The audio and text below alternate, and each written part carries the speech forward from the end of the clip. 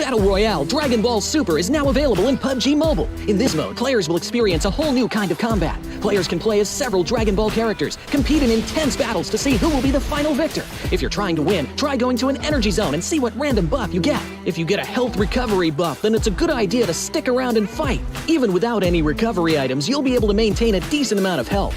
During a match, players can also use attacks while battling with others. These attacks require ki. Players can collect ki from the map. They can also choose to replenish ki by charging it up themselves. Players also need to be on the lookout for upgrade materials. These are used to level up attacks. Attacks have a total of 5 levels. Level 1 to 2 only require basic upgrade materials to level up. Level 3 and above require advanced upgrade materials. The higher an attack's level, the more damage it will deal. There's also various support items that can be found in the map. For example, the Buku Capsule and Smoke Capsule. After using a Buku Capsule, you'll be able to fly a certain distance. It's really useful for initiating battles or running away. But be careful when you run into Piccolo. He has an attack that can snipe you from far away, as well as a dash that can quickly close the distance. Smoke Capsules release ball-shaped smoke, which can obscure enemy vision. This smoke screen can help you retreat or relocate. Don't forget about accessories. Accessories can also make your attack stronger. More advanced accessories provide better buffs. If you play as Vegeta or Ultimate Gohan, who can already attack pretty quickly, you can enhance it with an accessory for an even greater advantage. If you want to increase your chance of survival, look no further than the Armor item.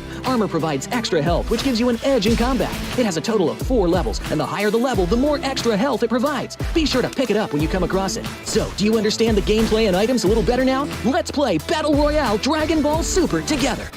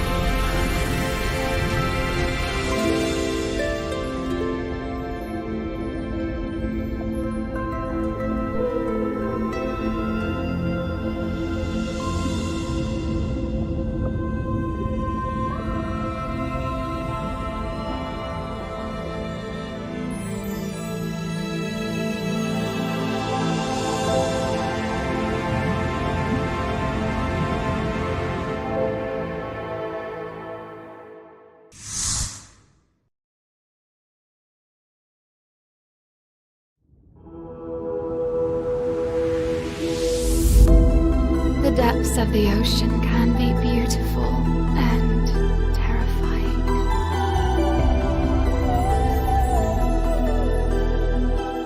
We all have a dark side that's always a part of us, but we can control it.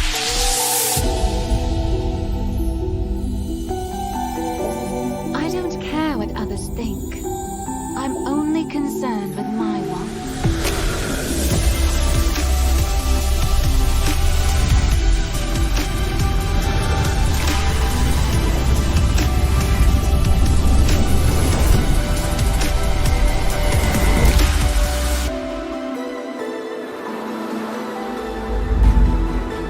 The weak are always eliminated.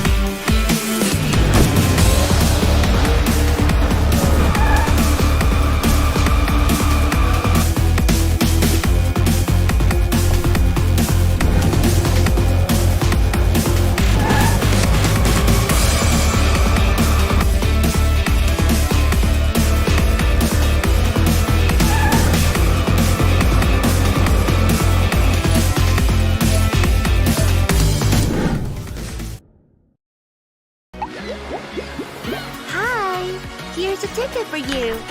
Join the airdrop carnival with Alan Walker. Grab the airdrop crate and head out together.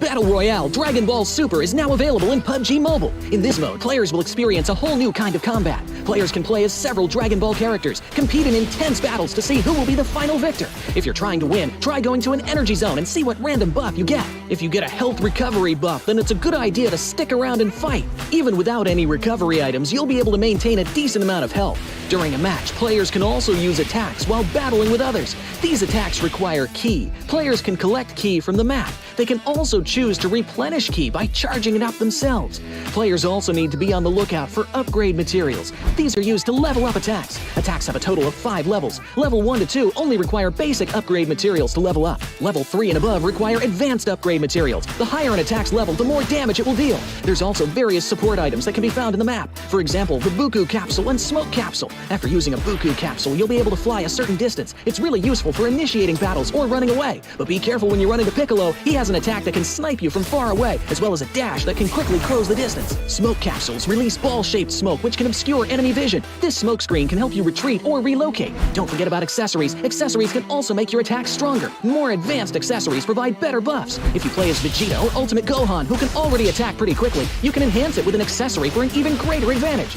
If you want to increase your chance of survival, look no further than the Armor item. Armor provides extra health, which gives you an edge in combat. It has a total of 4 levels, and the higher the level, the more extra health it provides. Be sure to pick it up when you come across it. So, do you understand the gameplay and items a little better now? Let's play Battle Royale Dragon Ball Super together!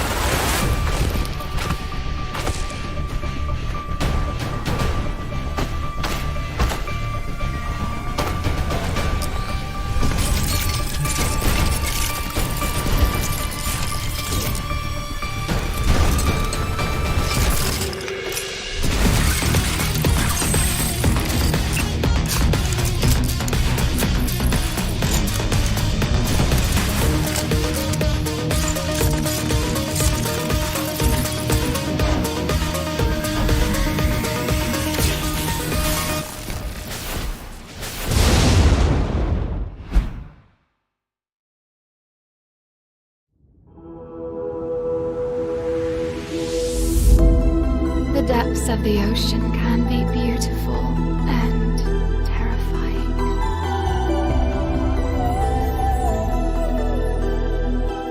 We all have a dark side that's always a part of us, but we can control it.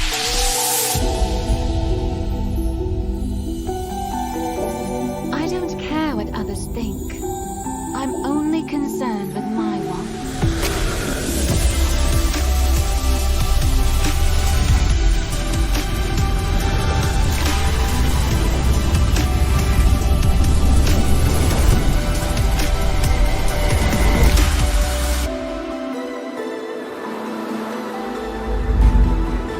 The weak are always eliminated.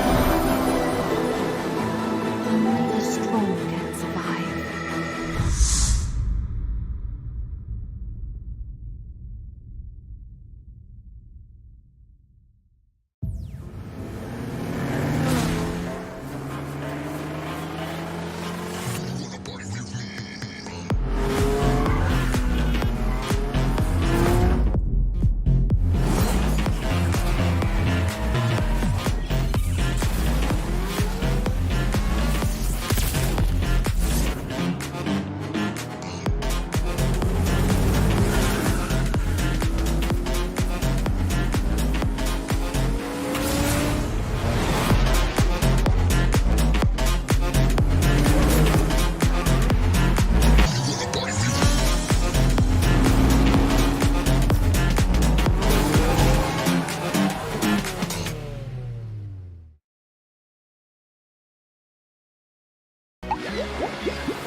Hi!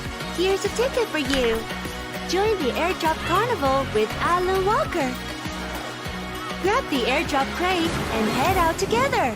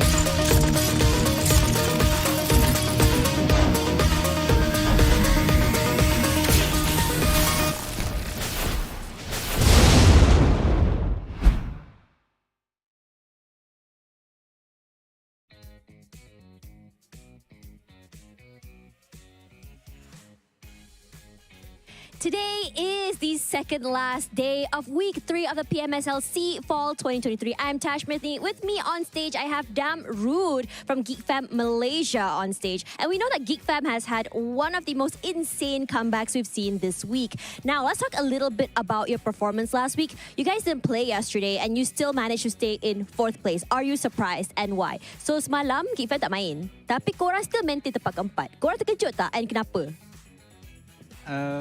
Bagi saya terkejut lah, tapi tak terkejut sangat sebab kita orang dah macam buat prediction gitu yang mungkin tim ni tak berapa perform sangat, and then itulah, tak terkejut pun. Tim mana tu? Tim yang terlebih match. Nak bagi tahu nama. He doesn't want to share the name, and that's totally okay. So if you guys don't know, being a fan of GEEK Fam comes with heart attacks, and you guys tend to spike up in terms of points in the last few days. And why does this always happen? Kalau kita jadi fan GEEK Fam ni macam sakit jantung tau. Sebab korang asyik-asyik macam mula-mula slow, lepas tu tiba-tiba ons. So kenapa selalu jadi macam ni? So kalau untuk minggu ni biasanya first day tu kita orang macam slow sikit lah, and then day by day gitu. Sebelum match start, Khairul akan brief macam teruskan momentum gitu, and then bagi tactical gitu. So apa yang dia cakap tu, then kami macam ikutlah gitu. Ya. Oh, kiranya kalau Khairul tak on, korang pun tak on sah? On juga. So I was telling him, if Khairul doesn't perform, doesn't mean they don't perform, and they say they do still perform. So it does show that dynamic-wise, the team does have the chemistry as well as teamwork, but understanding is very, very important to them. Now let's talk a little bit about the league points here, where for you to overtake DX in the league ranking, you guys need to achieve the top 3 for this week, whether it's going to be 20 points, 19, 18, and so on. Is this what you're going for, or are you confident enough to go to the grand finals without the extra league ranking points? So kalau korang nak overtake DX dalam ranking points, korang kena achieve top 3 pada minggu ni. So ini korang cuba dapat top 3 minggu ni ke korang tak kisah dah sangat pasal league points sebab korang confident boleh masuk grand finals tanpa mempunyai mata-mata yang lebih? Kalau pasal league point, bonus point tu kami tak kisah dengan DX. Asalkan kita orang lebih atas dari UHI, dari BTR. Oh, cerita sikit. Kita nak tahu sikit drama antara you and UHI Boy. We want to know the drama between you and UHI Boy. Why do you want to beat UHI Boy so bad? Kenapa korang nak kalahkan UHI Boy? Sebab kami selalu membahan kan. Then bila tiap hari tu habis match semua, then kami tunggu keluar. Lepas tu bercerita lah pasal point. Kenapa point hari ni rendah dari kami gitu. Sesi membahan. So he says that they love to just banter with each other and they always meet up after each day, after each match, just to talk a little bit about points and why each other doesn't perform. So in a way, their banter is really healthy competition and we love to see it. Now, last question. In your opinion, which team will be grabbing the 16th place and why? Bagi pendapat Damrud, team mana akan dapat tempat ke-16 dalam Grand Finals dan kenapa? Tempat ke-16? Untuk masuk ke Grand Finals. Soalan ni susah, tapi saya rasa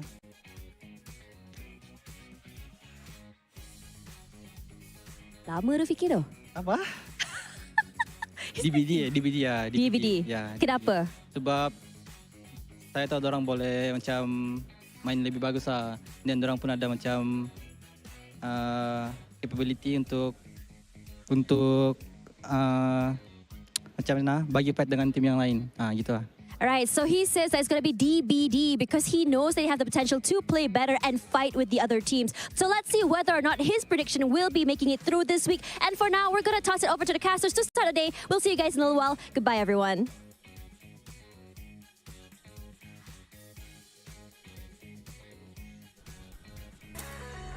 Wow, it's a love-hate relationship, I guess, between GEEK Fam and BTR right now, since they're very close friends. Yeah, we're back for our second last day, the final week of the league PMSL SEA 2023. We meet you in XERXIA. Today is the day for Box. Please score 1 chicken. Happy birthday to you. Happy birthday to you. Happy birthday to Choo Choo. Happy birthday to you. Yay! What do you mean? It's hey, we got the same cat, by the way, bro. But speaking of which, it's not my birthday. What do you mean? It's okay, I was just trying my luck, you know. Are you still trying to figure out what happened yesterday? Are you serious? Yeah, that's why. I was just trying. If you reacted with the right reaction to it, then it's if not, then I need to try something else. Wow, speaking of random, that's pretty bizarre random. Speaking of which, I'm still gonna let it float as a mystery for now for what happened yesterday. Hopefully the awkward moment for the ending, you guys don't actually see it. But speaking of which, today, Cloud, like seriously, do you think they have a shot, especially Group D? They're playing last day here today when it comes to the entirety of the league. Sam9, Vampire Esports, XERXIA and Box Gaming. Or let's see here. So for Box Gaming to score the chicken dinner, well, I mean, if they could, they would have done it earlier. But yeah, but 6 more games to go. I mean, it's random to a certain extent, right? Especially the circle and all that. So I mean, as long as there's still a game, so Box Gaming has still the chance to do it. I don't know. I don't want to get disappointed by the end of the entire league. But also speaking of the league itself, we're down to the second last day. Tomorrow will be the last day indeed for week 3. We're heading into the grand finals later on. We do have 2 more days for 20 teams to battle it out with 4 groups in between the matches. But we do know the total prize pool is going to be $250,000 worth. $250,000 worth. You know, you can do a lot of things with that money, you know, including celebrating an anniversary, you know, just You're not letting this go, do you? Nope, I already got my answer. We'll tell Okay, everyone a but little bit more. Yeah. But at the same time, when it comes to the team that will be relegated, I do know you guys are confused when it comes to weekly rankings and what is the league ranking points. Don't forget, this is the one that's the most important. Because if the teams have to be in the bottom 4 with this league ranking points based on their weekly performance, they will get relegated. And speaking about relegation, well, Gaming, they're in a position that is almost pretty much impossible for them to be in the top 16. And today's the last day for them to play for this week. A Group D that is signed, Vampire Esports as well as XERXIA will be playing their last set of games today. Group E will return tomorrow. And inside Group E, we have Boom Esports currently in trouble if they don't do something about it. Now, speaking of the grouping and also the teams not playing it, at least for Group E, right, they have a bit of redemption day tomorrow, where even though they're having a break today, including Boom in that, so we can expect Boom to be pushed down by end of today, since the gap between them and XERXIA is not that big. And XERXIA is playing their last day here, so it's crucial for them to push the numbers up. Same goes for the South Summoner, who plays themselves 6th place. But on the other side, we do have DBD, Team Secret, PBE. All these teams will still be playing with 2 more days to go. Yeah, I mean, PBE now, if we just look at the current ranking, right? The PBE is in the bottom 4 together with DBD. So they need to really do it today as well as tomorrow, since they got the last 2 days to play. But before we get into our first game, we'll be comparing our 2 teams who have been performing well yesterday, especially FaZe Clan, who is now fighting for their life. And if they can continue to stay there, then FaZe Clan can make the great escape. How they really bring it hot when it comes to second last day. We talk about FaZe, we'll be playing for the next 2 days still. And Tony K, when it comes to top 4 elimination, still standing at number 1. We do have the next contender, Nepeko, just 8 points different of elimination. Well, we can see a bit of a gap between Canny and Nepeko for now. And Yummy from Boom plays themselves at 4th. We don't have any Vietnam team coming up for top 4 eliminations today. Yeah, and also anyone from Myanmar and also from the Philippines in the top 4 eliminations. But that's okay. Objective right now is to get a wildcard team in the grand finals as well. Of course, for GE, looking pretty nice, although not 100% safe yet because they need to maintain their performance. But we're getting into Sandhawk after this, so we're going to see XERXIA, BTR, TBD, and BN United playing after this, in which not all, but the 1, 2, 3 will be playing today. United is taking a break, so XERXIA, BTR, and DBD will like that. Yep, and today is going to be the XERXIA's day, I assume. We kind of miss Week 1 XERXIA. They're building up the momentum towards their Week 1 performance, but still not like how they used to be in Week 1. I think they're saving it for the best, for later, which is going to be the grand finals. And they just want to play it a bit more safer this time, being in the middle pack. They're trying to pushing up too high, but at the same time, they have quite got themselves a number up there with 124 as the start of today. But speaking of FaZe Clan, can they break it through? Now, FaZe Clan coming up from Group B, they definitely will be playing 2 more days to go. So do you think it will be happening? FaZe, a shot at relegation, managed to have the great escape in the very last minute. And also, since FaZe, if that will happen, it means that maybe 2 or 3 teams will be pushed down later today. Okay, so I made the calculations. The current standing, FaZe Clan is at number 16. As of now, only weekly points came about. PBE 17, but they have the same amount of weekly points as of now, 52 points. But FaZe Clan has the chicken dinner tiebreaker against PBE. They got 5 chicken dinner, PBE got 4. So whatever it takes, PBE don't want to play with the tiebreaker at this moment. They want to get the points in to go up on top of FaZe Clan. And FaZe Clan want to maintain on top of PBE. Well, they not only need to maintain, but they need to do better than their current spot. Now, I do know you guys quite wondering why we focus too much on FaZe Clan right now, because out of the 3 teams, when it comes to the recap, XERXIA and Semna definitely have no problem advancing towards the grand finals. We're not talking about the PMGC yet. We're talking about advancing to PMSL grand finals. FaZe is actually in the red zone, but they might actually get relegated. But if they make a breakthrough in the final 2 days here, things will change. Major change will be happening throughout the entirety of the overall rankings. Yeah, and DVD has 20 points, by the way. So they also need to perform well. Today's match is going to be the same, ladies and gentlemen. Sandhawk game number 1, followed by 2 Erangel matches before we head on to a Margaret break, and we'll come back for a final Erangel today before we end the day with 2 Miramas. So this will be the schedule. Nothing has changed, including our PSA for you guys, the PMSL Station Limited Skin Series, the Dream Chaser, in game right now. Join the IB and get the suit, mask, as well as the M16 gun skin. And also the Battle Royale Dragon Ball Super available for you guys. It's going to be a limited amount of time. We waited this for way too long.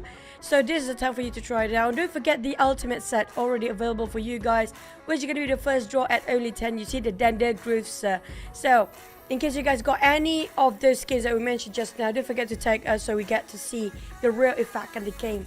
Back to it, our serious business we go. Can they make it in the very last minute? And boom, they do have tomorrow. Still, they are keeping it quiet today. Coming up from the side of GE, we do know they're being pushed all the way down. They've been contending against Boom earlier this week to get that number 16, that top 16 spot. But the gap is quite significant here since they're being pulled all the way to its top 8. Yeah, and actually, if you think about based on the current standing, there could be a major swap. There could be potentially, because if PBE and DVD takes the bottom 2 slots other than Team Secret, then both Boom and GE can make it.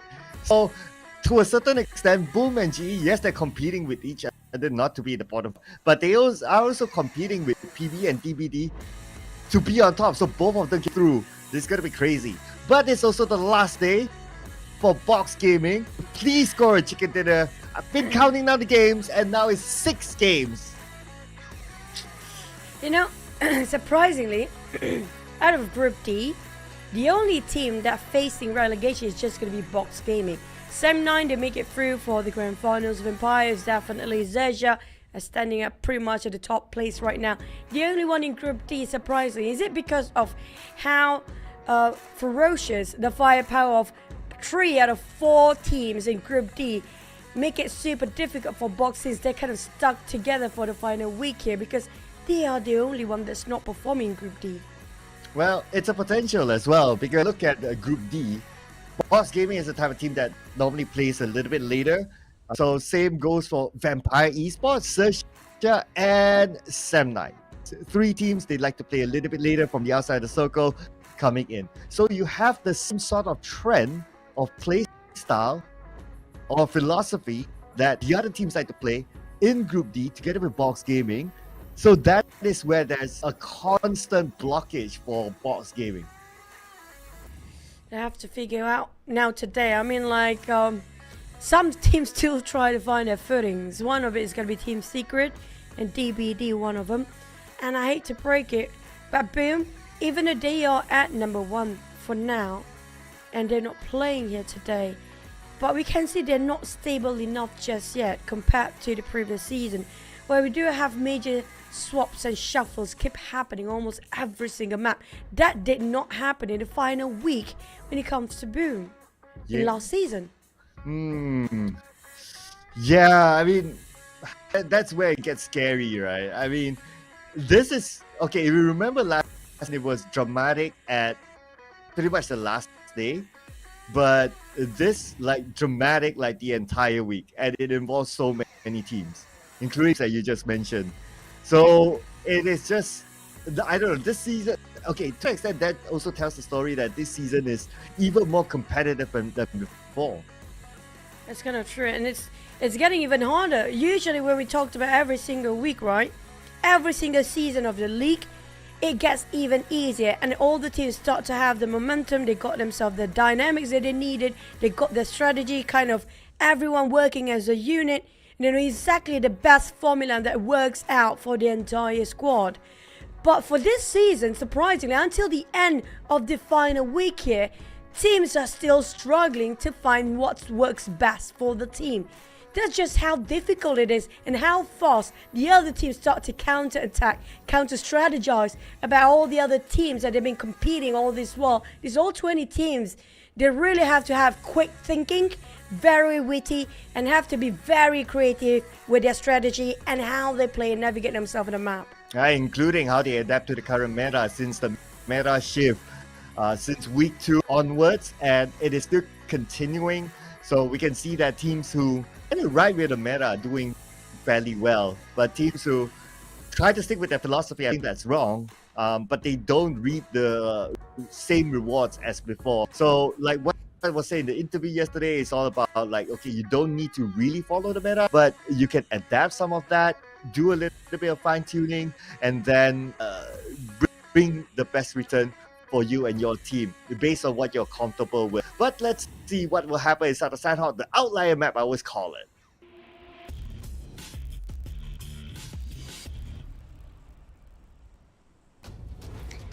And finally, we're back into the second last day. This will be your second last Sunhawk to witness throughout the entirety of the league here. And heading off tomorrow, that's going to be the last Sunhawk. Now, keep your eyes out. And this is going to be the best spot and the best chance for the teams that's striving and just struggling in Miramar or Erangel. This is the best map and best shot for them to get those chicken. I'm eyeing out towards Box Gaming, specifically them. Yeah, Box Gaming drop in Hatin. So this is also with the absence of PERSIJA EVOS that normally drops there. So they are going a little bit on the side, and similar to their strategy of playing a little bit safe. Guang will be taking the high hill house just outside of Paradise Resort. It's normally the checkpoint for PERSIJA EVOS as well. But since we have both GE and Xavier playing, this is a fight that we can expect. Oh, but gee, a lot at stake here. We're talking about the Xaviers, happen to be the #1 team in the bonus standings right now. And we do know for a fact they don't have anything to lose, even if they lose this one. But for GE, if they happen to be making some mistakes here, there's no room for error for them. They cannot afford to lose this fight. Every single point, every single elimination will be a dime for them, including if they accidentally donated their points to the hands of the Xaviers. Yeah, they can't afford to drop points, even though right now DVD and PB is not really performed, but you can't bank on that. You still got to work to get your points. Be in control of your own destiny, in other words. You cannot control the destiny of PBE and DBD, not directly at least, but you can control how you play the game, how you want to collect the points. So this is where they really need to be careful of not dropping any further points. But unfortunately, as we speak about it, Smart got knocked down. Oh, this is not great. GE still fighting since day one on top of Paradise Resort just to contest the Xaviers, even when a lot will be gambled on the side. I do wish they were part ways. It's not worth fighting for. Now, we did talk a lot when it comes to DBD. What about MORPH here, Cloud? Are they pretty safe when it comes to this week? So MORPH GPX, as of now, they are number 13 with 29 points. So for them to drop, they have to go down further, like a lot more down. Because this week they are doing okay. So as long as they can maintain okay, they are fine. And the fact that PB and DVD is not so, well, MORPH GPX, that's their lifeline. At least MORPH is not playing it today. They can observe what's going to happen tomorrow, since they will be playing the last day tomorrow. Backs on the side of GE versus the Xaviers. Smart cannot be revived. Surprising. Nobody wants or willing to take a risk just to pick him up. But Master ET spotted out. Lamborghini clipped quite a number of clips on top of it with that UMP. But it's going to be 2v1. Device spot him out. There's going to be another one bites the dust. Down to only 2 players. This is not what GE is supposed to be doing when so much at stake for them currently. Yeah, it is. Oh, man. 2 players left. I mean, the fight inside of Paradise has always been 50-50 between DX and GE. but they still want to take this risk. I mean, he is like the mafia of PUBG Mobile, right? It's like, I would challenge you at your spot because I want it. Same inside of Rosa, they show out Boom. Same inside of San Martin in Miramar, they show out United and Team Secret. GE is just still sticking to their guns. And well, for Paradise Resort, unfortunately, it's a 50-50 for them. And it's no longer 50-50. It is a deficit for GE against D Xavier. It's 80% on side of the Xaviers to win this one. 20% of that clutch that they have to rely on seems pretty slim on the side of GE. Make it only 10% since there's only one more player left. Oh boy, GE. This is not going to be any sort of benefit when they spot them out. And it's too late for them to realize that they have to play for position right now. And aside from that, I mean, GE, I have a lot of respect for them that they are sticking to their guns. Yes, quite right. But not the way that it should be. Knowing the fact they already lost 1 minute early on, it's best to exit out when they still had a tree, when they can salvage and do some control damage out of what one person being knocked out early on. But GE, based on the past history of our interviews before, a lot of team having such high respect towards GE right now because of how they've been progressing. Last season and this season is totally different team of GE. Yeah, it is. It is. Even like during one of the interviews yesterday, I believe one of the did mention they have respect for GE in terms of how they progress. And like the GE players, they're like 16, 17, not even 20 years old, but they can still get this sort of achievement. So can you imagine, like at this age, with that level of experience, you're still able to get a double MPL wildcard champion and also have an improvement in PMSL.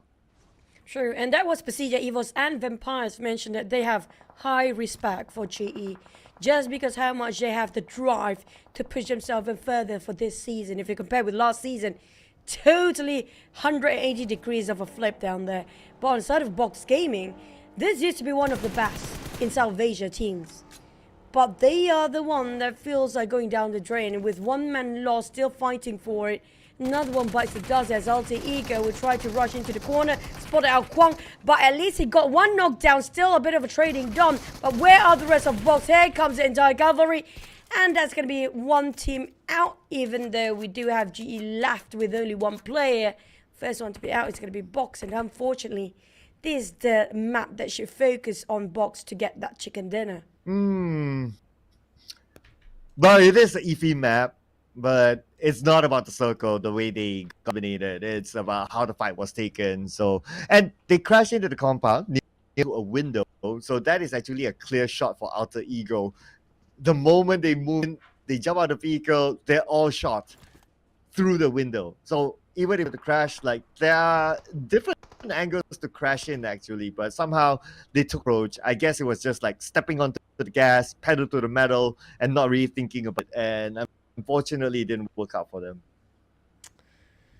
Speaking of not working out, BTR. This is going to be the rivalry. We have the pre-match interview early on. Now, it's not really a rivalry. We do know there's a love story more than the hate story between these two teams. BTR and GEEK have such a close, tight-knit relationship, but it's going to be fun to watch them having a go against each other. Speaking of the next circle, Infinity and Dezave is leaving Paradise Resort possibly, but I have a feeling Infinity want to avoid DX and just go in through BAM, cutting across where they only have one contender, which is going to be GE at that one solo player. What interests me is the circle. This is where the Iffy map is taking its place. We still have a 50-50 between the main peninsula and also the Ruins Island. So it's going to be a guess where the players will need to go. But I noticed also in Painan that there's nobody there. I guess it's also partly because of this of BN United that nobody choose to take Painan. So happened. And that area is empty. So if any team wants to go there, ain't a bad idea since now the circle is as such. I agree. Painan is too vacant right now. I have a feeling Vampires will step themselves into it since FaZe Clan already coming out of both camp. Or maybe FaZe Clan is actually heading to a Z way since they were driving a car which was I saw Mela was driving a car on top of a map before, driving towards the direction of Painan. If they're being a bit early, then FaZe Clan can actually gatekeep against Vampire to step into Painan, which is one of the most hottest compound right now. And surprisingly, it's still vacant. But not just that, a bit downside, a bit on the southern side of Painan. That's where all the teams happen to be gathering around early on. We have XERXIA, we have BTR, GEEK Fam is around that same corner. Same goes for RRQ, where Chem Charlie RRQ is living over that side. PBE coming up from the south as well. Sam9 still around top of Cave. Team Secret try to pass across Cave. But speaking of the Blues and Alter Ego, I feel like there's going to be 3 teams possibly hovering around Painan. That's going to be Vampires, Alter Ego, probably FaZe. The only thing not nice about Painan is that either exit, you will face a high ground. So that is if anyone wants to go inside of Painan. Vampire Esports not a fan of that. Played by the edge of the circle. And Ravenclaw managed to escape in the process. They managed to get a knockdown onto one member of Alter Ego. So nice cover fire from the rest of Vampire. Now, Vampires, they opt out to go for the high grounds and within these woods, try to get into the forest. For Alter Ego, barely make it in. Just got himself at the edge of the circle, still not crossing that bridge on top of Painan. Now, the circle happened to be more on the southern side. It's going to be a lot of choke points since it's divided by that river, Painan River in the center. Now, whoever picked the wrong side, and the circle, when it comes to stage 4 and 5th, then we do know who will be favored by the circle by the end of the day. We get to know almost 80% of certainty to get those chicken dinner. So when it comes to this divided kind of circle, it's down to the IGL to call the shots. Yeah, that's where I think because the circle is still kind of 50-50, right? Like most of us would stay on their comfort side. So like we see here, US Team Secret still on the main peninsula, fine. Probably on the left side, we might see, okay, GEEK Fam is still there, Vampire is still there because they normally drop in Ruins, Alter Ego, so they're not really like committing to one side first. This circle is just ridiculous right now. Even at this stage, the circle is still kind of 50-50 on either side. Oh man, I feel like Chem Charlie will be occupied by possibly PBE. They got themselves a clear one. Team Secret and Yoodo Alliance, the purples, going against each other. Ryza knocked down on his knees, but I think Team Secret still can pick him up. But I have a feeling if they would try to toss those nades right into this window, or possibly not, Putra, this is a shot to take. Can he actually pin down on Iftar and just making sure Yoodo Alliance at bay? Here comes another Molly, try to flush the entire Team Secret out. They're scattered about for Team Secret, broken their formation. They're pulled back all the way to his back line. But the other two, Ryza and also Putra, still having the front line. But Zral, you have to give it to this guy. He opened up such a big swing for Team Secret to win over this. Yeah, nice flank from Zral. Gotta give it to him. But Yoodo Alliance, not a team that goes down without a fight. Iftar knocks down Putra. He has a couple more. Leo's together with him on the other side. Iftar moves in. Almost getting another down. DBS gameplay, but now they need to deal with Zral, who's flanking them. But thanks to the brilliant, smart play from Zral, flanking Yoodo Alliance, Team Secret won the fight. That was one of the few nice, clean execution coming from Team Secret. What they need is just a tiny dash of confidence. That's going to be more than enough. Thanks to Team Secret players, who also, again, just now opened up the angles. It was significant. It was so important, and that was the main factor they're winning just now. Yeah, indeed. With Zral, them opening it, then it's going to be high. But that was really brilliant play by Zal. Gotta give him. And now we move over to D Xavier, who came from Paradise Resort, fighting against DD. This is the northern side fight, but the Infinity spending time in the blue, also knocked down by another opponent. PERSIJA and the rest of these aces want to reposition themselves. Team Secret cannot even have a breakdown there. I feel like they might actually jump into another fight. But Bear coming in with the DBS. But wait a second. DBD got two! No, it was infinite. Wait, what? How? Lobby? Bear? Hello? What is happening? What? Why is this happening now? Yeah, they went to the same location when Xavier was at. So the second nade was kind of obvious way to land. But speaking about nades now, Ventura damaged by the nade, knocked down by the DBS. Now XERXIA against FaZe Clan. XERXIA seems to be winning the fight. FaZe Clan only has 2 members left. Mega lockdown. FaZe Clan fighting back. RNJ really low. But RNJ put the vehicle behind them, eliminating FaZe Clan. He clutched, but they don't have time because Sam9 is eyeing out to the side of XERXIA. They need a bit of a reset. DBD coming in. This is going to be crucial for XERXIA. Every second, they cannot let it go to waste. They need to just reset, pick up, and have a go. Infinity coming in. Armstar driving all the way to the side of DBD. DBD and DX as well, Team Secret. And also Monet's in between there, down there somewhere. Oh boy, GE. The last player there is being spotted by Ryza. It's a bit clustered as heck down there. And GE being spotted. Oh, not like this. Oh, GE. Nowhere to go, nowhere to hide. Inside the quarry itself is really difficult to play. And GE as well eliminated. Boom Esports watching from the accommodation, clapping their hands right now, because if they can stay top of GE, pretty much they're through. Of course, that also depends on teams, but yeah, there's a whole different formula to that. And DBD also in the fight to stay away from the bottom 4. Now they have 2 in hand, but unfortunately they also only have 2 players left. For these Avis, they're still having a trio. DBD now taking a bit of a blue zone. There's going to be 1 second per 1% of HP being deducted every single time it ticks down for the time. Jimmy OP barely got enough for the first 8. Spotted out lobby. A bit of a blunder on side of Infinity before. Can he have a bit of a redemption before he goes down? No, that's not going to be. No, but Jimmy OP down on the ground as well. But it is secure, but that's going to be the last of it. As XERXIA winning over 2 teams at the same time. 2 teams go down. That's going to be Infinity and DBD both losing. The one winning is going to be the one cheering at the sidelines. 4 points for BD will not be a significant change for them, since Alter Ego has 49 points, 4 eliminations as of now. So, and it doesn't help the fact DBE is still alive, so they can still collect points. What is I mean, happening? DBD is sweating in the right now, looking at the other team's play.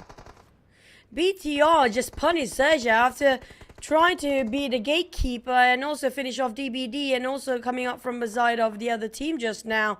Feels like XERXIA in the same boat, just like how they finished off DBD early on. 7-9 down to only 2 players. 1 person being knocked down. Rios playing here, bleeding out. Nobody can save him. But RNJ will try to fight back. BTR trying to regain what he's lost. That's going to be his teammate bleeding out. LZ is still crying for help, as RNJ has to pull it off for the entire team. But they're being hammed down 2 ways here for XERXIA. DX coming on the other side of angle, and BTR closing in the distance. Same goes for the side of 7-9, Team Secret and Alter Ego. There's going to be a lot of 3-way war, while GEEK Fan being gatekept before they get to enter the safe zone. It's going to be another one bite the dust down there, where XERXIA will be eliminated. But on the side of BTR and DX, it's going to be another fight between these 2 teams. Well, BTR got to secure the inner side of the circle so they can try to hold this area from the opponent. As they move over to the other side, we got Alter Ego on screen right now, shooting range onto Xavier, but instead of Xavier, they should be worried about Team Secret, who is just below them, who can potentially block them from getting in. Boy, spot it out. Clear view for PB and RAQ to pin down of Empires. Kind of stuck at the bridge right now, but lucky they still got themselves some smokes to take covers from. It's barely got any structures for them. They need to pass across the bridge for Vampires. Nepeko spotted out BTR players at the back line. They need to finish off their business with Vampires as soon as possible, but GEEK Fan got finished off by the blue zone. Plays themselves at 8th place, down to 7 teams. Nepeko still keeping the pressure on side of Empires. Alter Ego as well on the other end. And Alva spotted out Fluke. He's down on his knees. RRQ, not knowing there's another contender on the other end of the bridge here. Quite hesitant to make any push. Well, RR right now don't really need to push, since they have the compound, they have the circle, pretty much in the middle. So they're spot to just defend their ground, try to take elimination points from afar, just like what DJ is doing right now. But The difference, of course, is that Xavier is playing by the edge of the circle and they still need to move forward by the next stage. And they need to deal with another team. On the right, there's going to be Team Secret. Xavier has a good side of them. And Alva keeping the pressure on the side of Vampires, and he got punished instead and finished off in an instant. A clean one from the side of Vampires, but Team Secret, they're in trouble. Down to only one last player, which could be Helton, playing along and across Rosemary. They're just next to each other, but Rosemary just caught himself in an open space. Chua finished the job off. That's going to be the savior. DX is saving Team Secret indirectly in that sense, leaving Helton all by himself. Oh, Okta tanking out the zone, but he won't be able to tank for long. So he will heal up as much as he can at this moment. Okay, Helton keeping an eye on Xavier. He wants to revenge, but Helton 50% of health left. Lamborghini from the side. And Helton is taken out. Team Secret number 7 with 6 elimination points, playing from the side. And now we also noticed that a PBE Raimon knocked down by the hands of Vampire. Now, Alti could have been gatekeeping that bridge. Has got himself 10 eliminations for now, but that leaves out only Oktar coming up on the side of Alti Ego to hang on. If he can still score a couple of eliminations in the very last minute. But Vampires, they barely cut across that bridge, and now be gatekeep hard by the hands of RQ, who got himself the compound, who got himself the circle. They got everything in hand for RQ. There's no excuse for them to not getting this chicken dinner. Well, Alti Ego got 10 elimination points as they are at number 6. And I do agree though, RRQ in a good position to secure this chicken dinner, but it's defend their compound against Vampire Esports now. Nate toss out by Fluke. It does steer the member of RRQ, but not knocking anyone down just yet. But speaking about knock, we RRQ onto Vampire Esports instead. It's a task spotted out Momboy. PBE in trouble. There's going to be last player that's left on the side of PBE. On the other hand, Momboy will be finished on. Might be stolen away, but now the team Lamborghini managed to secure Raven. Claw RQ Mod take it away. Momboy down there. And these Xaviers marching as a trio, moving in unison, while RQ taking a compound, each one of their building, respectively. But it's still going to be their circle and their compound to hold on to. They managed to keep Vampires at bay and obliterate the entirety of Vampires, leaving out down to 4. But range, can he swim over to the other side? RQ is watching closely to the side of PBE and DX at the same time. Yeah, this stage 7 circle must have been anticipated by the teams just because of how the esport mode works. But for range, don't think he can do anything about it. He might deny himself to the blue. So we might see the top 3 teams, Xavier, RRQ, and BTR for this chicken. And yeah, range is definitely not going to go. You don't want to give the point away. Xavier knocks down Lapa. Lapa's vehicle exploded, but Lapa's not out just yet. Sata, however, there's nothing much he can do about it. There's nothing much he can do to get to Lapa to him. I have to give it for Chua and also Lamborghini. What a splendid play coming up from these two. Stellar performance for middle players, but we will talk about that later. Since Sata spotted a loophole, 2 of them knocked down. Persian be finished off. Lamborghini will be picked up by Chua. Is playing in the back line. Boy, Hexas coming out the other end. Oh boy, Lamborghini being left by themselves. DX, they managed to find themselves a loophole against RQ before, but they got himself a reset. Nepeka be spotted out, but Lamborghini got finished off by the blue, and Sata got the final damage on top on the side of DX down to RRQ. There's no way Sata can pull this off against the entire squad. RRQ, clean execution, well read on that circle, got themselves all conditions on their favors down there. That's not an excuse for them to not get a chicken in, and definitely they secure this one out. Yeah, since they should have gotten the chicken dinner yesterday, but they let it go to Boom. Boom's brilliance as well. This time RRQ will not let the chicken dinner go, and Sai is theirs to claim for game number 1. RRQ, and in the process of getting the chicken dinner, I believe they got a decent amount of elimination points as well.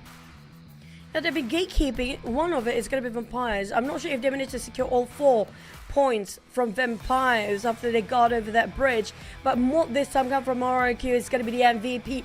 Every single person of RRQ this time played their role to the max. We're talking about everybody can see different angles, taking different buildings, guarding all 360 degrees of each of their own respective angles, and they secure it well. Defended their fortress strong enough. Nobody can penetrate through. It was an impenetrable fortress where RRQ was standing. Vampires being scouted out. DZ's being shot down. BTL being caught up. And also coming up from PBE can't even swim over. RRQ, that was a very intelligent move coming up from the IGL to spot out where's the best possible place to just take the circle. And they didn't even have to travel that far. Yeah, they drop a nearby down south. So they made the call to go to the main peninsula and into the compound. That one is actually really good because whichever angle that you come from, that compound is able to see, especially if you want to swim across, obviously, or even if you take the south bridge across, it's already like open area between them and also that bridge. Vampire Esports had a hard time, and Vampire Esports had to get a knock before they can rush in. Unfortunately, they couldn't. Instead, RRQ knocked onto Vampire Esports, and the rest was history. Other than that, up north is the same case. So that house is a pretty spot to hold. I agree, and they were dropping themselves on top of Bantai. Camp Charlie was quite vacant when the circle was moving, and it was definitely their circle. They know every nook and cranny. That was their forte, and they know where to stand and play it patiently, not pushing it out like you mentioned before. When one of the players of Empire is being knocked down on top of that bridge, they're not willing to push out because knowing the fact how important it is for them to stand where they're at, because that might be the last circle. And Alter Ego, despite leaving only Octa for the last member, but they managed to got over the side of Empires as well. But by the end of the day, they do score quite a hectic amount of volume of eliminations. 11 for the side of Xaviers for eliminations, 10 for Alter Ego, even though they're being eliminated early on, still placing themselves in the top 5. And it's actually a tie between RRQ and Xaviers up there. Just the difference is going to be the chicken. Yeah, at the bottom, we got 5 teams without a point in this round. FaZe Clan, 7-9. 7-9 did with GE, Yoodo Alliance, and Boss Gaming. And GE, who's fighting for survival, no points. But teams that's fighting for survival, DBD, 4 points for them. PBE, 6 points. But that also means that PBE will be on top of DBD. Now, this is visual stats here. PBE, yes, they are on top of DBD with a 2 point. So this is also very crucial. But it's not only DBD they need to worry about. They need to worry about their performance, because if they and DBD still remains at 18 and 19 by the end of the week, they are the bottom 4 together with DBD. I kind of agree. Both PB and DBD kind of stuck into one corner here, and MORPH slowly being pushed down as well. There's 3 teams definitely not being saved on a sort of box. I think it's kind of safe for us to say they couldn't make it to the grand finals by now based on their current standings. But still, we're waiting for that chicken, just that one single chicken to happen. Coming up for our head-to-head between these 2 players. I love this comparison. Lamborghini and Rosemary. Both, when it comes to the firepower, one of the best high caliber players out there. But when it comes to damage in this map, you have to give it more to DX. They last longer than Alter Ego. Yeah, and they got, however, Alter Ego got 10 eliminated points before they went out. 6 of them from Rosemary. That is more than, that's like 60% of it. So Rosemary himself doing well this round, helping his team to get the points. But we wrap up Sandhawk, jumping into Erangel. Here are our top Erangel performers: 7-9 Vampire Esports, Xavier, and MORPH GPX. Out of all these 4 teams, only MORPH GPX is taking a break today. So I might see a good showing from 7-9 Vampire Esports and Xavier. I do love the fact that 7-9 really mastered the wrangle. For now, we do witness 7-9 compared with Mirama. You don't see too often of them, not that frequent, their names popping up in surviving in the top 5 on top of Mirama. But when it comes to wrangle, that's where they keep their numbers pushed up. And they know for a fact wrangle will be the most map we played here, so they really try to specialize on top of this map. You can see the eliminations and the placement ranking is more heavily favored on the side of 7-9. This is the best time for them to really take the numbers up to get themselves in the top 3 by end of today. Yeah, 7-9. Okay, they'll definitely see the grand finals. It's just that they want to get a better start at the grand final. So it's all about that now. But it's all about this as well for you guys. Choose your PSA, the first PMSL Southeast Asia Limited Skin Series, which is called Gazer, the set, the suit, the mask, the M16 gun skin, available event inside the game for you to obtain. And also speaking of another new stuff coming up, which is going to be the Memorial Zack suit available for you guys. It will be available since the start of the August, which is 4th of August, and it will be available until the 5th of October. So you have time to get yourself and try to save up your money for that as well. Yeah, and you gotta save up for this too, because you gotta get this collaboration with Aston Martin available right now for a limited amount. And as we show you this advertisement day by day, there's only less than a month for you to get it. So do not regret it. Get it right now before it goes away. Everything eventually goes away. Now that's going to be a sad ending. But speaking of the next one, the one that's still not going away, it's still going to be the one that's just staying at top. Now we do know for a fact Boom is not playing it today. I have a feeling when it comes to the overall rankings later, they will be pushed down either way. And there's a high chance for the side of GE to still keep their numbers up, but all down to the last few days here. They're not really in the most comfortable zone just yet for GE. They really need to get those chickens. And even if they couldn't score chicken, they have to be consistently getting themselves in the top 5. Well, and 5 more games to go. Our very good friend here, Mr. Box Gaming, to score that chicken. 5 more games to go. If Sanhok is an outlier, fine. So was far away for them, fine. Circle was pretty fine. But now we got Erangel, supposedly a balanced map, unless, well, Circle scam. But that will be different. That will be a different conversation. Right now, Erangel, Miramar must be the game that they scored the chicken dinner. Come on, 5 more, just 5 more game mode. The only team throughout the entirety of 3 weeks long, that's 15 days of league for almost the entire month. Don't they miss the taste of a chicken? I mean, fine if you're fasting chicken, but you will be some sort of miss the feeling by the end of the day, right? I'm sure they do. I'm sure they do. It's sometimes unexplainable by this point. So I don't know. It's really down to the execution, because the sign-out execution, I felt that it was quite lackluster on how they execute. I think they would reflect on themselves on how they did that compound crash and like, yeah, we could have played it a little bit different and so a better chance of winning the fight at least. And instead of Empires, outstanding player, which could be Tony K. Straps, it's been a while. It's only week 1 that we kind of see him playing like a two different monster.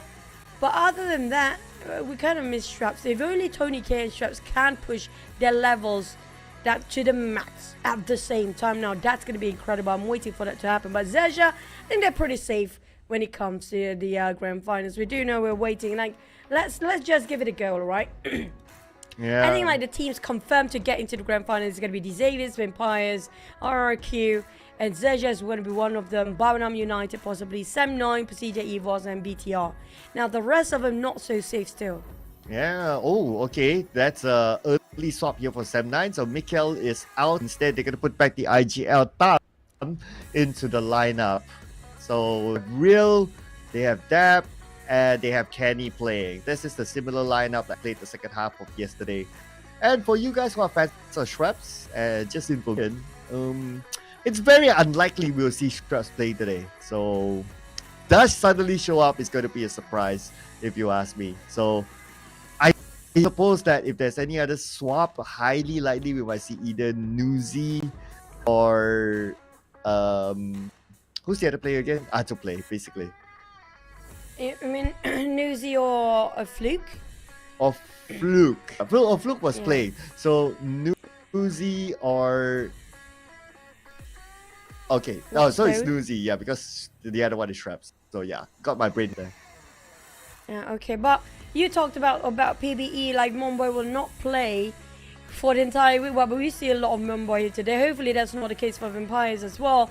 But back to our original map, that is the most balanced map of them all, which is going to be Erangel. We're going to head over to our first Erangel of the day and get your gears ready, ladies and gents, because this might be a hectic one. because we do know a lot of teams are craving for the numbers to go up. They're dying to see how they will actually shift from the very bottom up to the top 3, because today will be the judgment day for most of the teams down there, including Group D. Today will be the last day playing as well. Don't forget, that's going to be 7-9, Vampire, Esports, XERXIA and Box Gaming.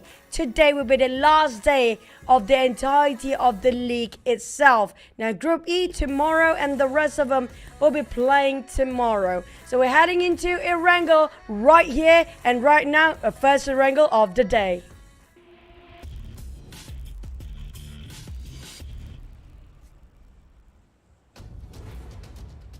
Wow, check out that timing. But anyway, here we go. Oh, it's going to start for Saverni, down south to Novo. Ooh. Okay, we got some absentees here. So, obviously, group is not playing. So, without PERSIJA EVOS, that means Yasnaya Poliana empty, because there's no PERSIJA EVOS, there's no PN United. Box might consider to go there. And we also have the absence of MORPH GPX. Saverni is empty. And I guess that's where Vampire East is heading to. Oh no, they're still going to North Jogopu, so that's fine. And for Boom, they're anyway, so it doesn't really matter. But it's all down to the circle when it comes to Wrangle. No matter how and where you drop yourself, by the end of the day, the circle just being the devil behind the scene when it comes to this season of PMSL, honestly. But coming up from the side of Saverni, like you mentioned, is quite empty. So Ravenclaw dropped straight down when the moment the flight path just crossed over Saverni. Found himself some vehicle to work with. Now that's great. Vampire spreading across all the northern sides, since nobody will be taking over that side for now. FaZe, as per usual, Hospital and South Jogopool might go up. But it's all down to the next circle. We might actually have another Medusa intersection circle, just like how we did multiple times yesterday. Yeah, it's going to be a similar one like yesterday. So fairly kind circle, say. So we can expect like maybe a slow one. But then again, today we got this sort of similar center circle. But by stage 2, we only have like 9 teams. So I don't know. Teams yesterday in that map, it was just saying something went wrong with the teams, that they just flip and just go all out like in that one game. And then the following game, it was all okay again. I guess it's something that they've been waiting for, a very generous circle. And everybody finally get to loot all their equipment and get to go for a hunt. Because before this, way past, like, since the day like in week 1 and week 2, most of them don't have the time to lit up when they start to open fire. So finally they get to have all their gears equipped and try to get some sprays on. And that's kind of something that they're missing for almost the entirety of PMSL, because of how crazy and insane the circle can get. But REGUM, as usual, they're going to take over school. Now, school is a very, very extremely significant spot right now, because we do know it quite in the center of the circle. And also we talked about the farm, shelter, prison, mansion area, and we do have the bunkers over shelter side. There's been a lot of fights on top of that every time this circle just happens. But yeah, it is quite open, so it's easy for scouting work to be done in farm. So I guess that's where we can see a lot of more potential.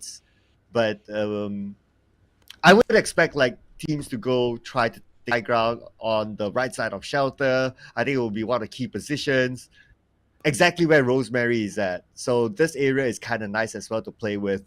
In of prison, where Kenny is, there's only pretty much one way in, one way out. As long as Rosemary doesn't know that Kenny is there, Kenny should be fine. But if Rosemary knows, then they can call in the cavalry and Kenny will be stuck.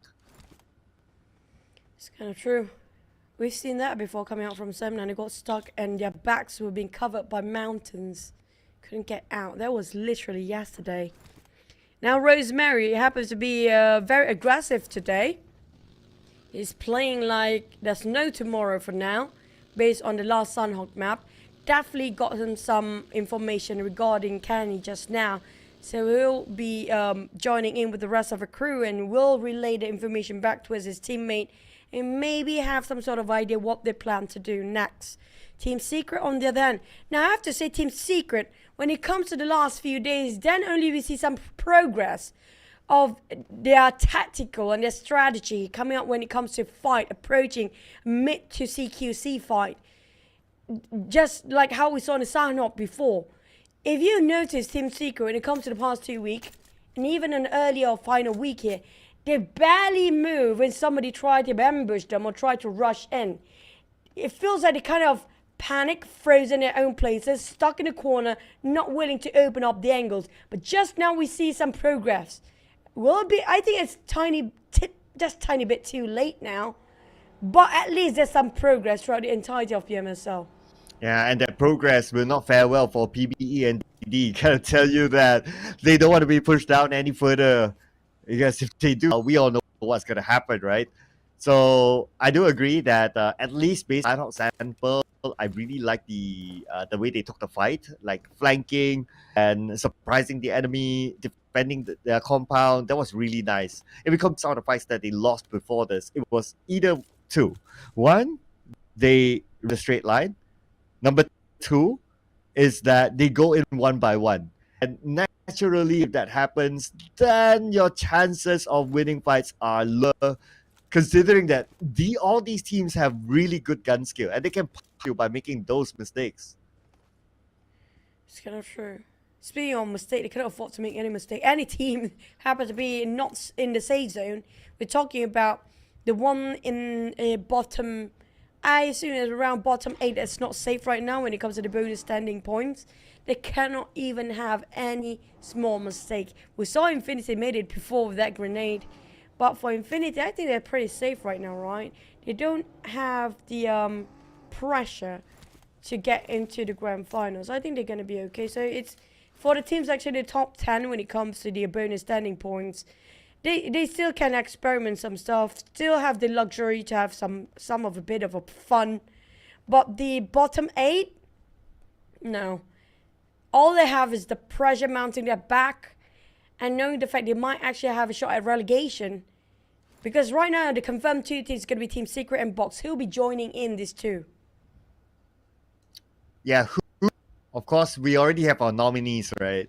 So at this point, it is the BD and PLAYBOOK Esports at the bottom 4 at this very moment. Just because both of them didn't move. They're still at number 18 and number 9. So this is where it's going to get scary for the both of them. And obviously there are games. The good news is that they're still playing tomorrow, but you don't want to leave it to tomorrow. You got it right now and at least have your last few games in the comfort zone. You can leave it to tomorrow if you're confident enough. You can score at least a minimum of 20 points every single round, a single map tomorrow. And why not? If you have that much confidence, go ahead. But we do know there's not just skills in here. It's about teamwork. It's about a tiny bit of luck. That 5% of luck do play a big part by the end of the day. There's so many factors that will affect your performance. Even though you have different play-by-play in your mind, different sort of scenario in your mind, it's not going to happen exactly as you planned. Like how PBE Monboy didn't see this one coming because out of nowhere, Octa happened to be here, dropping himself. The rest of Alter Ego is joining, but Octa managed to clutch down on 2 of PBE players by himself. Yeah, around the area of mansion range will be punished as well. Octa actually clutched the entire PB. Okay, he has backup, and now they have a ride. Goes up to the second floor, sprays with the Scar L. Nobody is there. The Molly will stop him, but there's only one PB player left. Okay, he sees. There you go. Rage eliminated. Oh no. Oh no. PBE, another 0-point round. What's worse, Circle happened to be in a 50-50 mode again. Why is this not a surprise? PBE, they are in danger zone right now. They cannot afford to lose any more maps there with a 0 point this time. Not making a progress when it comes to overall ranking. They are shook to the core. I promise you that. Because they're barely getting to the grand finals now if this keeps going. But Infinity come out from SMB all by themselves. They have to cross over because we do know there's going to be 90% of probability it's going to be still in the main peninsula for the last few circles. With Cinders, exactly how it was, just like yesterday. Yep. So teams who like in the middle with this kind of circle, well, in general with any circle, but we've seen this before.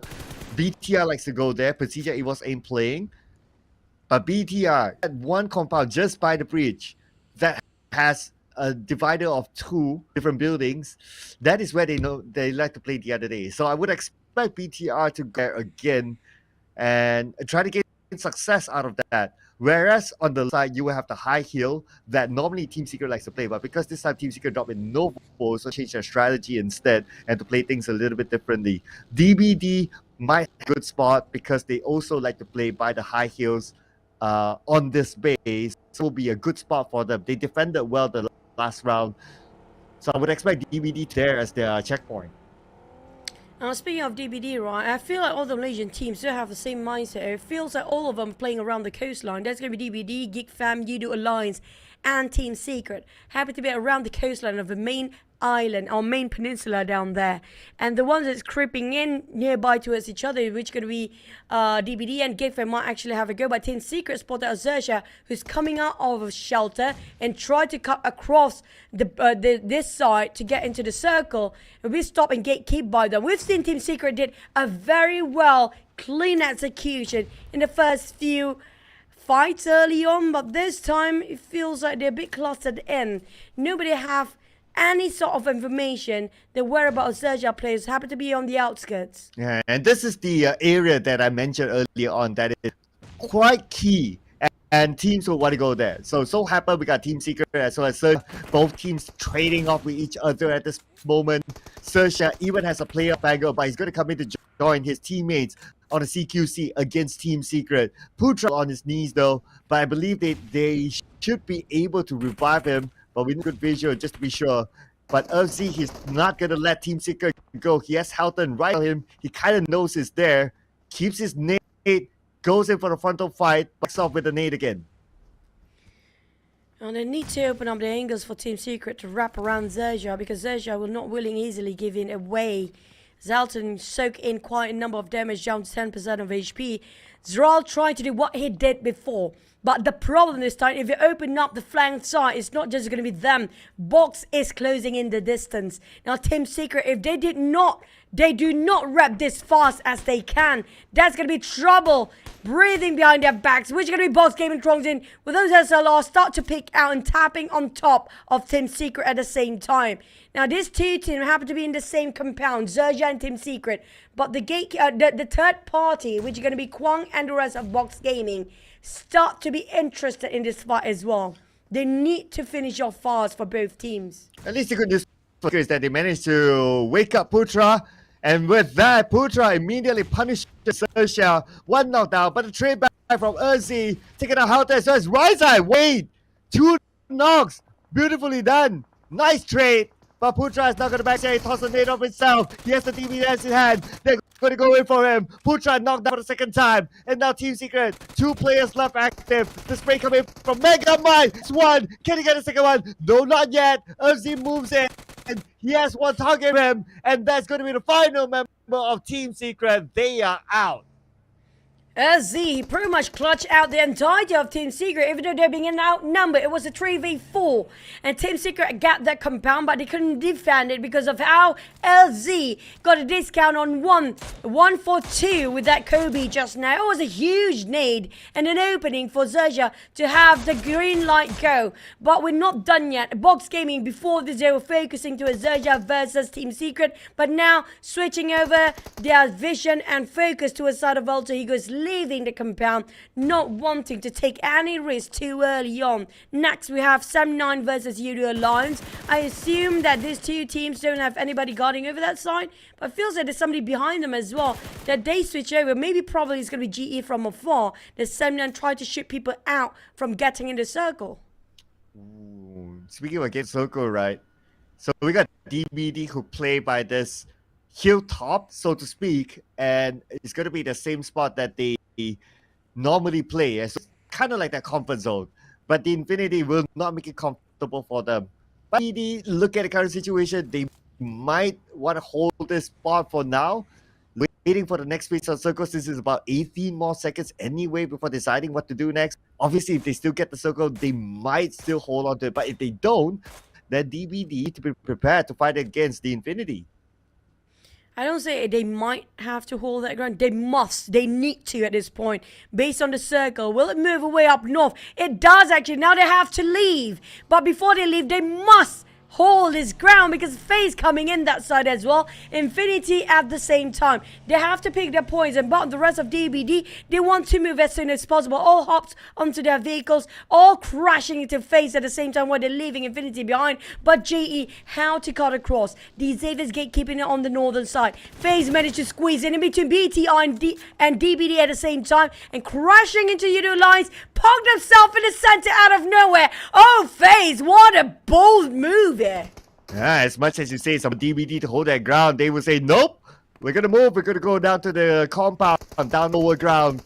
So that is the decision there to hold from the inner side of the circle instead. But speaking about holding, it's going to be FaZe that actually holding the Infinity now, since they're on the inside as well. DBD comes out, looking at the movement of the Infinity. Now, defend from the inner side with an advantage on their side. His BTR shot down inside of FaZe. They kind of got hauled down and have to have a bit of a pause from their transition towards the circle. Infinity caught up in the process because of DBD Gate keeping them on the other hand. GEEK fam spot out FaZe at the same time. Too many eyes on top of FaZe. They are in the middle of a flat plain, in an open space. Nothing to take cover except for those rocks. And Moment, it's just too open right now. Anybody can shoot him down. There's nowhere for them to hide. FaZe, it's a big misfortune for them to just park in the center where the shack taken over by Infinity. At least they have a shack. On the side of FaZe, they left with only Onzens on that end. How to survive for Onzens when he's been surrounded 360 degrees by so many teams now? Yes, he is definitely surrounded. Not in a good position.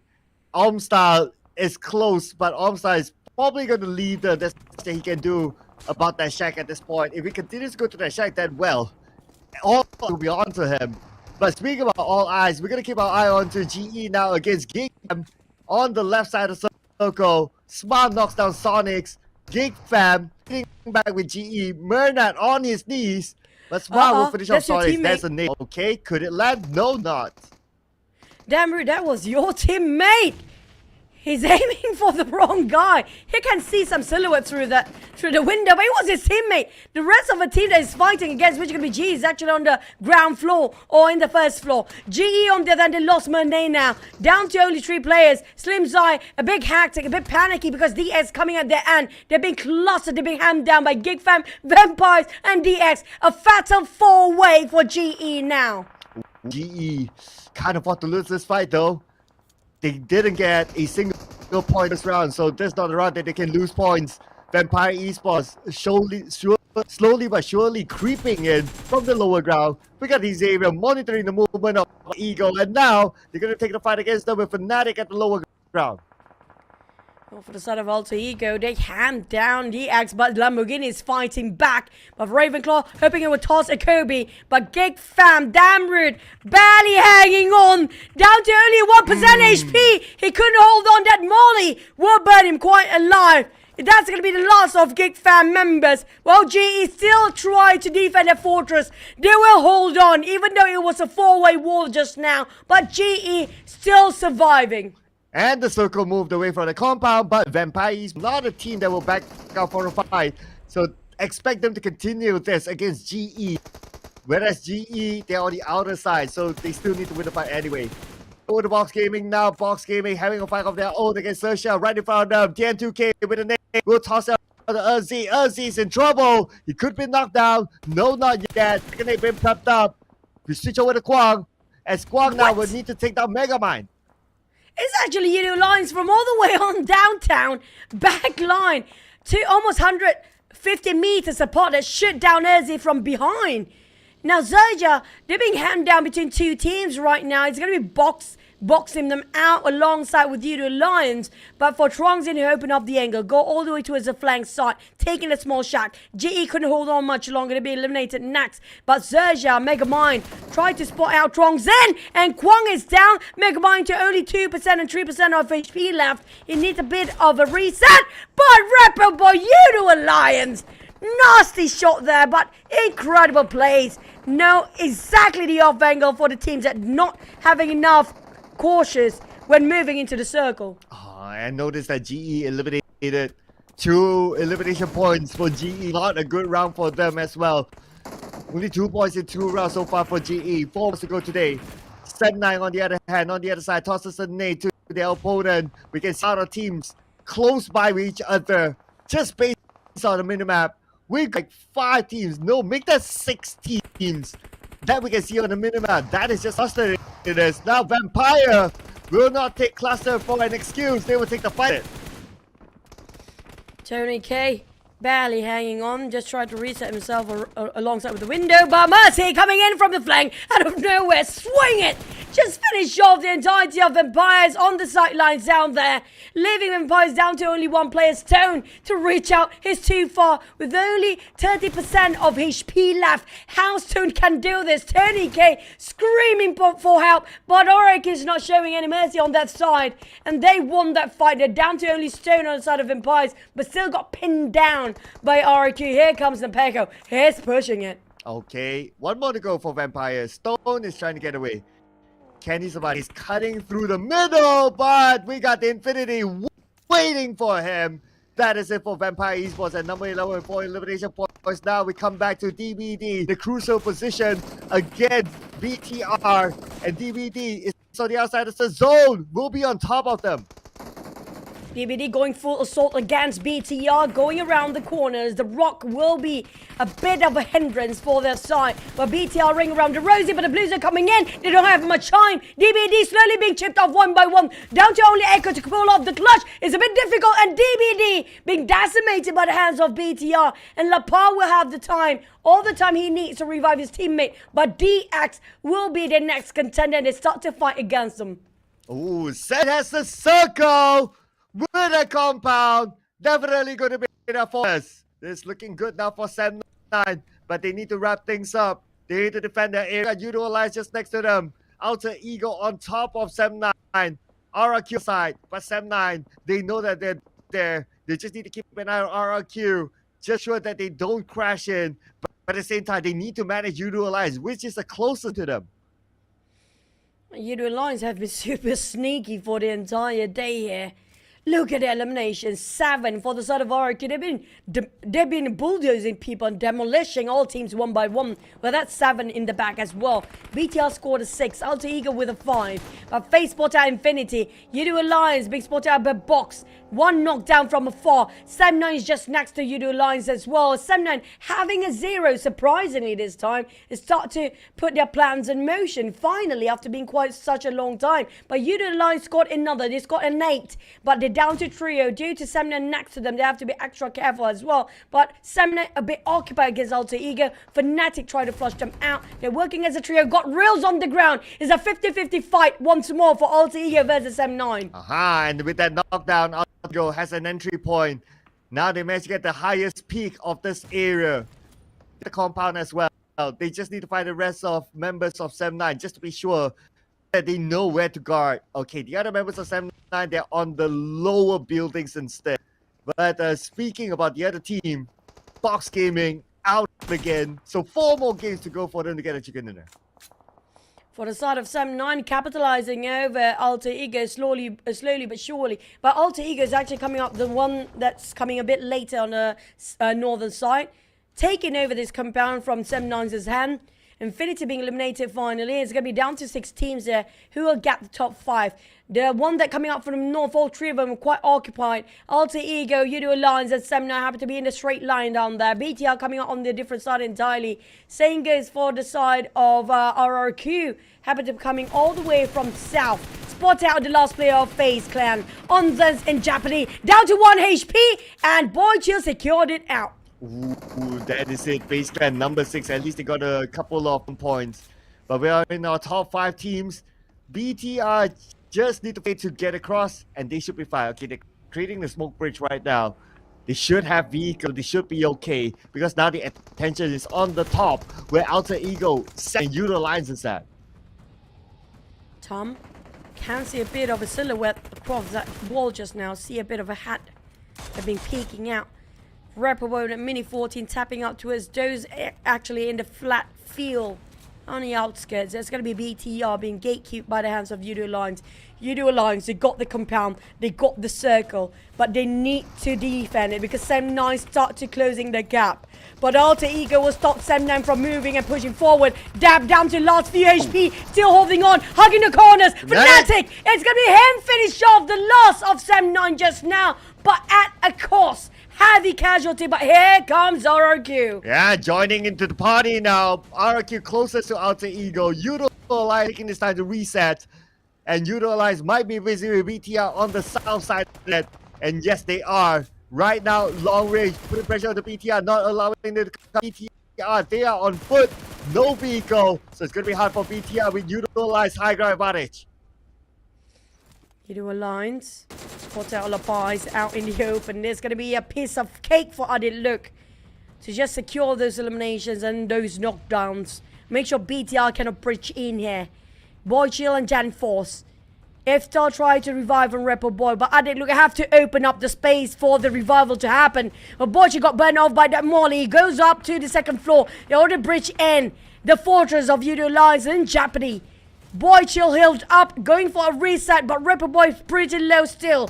Janforce only got himself a micro Uzi to work. Boy just spotted Adit Glug. They didn't realize he's already in. And Adit Glug opened up for shots. It's down to 2. It's going to be 3v2 now. Yoodo Alliance, they are in deficit. And this is going to be a bit of a problem for them to hold on much longer. BTR still space to reset, but we're back on Alter Ego. And RRQ, door open by Fnatic. Ace with the Thompson, he gets his target. No mercy on his knees. One more to go from the side of RRQ. That's still active at this moment, probably on the second floor. Fnatic and Co find their target. But Alter Ego has 10 elimination points now. Hexas is the man for RRQ to defend. He heard those footsteps around the stairs just now, switched over to DBS in an instant. But Rosemary tried to flush out and clear the angles towards the stairs, but a bit of steps, a bit too more steps than what Rosemary and the others think about. Hexas can read out the mindset of Alter Ego, but can he clutch it out? Satar spot out Rapper Boy. Hexas finish off one. Rosemary, that's going to be the frag, the main frag of Alter Ego down. Hexas still fighting for his life here. 1v1 against Alter Ego, and they had a 2v1v4, whilst Yoodo Alliance going down. At least they got 8 elimination, but Fnatic and Hexas, a bit of a 1v1, but Hexas clutch it out with a big DBS moment. My God, he still shows such fight and such tenacity displayed by Hexas. Well, it will be a bigger moment if we can clutch with the DBS, the entire BTR squad, who cleanly wiped out Yoodo Alliance. BTR now moving across. They know that there's only one player left. Look at the cover fire from Lap. They're sending only one player in, which is okay at this moment. Boys still with the DBS of his own. BTR will coordinate a fight. That will bring them the chicken dinner. Now, despite BTR, they're quite comfortably already advancing towards the grand finals. Wait, what? Huh? Is it Boom or BTR? I think the screen's broken. But speaking of BTR, right? They are comfortably in the top 5 when it comes to the standing points. But it just shows that they're not leaving any room to cut some slack down there. And they just push all the way, not showing any mercy. We don't care if you're at the bottom, you need the points. We want to be the best out of all the teams down there. And speaking of BTR, that was not an easy chicken. They fought their way in after one fight to the other. But speaking of which, a lot of teams secures around 8 to 7 eliminations, Cloud. So I assume there'll be a lot of zeros down there. And that's Tatar. I mean, this guy, multiple awards, MVP. He's also sharing it with his teammates. I can tell that. Sharing with his... Okay, he's doing the... Come on. Do it, man. Nah, read that. Come on. I know how that feels. Satar, he's a bit puzzled is confused right now. Why am I the MVP? But yeah, I'll take it. There you go. Smiling with some of his dimples showing off down there. Quite an adorable guy. But Satar, he is one of the underrated guys, really. I mean, like, the entire team of BTR is just star-studded lineup, not because the name of the player is big. The way they play shows how gigantic they are as an individual player in the game. Everybody pull their weight down there. So many knocks across the board with 3 and 2s going in, but definitely secures more than 10 eliminations up there. And you kind of think about it, it's not only about them performing as a team, it's also about them performing as individuals, because they will also want to secure their first team lineup slot in the grand finals later on. So it's a way for them to show that the management that put me in the main lineup, because it's an offline event. I'll be up there on stage playing in front of the crowd, and BTR, in this at least, all of them are showing it. Of course, hats off to the MVP Satar, multiple MVPs for BTR now.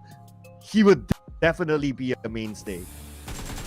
And you have to give credit for the Indonesian region, yeah, showing their prowess when it comes to the top 4 teams across the top performing team just now. Out of 4, it was 3 out of a 3 coming up from the side of Indonesian team. That's going to be RIQ, but and also Alter Ego, and as well as BTR.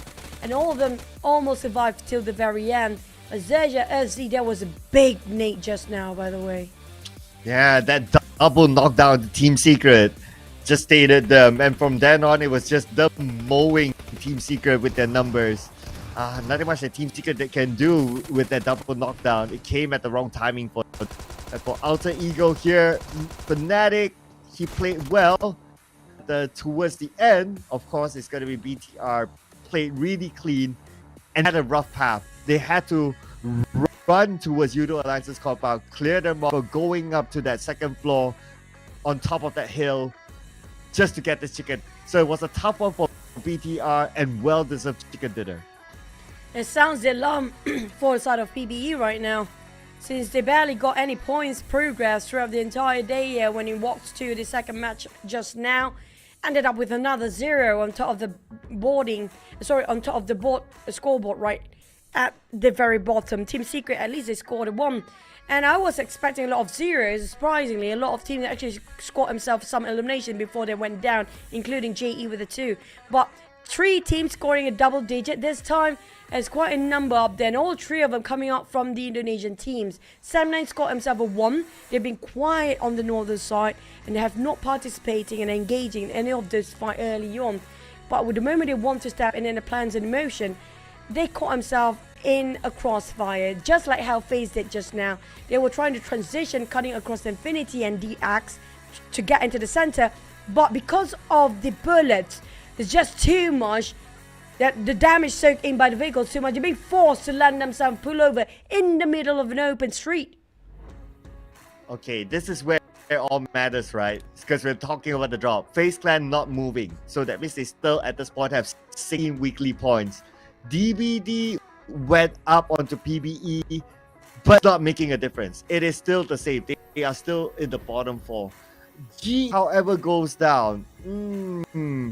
Need to tabulate that a little bit more, but PB and DBD, because they didn't do that well either.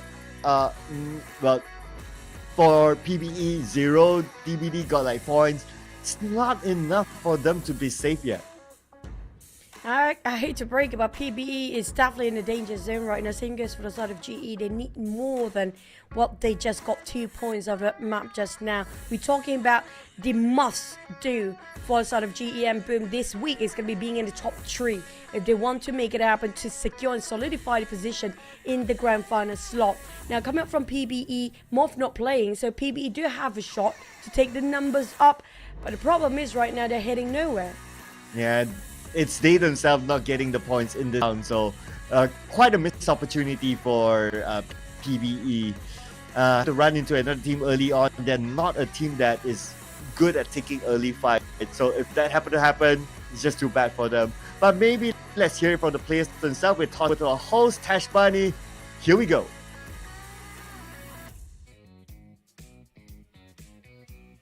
Well, Well, the last map may be a civil war between all of the Indonesian teams playing today, but let's move our attention to another region, Thailand, who has been very consistent in their plays today. With me on stage, I have Boruto from XERXIA, Thailand coming on. And this is their first time actually not only making it to PMSL, but also making it into the grand finals. So first of all, congratulations. And let's talk a little bit about your game plan. Because for you guys have overtaken Boom Esports on the first place with only one chicken dinner. But when we look at the eliminations, you guys have a massive amount of eliminations. So how do you guys maintain this aggressive style of play and still manage to survive? ดูเหมือนว่าการเก็บ elimination ในเกมเนี่ยน่าจะเป็นเป้าหมายหลักของคุณ แล้วก็ตอนนี้เนี่ยทีมคุณก็ได้แซงทีมบูมขึ้นไปแล้วโดยการที่คุณกินไก่มากกว่าเขา1 แต้มอยากทราบว่าทีมคุณเนี่ยสามารถรักษาระดับการเล่นนี้ได้ยังไงครับ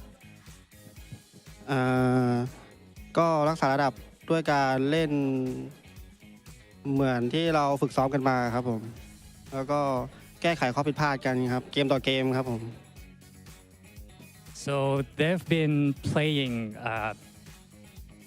refer to what they've planned and also they try to figure out what the mistakes that they made game by game. Yeah.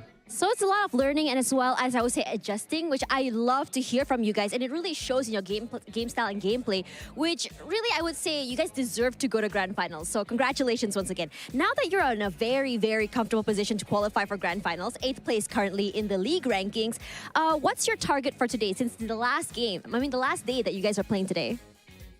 ก็คือวันนี้ก็เป็นวันสุดท้ายในการเก็บคะแนนของทีมคุณแล้วก็ตอนนี้ก็น่าจะมั่นใจในระดับหนึ่งแล้วนะครับว่าทีมคุณเนี่ยน่าจะได้ไปสู่รอบไฟนอลอยากทราบว่าวันนี้เป้าหมายของคุณคืออะไรเป้าหมายวันนี้นะครับผมอยากให้น้องๆเล่นไม่กดดันครับผมเพิ่มความมั่นใจเข้าไปเล่นในรอบไฟนอลครับ Okay, they just want their team to be more relaxed today in order to, not pressurize themselves, and to make sure that they can go to the finals.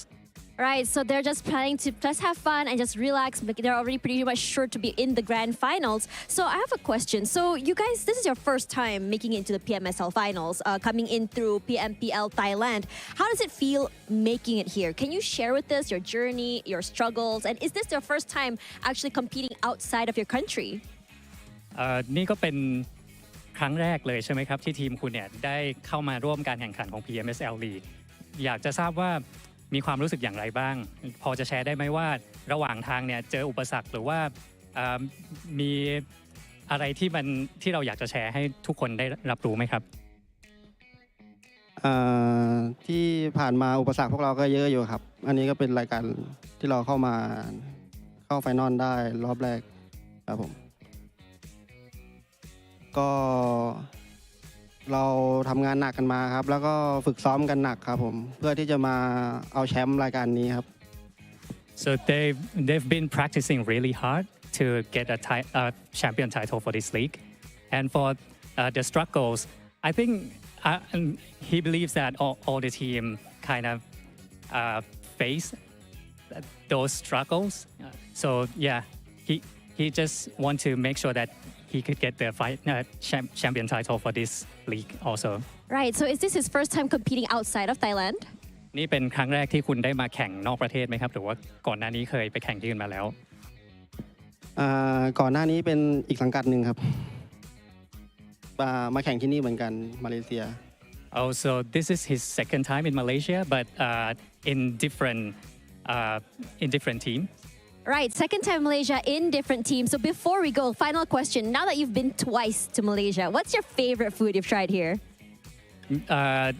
มีอาหารอะไรของประจำชาตินี้ไหมที่คุณชอบเป็นพิเศษเนื่องจากครั้งนี้ก็มาเป็นครั้งที่2แล้วได้ลองชิมอะไรที่ชิมแล้วเรารู้สึกว่าเราชอบบ้างไหมครับอาหารอร่อยครับอร่อยทุกอย่างเลยครับ He said everything's good here.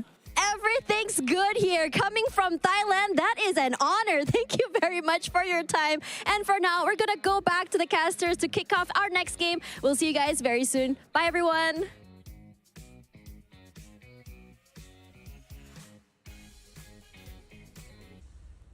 And thank you so much for the interview, Tash. And we do know for a fact that XERXIA used to known as Hail Esports, majority of the players down there, right? So they've competed in PMPL South Asia before we actually have PMSL as a start. It's a very different format back in the days. I feel old now. I've seen so many formats throughout the entirety of competition in PUBG Mobile. I feel old. But last year was a different story since they got a different team entirely. And this time they're under the banner of XERXIA. I feel like they're way stronger than they used to be. You know what else can make you feel older? Can you not? It's when you celebrate an anniversary. Hey guys, I admit it's actually my 2nd year anniversary for you know, the flowers. So yeah, you got it right. Thank you so much, Cloud, for just, you know, just giving out the mystery done and just not a mystery anymore. It's gone into poof dust. Well, speaking of which, to be fair, you another didn't mystery. exactly say what anniversary, right? So, But let's solve another mystery here. okay. How can we help Box to finally have a taste of a chicken for PMSL? Every drop into Pochinki except Box. Yeah, everyone drop Pochinki except Box, cancel each other, and all of a sudden, no Box gaming gets chicken dinner. And I mean, there's a lot of communication that have to work out down there for all the other teams, not just within the roster itself. But for sorry, it's broken me. But for our top performers in the previous map just now, you have to give it to all the Indonesian teams. Alter Ego and BTL just plays their hats out. And this is just exactly how yesterday starting off after their Independence Day. A bit delayed gift coming out from Indonesian teams here today. But again, a back-to-back coming out from Indonesia, REGUM and BTR. Got himself the first 2 chickens of the day. But when it comes to the second last Erangel, we do know for a fact it will be a bit quiet usually compared to the Erangel in the second half of the day where everybody just going crazy and chaotic. That's how we got the only 9 teams in the second stage yesterday. But when it comes to the middle of the Erangel today, I have a feeling this is where the fights really matter for the teams happy to be down there. Oh yeah, I mean, DVD, PBE, the usual suspects, doing the usual kind of performance. Just like our usual promo for you guys, the PMSL Southeast Asia Limited Skin Series in-game now. Join in the event, get the skin that comes with an entire chaser set, the suit, the mask, as well as the M16 gun skin. And also don't forget being your favorite characters of the Dragon Ball Super, because we have the Battle Royale of Dragon Ball Super available for you guys right now. Pick any character, choose any of you want, and also try it out because every single one of them have different skills. Yeah, and there's your different skills as well if you get it. The Dandy Grooves that excites the battleground comes with a 2-4 skin, as well as this entire set that looks like some playing a concert. First draw only at 10 UC. Try it out right now. It's only 10 UC, and who knows, you might get lucky. Now, speaking of getting lucky, right, I'm trying to think about the drop spot for the initial drop spot coming up from the side of Box Gaming. How is it possible for them to actually finally score 1? Is there any way for them to make it through? Because right now I'm looking at, they love to drop themselves in the middle of the crossfire. They love to drop themselves where a lot of teams with high firepower and craving for this blood just force the fight against them. So maybe try to go for SMB. That might be the case for the side of Box Gaming, but it also depends on the flight path. Wow, okay. Putting aside the flight path, if they go for SMB, then they need to fight with Infinity. So I know which is worse if that's the theory, right? If you want to go, but because they have the entire year for themselves already, considering that PERSIJA EVOS is not playing, so initial drop is fine. Baonam is not playing. Nova is quite vacant. Why not? In theory, yes, but of course, if we look at like the game, this is of course dependent by the flight path, Team Secret drop there. But they already have Yasnaya, so I don't see a reason why they need to change the initial drop spot. I would say that if anything were to change, it's just how they take fights. There's a lot of flaw in how they take fight, and I guess they should really want to start. That's the point that they should start off with. I don't know, man. I feel like they need a major haul when it comes to their mindset here. coming from the side of Box Gaming. Nothing seems to be working for them. That's the only thing that I can think of right now. Maybe if they drop themselves at a different drop spot entirely, give them a bit of uncertainty, so they're being a bit more aware, a bit more cautious about the surrounding. Maybe that's how they start to be a bit more engaging with those fights, a bit more, how do I use the right word in this? A bit more cautious approaching those fights since they are in unfamiliar territory. Then the risk will be the boom might happen. The boom in a bad way is basically you start off in a territory that you're unfamiliar with. So there is that con there as well. For me, I don't think it's about the initial drop. I just feel that they just taking fights, that's all.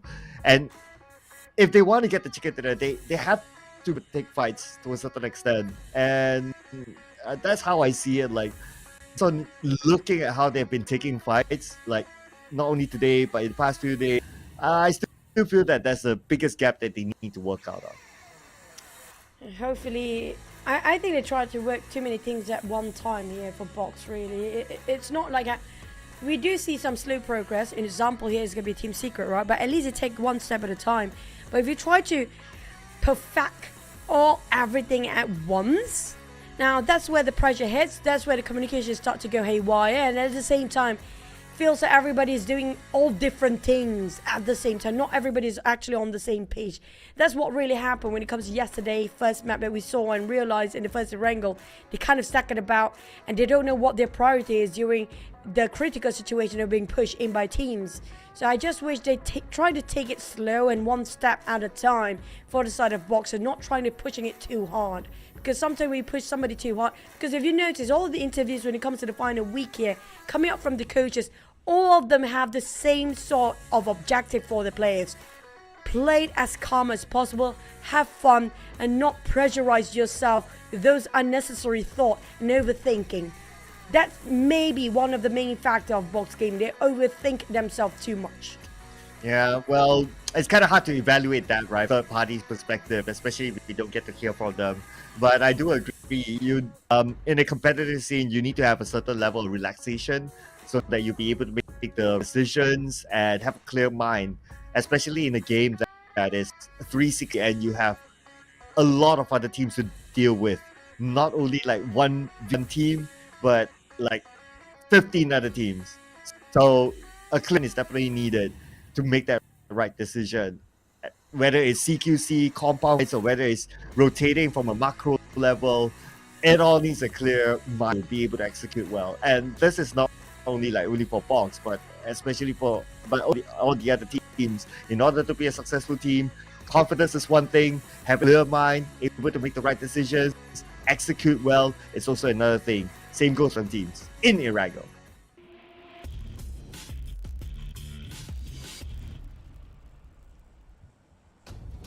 Now, the best exercise to have a very clear mind is don't forget to breathe. Breathe in and out, 4 seconds in and 4 seconds out. That will clear up your mind, tremendously making an improvement. Hopefully that's going to be the case for the teams down there. We're talking about, like Box and Team Secret definitely couldn't have a shot at the grand finals. But at least for the side of PBE, MORPH, who's not playing it today, GE, Boom was also not playing it today, but GE and PBE definitely needed that. Because GE, they did not play yesterday. Boom already kind of missed opportunity for them yesterday since they didn't score as much as we hoped for. Now this can be the greatest opportunity for GE to having a go again, because since Boom not playing, even if he's getting himself in the top 3 on second or third place is more than enough for GE to get himself the slot in the grand finals. They have to have the right mindset, have to focus on one thing at a time. And because right now we're looking at GE forcing the fight way too much, where they caught themselves in a trap. That's how the entire team being eliminated without breaking any sweat by 2 teams who happen to be sandwiched in both sides. Well, looking at the drop, at least for a start, right on top of Rossall is the flight path. So not going to be caught out yet, but who knows? After they rotate, then that might be the case. Yeah, that kind of happened before. kind of nice circle again. We're gonna get a middle path, middle kind of ish circle. So that's gonna be a start for this round. Other than that, because of the flight path is far away from PN United as well as Finity, one other thing that I'll be looking forward to is that are they going to change their spot? Are they going to drop somewhere that is vacant because of the absenteeism of some of the teams, or are they going to get a vehicle and go straight down onto the base again? We'll probably get an answer on that later. But we'll put our focus onto Uzi and Rosemary now. Both of them in the same compound, but at the same time, the two teams are nearby. The SS in the hands of Rosemary, not the best gun there is in this situation. Got himself a pistol and that's it. Barely got enough. XERXIA on the other hand, I'm not sure about their gun and weaponry. It feels like a bit more solid than that of Rosemary right now. Mega Mind spotted out. Sharper got Fnatic down on the ground. Fnatic and the rest of Alter Ego start to lose men. He's still alive, but barely.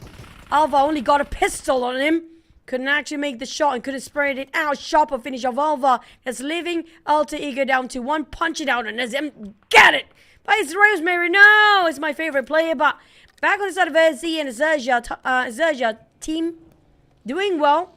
They're not willing to commit to it, even though Alva is bleeding out. Surprisingly, nobody tried to finish him off.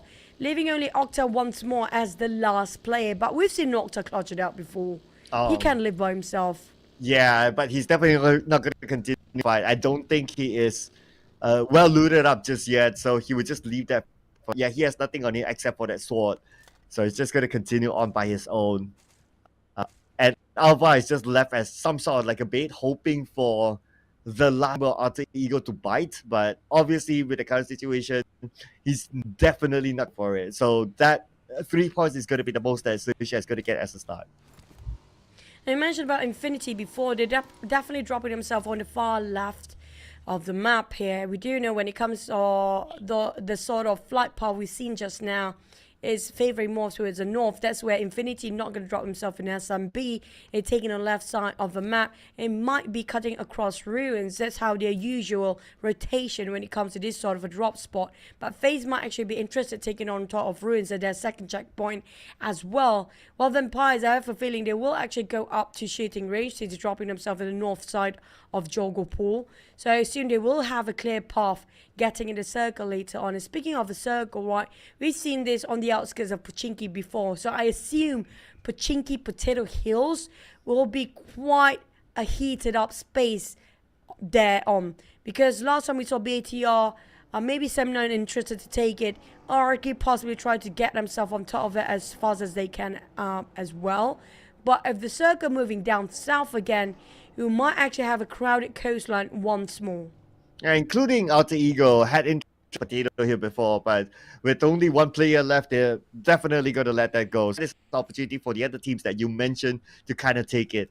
Other than that, I would say one popular spot will be the high ground south of school. I'm a fan of that spot. I think that spot is really nice to defend, really nice to sort of give other teams, especially from the school area, school apartment area.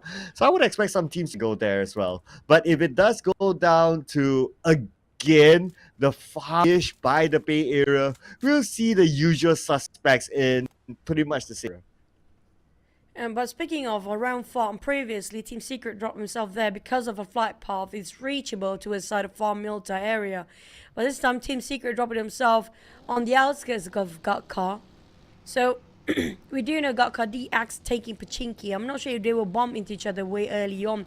GEEK fam is around that corner as well. Same goes for the side of DBD, who dropping himself on the outskirts of Primos and Ferry Pier.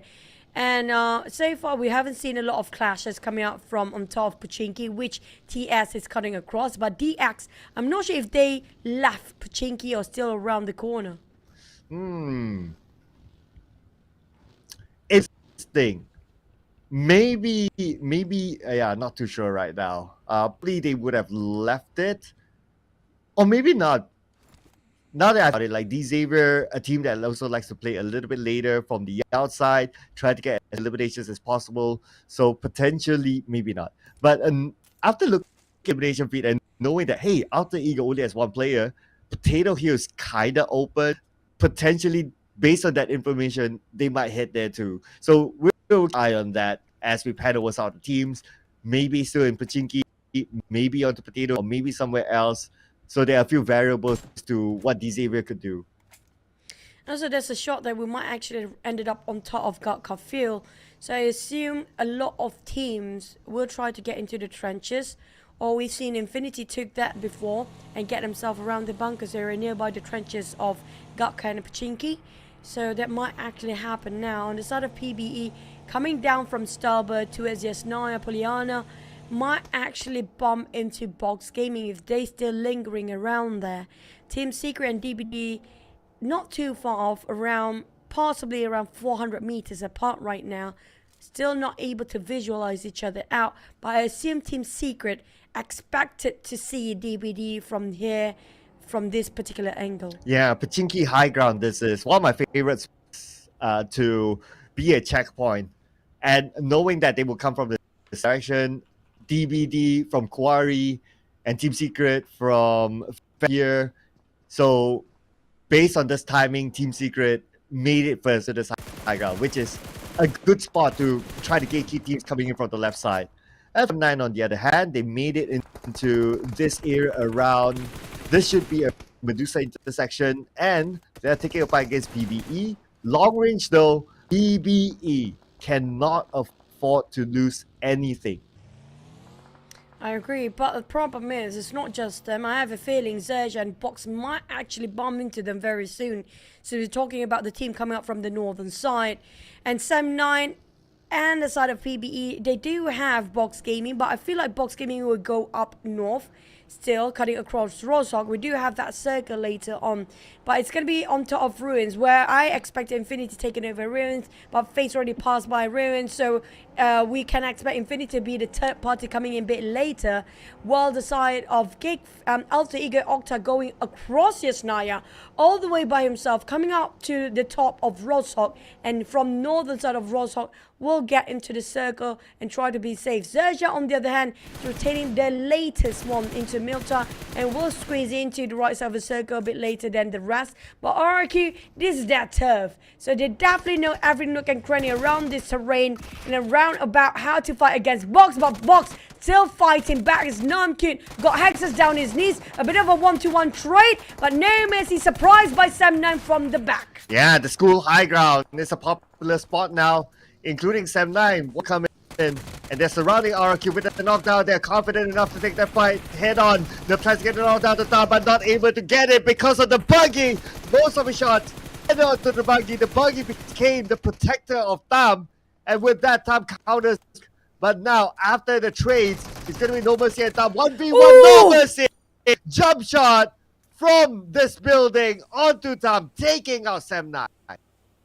Incredible shot. He pulled the Air Jordan just now. We call it an Air Jordan now for jump shot. And that was incredible spray. Great tracking. A neat swing. A big one coming up from No Mercy. Winning that fight over the side of Sam9. Well, we do saw early on Team Secret were fighting against another team before. I'm not sure who that was. But it feels like both teams want to part ways. Possibly the Xaviers in that case. Because it feels like these Xaviers have their focus, ton of vision to the side of Team Secret just now. But they have to be extra careful. Yes, they do have those elevations coming from these Xaviers, but they are in between Team Secret and BTR currently. At least the Xavier's position is kind of nice as well. I do like this position too. It's the church on the left side of Pachinki. Good place to hold, good place to get information as well. At the same time, if you really need to retreat inside of this church, it's going to be okay. You can do it and reset there as well. So with this kind of position, they will definitely hold it for now. And it's somewhat in the middle of the circle, so they're likely to get the next stage as well. Levi spotting out Team Secret, giving a bit of a warning shot. Now Smile on the other and open up the angles for GE. Spotted out Box Gaming. Now they barely got any cover since they are in the middle of nowhere for the side of Box Gaming. It's an open field, but the terrain is uneven. They will buy them some time for now, but GE closing up as Small just relaying those information away, but the circle happy to be popping now. It's going to be on top of Gatka Fields and on top of Pachinki. We might actually do have an urban warfare. Ooh, urban warfare or maybe Pachinki high ground. Going to be interesting here. Let's see what's going to happen. You can expect a lot of teams to go inside of Pachinki since it's pretty much in the middle of the circle. And if a lot of teams are there coming out, if the circle shifts away, it's going to be hard. It might be hard for Box Gaming now. 10-2K, 10% of health. Vehicle smoking up. Might blow. Kwang in the open. Venturus is there. 10-2K now. Only 10% of health left. Venturus will pick up the point. 2 points for FaZe Clan as Box Gaming has 3 more games to go to score the chicken dinner. What a blunder for Box Gaming, having a flip of a car right in the center of the crosshair for your openings just now. But this is supposed to be D Xavier's circle. This is their turf. This is their initial drop spot. Spot out Onzen. A bit of clip done. Got some headshots down there to the side of Onzen's. Mela's on his right side. But Persijan and the rest of these Xaviers know exactly how to play alongside. This is their usual drop spot. So there's nothing unfamiliar about it. Yoodo Alliance, on the other hand, taking a bit of elevations against GEEK Fam. Funny enough, GEEK Fam, Yoodo Alliance, M9 happen to be always butting their heads against each other quite early on, having the same right mindset for the Malaysian teams. But damn root, he soaked in quite a number of damage, but already trying to open up the flank all the way, walking this towards this angle, towards this direction. If they're not being aware about Audrey's position, now that's going to be tough for Yoodo Alliance to hold their grounds. But the spot out BTR do have still the luxury to take a bit of a long fight, even though GEEK Fam is closing by. Wow. Rotating farm to the Pachinki high hill. This gives me a throwback feeling of Team Bapa back in the days who used this kind of rotation to their advantage. It's a nice hole. Not gonna lie, and so happened there's another team there, but just look at this. Based on their position, even GEEK Fam can't directly take them out. That is how nice that terrain is. And they also still get that information that GEEK Fam is there. They know how to manage it of their own. GEEK Fam has interest on the Yoodo Alliance pool, but you don't see a direct confrontation till now. Yep, both teams are walking on eggshells right now, being extra careful. Whilst PB spot have Vampires barely make it in. Not enough covers. They got the warehouses that's nearby towards the edge of a circle of Vampires. Hanging on this terrain with one tree to take covers from. Lucky there's some elevation towards the ground. They can actually just hide over that side. But they have to be extra careful. Their back is just way too open. We saw GE coming out on the flank side as well. FaZe happened to be in the center between GE, Vampires, and PBA, and the circle shifted away. We're gonna have Pachinki fight this time. Oh, Yoodo Alliance 2-2 split, but time for them to get together because we still got 13 teams. This kind of circle, it's time to stick together because all these teams will start to go and they will start to crash into each other. Now PBE on the outside trying to stop a rotation Vampire Esports, but not able to get a clear shot. Vampire Esports. Beautiful rotation by them, avoiding the shots from PBE, and now they're on the clear. Cutting across, they got caught field on the side of Vampires. Hoping nobody's shooting on their side. Lucky the other end is actually fighting against each other, so they have a clear in. But BTR did spot this one. Now they got themselves the trenches to work with. Vampires don't already park himself in. Instead of a tunnel, Alter Ego being eliminated for entirety of it. Oktar couldn't last long enough. It's down to only 12 teams, 4 teams out. Boy Chill spot out the trenches, but nobody can actually have the other angle where they're supposed to have one person guarding over the entry of the trenches early on. BTR did not see this one coming this early.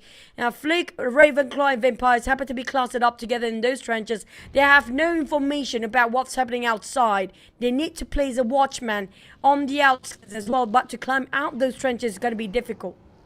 Luckily enough, they have circle, so they might want to hold that for now. As for Yoodo Alliance, yes, they have the circle, but by this age, stage 5, it might go away for them. So it's important for Yoodo Alliance right now to try to clear the flanks. But Yoodo Alliance still in the 2-2, so if they want to take the fight against FaZe Clan, it's going to be for very engaged this information, but they cannot stay there too long without this kick and Pachinki knowing that Pachinki will be the last few circles. Penetrate that fortress, but down on the ground. Arjun manages to through. the problem is, for him alone to take up the entire Team Secret is still not going to be easy. Chua cannot be helped for now. Put pressure on certain and one. These is right now. One down, and the other one, I'm not sure where he's at. Possibly helping to the full and GEEK to as well the Northern. But whichever spotted out vampires, Tony K being dropped to his knees. Ooh, okay, the Pachinki fight is happening now, but it's an urban warfare. So at some point it might stalemate. But we move over to FaZe Clan on the outside of the circle now against RRQ. Hexas on his Mela opening up the space together with Ventores. Mela with an 8 in hand. Ventores knocked down the Pekko. Only No Mercy left. They're gonna go in. No Mercy. All alone. Defense ground. But got Momon on the other side as well with the DPS in hand. Momon with an 8. He charging with the DPS. Spraying into the smoke. Hoping to knock No Mercy. No Mercy shows himself. Momon not there. Then jumping left and right. Trying to land the target. No Mercy tried to change his repositioning himself up towards the left side here entirely, but he barely hanging on to the smoke. They can see through the silhouette, but still got Mela on the ground. Onzen's trying to spray and pray. He still managed to pin it down. RQ is out as FaZe will have a bit of a revival to be done. Oh, but they need to do it quick because now Ventores on his knees. But a Yoodo Alliance. Now Yoodo Alliance knowing that fight just ended. They're going to be the third party on the FaZe. Ventores just too far away for his teammate. The smoke will be used to try to buy time. But because XERXIA joining the party! Oh, here comes a splat here. XERXIA is a piece of cake for them as he just running down Mormon. He just steals away, cleaning up crew, but can they clean things up as FaZe still have the fight in them? But XERXIA, oh, Sharper coming out from the back. FaZe, they trying for a bit, but not much long because XERXIA happen to be, they're cleaning up crew and just wipe off the map clean, but they're not done yet. Next we have GE versus Infinity. Oh, the Infinity spraying onto Murder. Murder wins the fight, but then again counted from the other side. Now GE only has side together with his other teammate. He's saving a long range for the Infinity as well as GE side. Now in trouble, 50% health left, but Zai has to work with. Smile on the other hand, uses a nade to try to get the members of the Infinity. Now could they stand onto Lobby. Lobby could be in trouble. Lobby almost knocked down, but they take down Beer. Lobby heals up. Lobby goes in. 80% health. Now down to body because of the nade. Smile with the DBS. He might take down Lobby. And yes, he will. He will botch it. Oh, here comes Smile. Infinity couldn't make it through, but GE still hanging on, but they barely get themselves into the circle. They have to cut across two teams at the same time. One of it is going to be GEEK Fam. Team Secret Putra leaving himself in the trench, but it's not in the circle still. While the rest of XERXIA have to cut across PB and Yoodo Alliance at the same time. PB split it themselves. The formation is all over the place here. With Megamind spotted out the trenches. Momboy and Raimon in there. While the one last player, which is going to be cool, happen to be in the center of everybody else. This is going to be tough for PBE since they're lacking manpower and quite splitted apart. PBE is still without any elimination points. If they get eliminated at 8th place, it's going to be hard. Another tough round. Yoodo Alliance, are they look, not letting XERXIA go as they have 2 players left. They see the movement from Ifta, they see the silhouette. We can see as well, Yoodo Alliance is really not going to let go of XERXIA. XERXIA must win the fight. They get a knockdown onto Ade Luke. 2 more to go onto the hands of the Yoodo Alliance. Can they take out XERXIA or will XERXIA prevail? LZ still holding on, working alongside with Megamind, who happened to be got himself on that vehicle. Iftar tried to keep them at bay and hoping to buy space for him to revive his teammate. But at the same time, XERXIA's not willing to go down easily. Megamind on his knees, down to only LZ. Open up his off angle. Rapper Boy find a loophole. They finish XERXIA. Next is a fish wall out there. Yoodo Alliance are not done yet because the next contender is going to be PBE right across them and right on top of them. Well, PBE busy with BTR from afar, taking out Raimon. So it looks like PBE, they will not go in. They probably have only 2 players left, but they must circle. Circle moved away from PBE. Goes up to the high ground of Pachinki. Where GE is at. GEEK Fam's not too far as well. And GE, if they can secure the ground, it's going to be a prime position for them.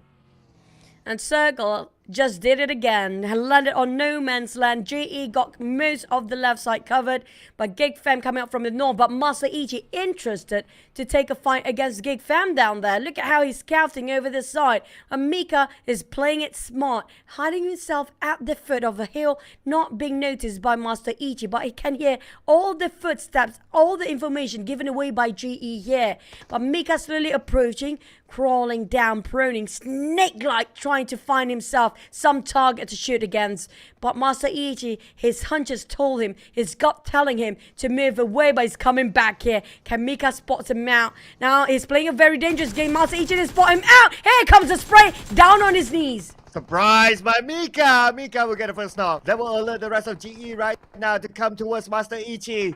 Ichi still bleeding. Mika will finish him off. No, not yet. Use someone as a bait, but he has only about 20 health left.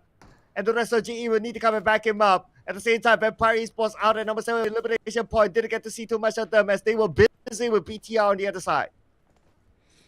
We're down to 5 here with GEEK Fam, BTR, Yoodo Alliance having a full squad, whilst the side of GMPB down to only 2 players left, respectively. Now GEEK Fam and Yoodo Alliance both pinned down on GE, both sides. Zai couldn't even pick out. Instant knockdown if that happens. BTR taking a fight against the side of GEEK Fam, but GE Smart fighting back. He knocked on Nifta. But the problem is how to save Zai. They're out in the open. PBE Kwame nothing to cover himself with, only the terrain, hoping the uneven terrain will buy him time. But cool, there's no way out. Momboy is a bit too far, only got 1 tree to take covers from, but the fires, the bullets flying his way is tremendously too much of a pressure. Oh, about pressure, Momboy doesn't have the zone, so he'll be pressured by the blue as well. Find a way to get in, but look at this. BTR hasn't locked in, or more like locked out, as Momboy eliminated by Gen Force. No elimination points, dependent on placement points this time for PBE. And now we still have BTR a full squad. Could BTR score a back-to-back? They got 1 man knocked down. Yoodo Alliance a bit far. That's going to be around 50 meters apart. Lapa and Gen Force try to open up the angle, fanning out. And the airdrop happened to be just taunting all the players in the center. GEEK Family spotted out by Rebel Boy, but a dangerous giveaway by Rebel Boy since they do have a bit of lower ground and they might have to cross the street before they open fire, but they opened before. So that's just going to be difficult for them to cross over to his Adik Luke to help him in case GEEK Fam trying to push. But Smile not being spotted out by GEEK Fam yet. Same goes for Yoodo Alliance. It's playing this as low as possible. But earlier, again, giving the pressure side of GEEK Fam. Not aware that BTR is scouting over Olio's side right now. Oh, so onto the high ground. Here we go. Yoodo Alliance is only Adik Luke on the other side. He has to wait for his other teammates to come and back him up, including Olio, who's on the other side too. But crossing the road is going to be hard for Yoodo Alliance. GE on that now. Only Smile left. So he will hold on as long as possible, hoping for us to be cancelled in order to get more placement points. Oh, Yoodo Alliance a bit too late for them to cross the road now since BTR got himself to stop and gate them from the insides. GE taking advantage of the position, and now he is not doing well either because all the GEEK Fam turning down vision onto his side of GE, but surprisingly he got 2 knock. Master Small trying to make miracles run by himself here with Audrey right across him. Damn reposition, tunnel focusing to his side of GE Small. He got himself a bit of a reset. Here comes another nade. Can he toss himself a Kobe 1? And it seems like a perfect angle. Might actually adjust himself for Mika and Damroot, but sprays open to Damroot. But Smalls barely hanging on. The vision closing in. Yoodo Alliance coming up from the back. GEEK Fam in shambles. Oh, they kind of helped Smile. My goodness, now Smile still survives. Okay, now the chance is for Smile to get into the circle because he's still on the outside of it. Smile needs to find the right timing. He's on the lower ground. Yoodo Alliance overtake the high ground out of GEEK Fam. Thanks to Smile as well. Smile, we need to find a way to get in. No space for him. In the next fight, he has a nade in hand. He knows Rebel Boy's behind his tree. His nade up, tossing on the Rebel Boy. Rebel Boy alerted now by Smile. So next to reposition, Mika barely hanging on to down to 2 players due to how much the Small just disrupt the entire lineup of GEEK fam just now. Now, Yoodo Alliance have no clue. Smile's just next to him, and Rapper Boy is a clear shot for Master Smile right now. He's definitely tempted to take it, and here comes the spray, but couldn't make it through because Look in an instant spot it out in the very last minute. Valiant effort coming out from the side of GE. What a play by Master Smile, but we're down to 3 with numbers on the hands of BTR. They have the advantage, they have the circle, and they are waiting for GEEK fam and Yoodo Alliance to crouch over to their side. Oh, yeah, BTR now. They kinda had the circle as well. And they're waiting to be the third party. They're waiting for the fight between Yoodo Alliance and GEEK fam to continue before they come in. Yoodo Alliance, they are of their surroundings. They know that BTR is below them, so they're covering their back by popping up this smoke. At the same time, Adilu keeping an eye on them. But at the same time, they need to also manage GEEK fam. I mean, there's so many things that Yoodo Alliance needs to do now, being the center of attention. A bit to transition himself on top of that heals, but Lapa managed to get his hands on that airdrop. That's going to be a ghillie stood tricky for the eyes to see. BTR split it into 2-2 formation with Jamforce and the, I think it's going to be Satar and also Lapa taking the front line, Jamforce taking the support fire at the back. Sonics and Yoodo Alliance, rest of GEEK fam too close against Yoodo Alliance, just 1 heal of a difference. Boychill alongside with Jamforce giving cover fires towards Lapa and Boychill at the front. But Sonic's going for the push. Adik look down on his knees. Almost even. It's going to be a 1-2-1 trade. Almost both of them.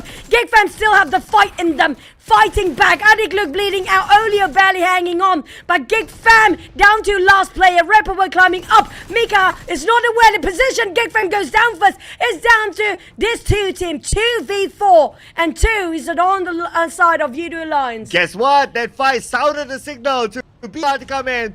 Yoodo Alliance push out into the blue. And now Yoodo Alliance is fired. BTR still putting pressure onto Yoodo Alliance, not letting it go at all. With Red Bull down on his knees, they will move in, they will wipe them out, and BTR will score a back chicken dinner. Incredible form here today, BTR. What a performance for Northern.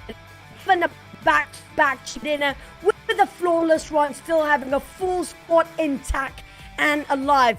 That says something, and this is not their best yet because we're waiting for them in the grand finals. Imagine how will they perform in the grand finals. Yeah, it's going to be real interesting now. I expect this lineup for BTR in the grand finals later on. It's probably going to be, it's a scary message to the other teams. Do not mess with BTR at this moment. They are performing. Previously it was Satar. Now it's Lap with the MVP.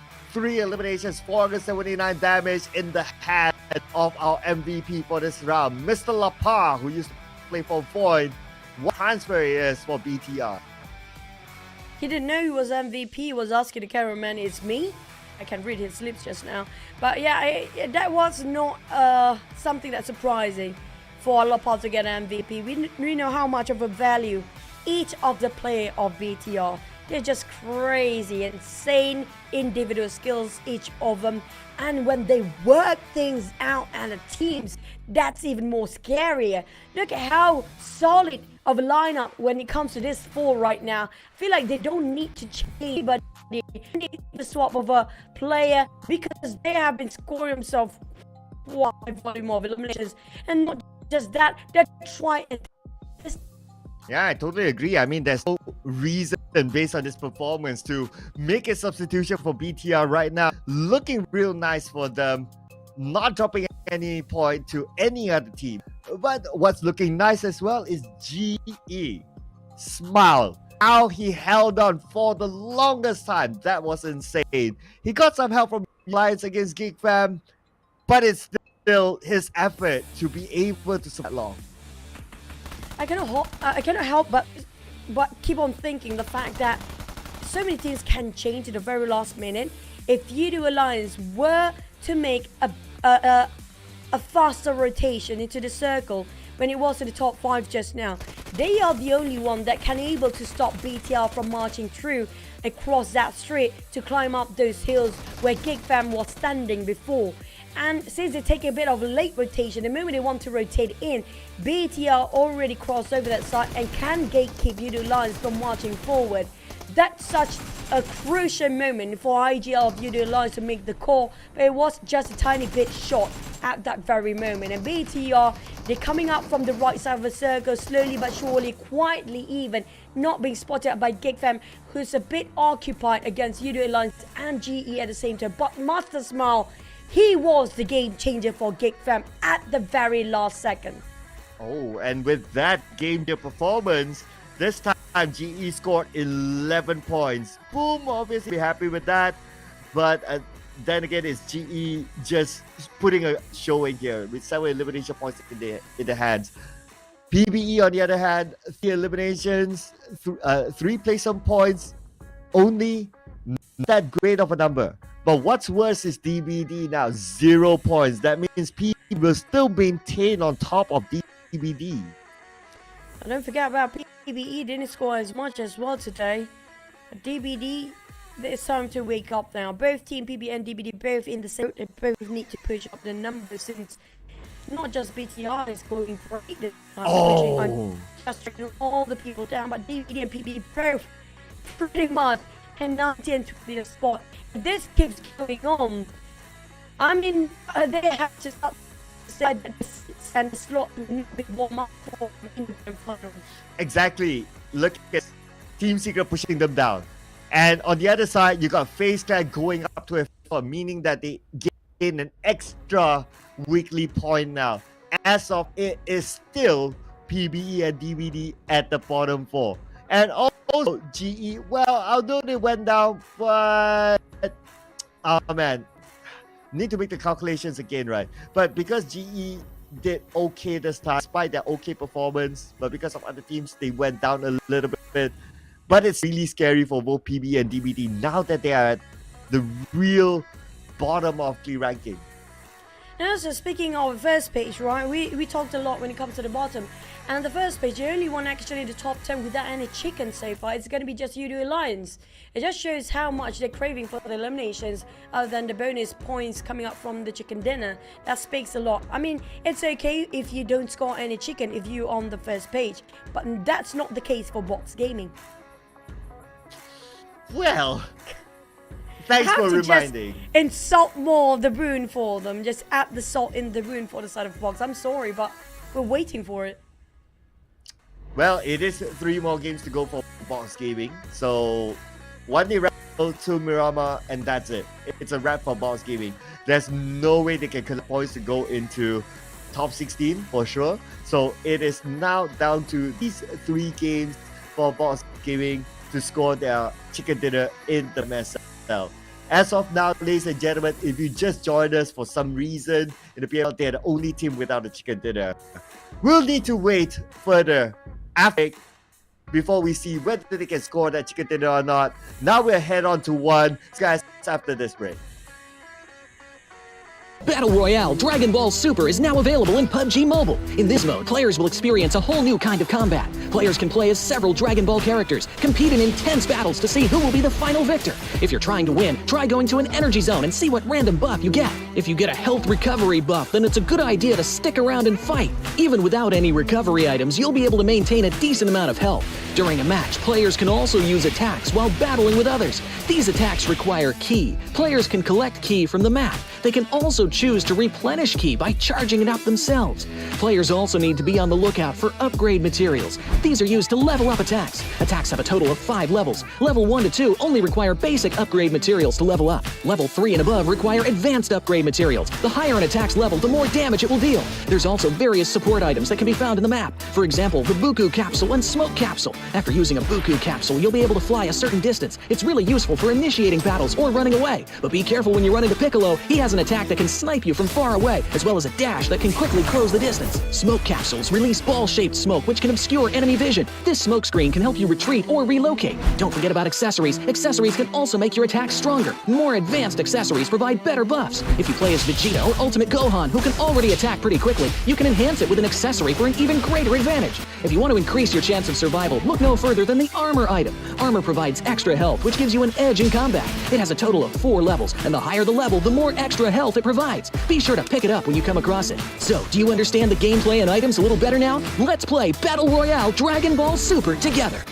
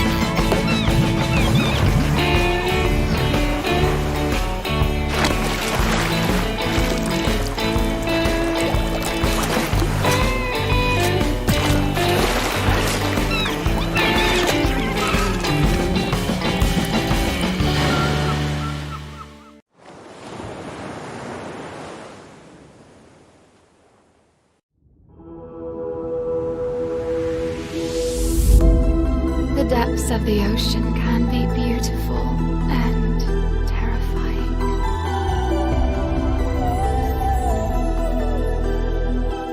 We all have a dark side that's always a part of us, but we can control it.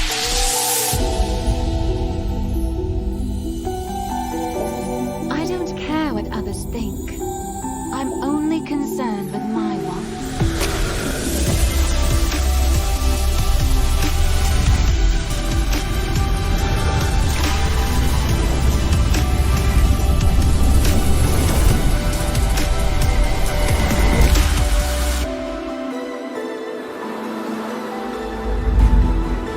The weak are always eliminated.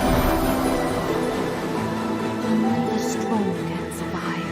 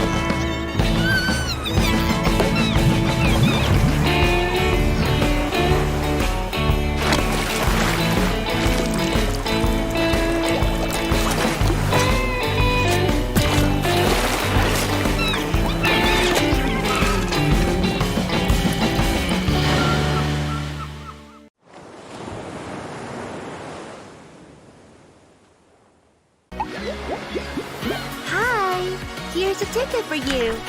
Join the airdrop carnival with Alu Walker. Grab the airdrop crate and head out together.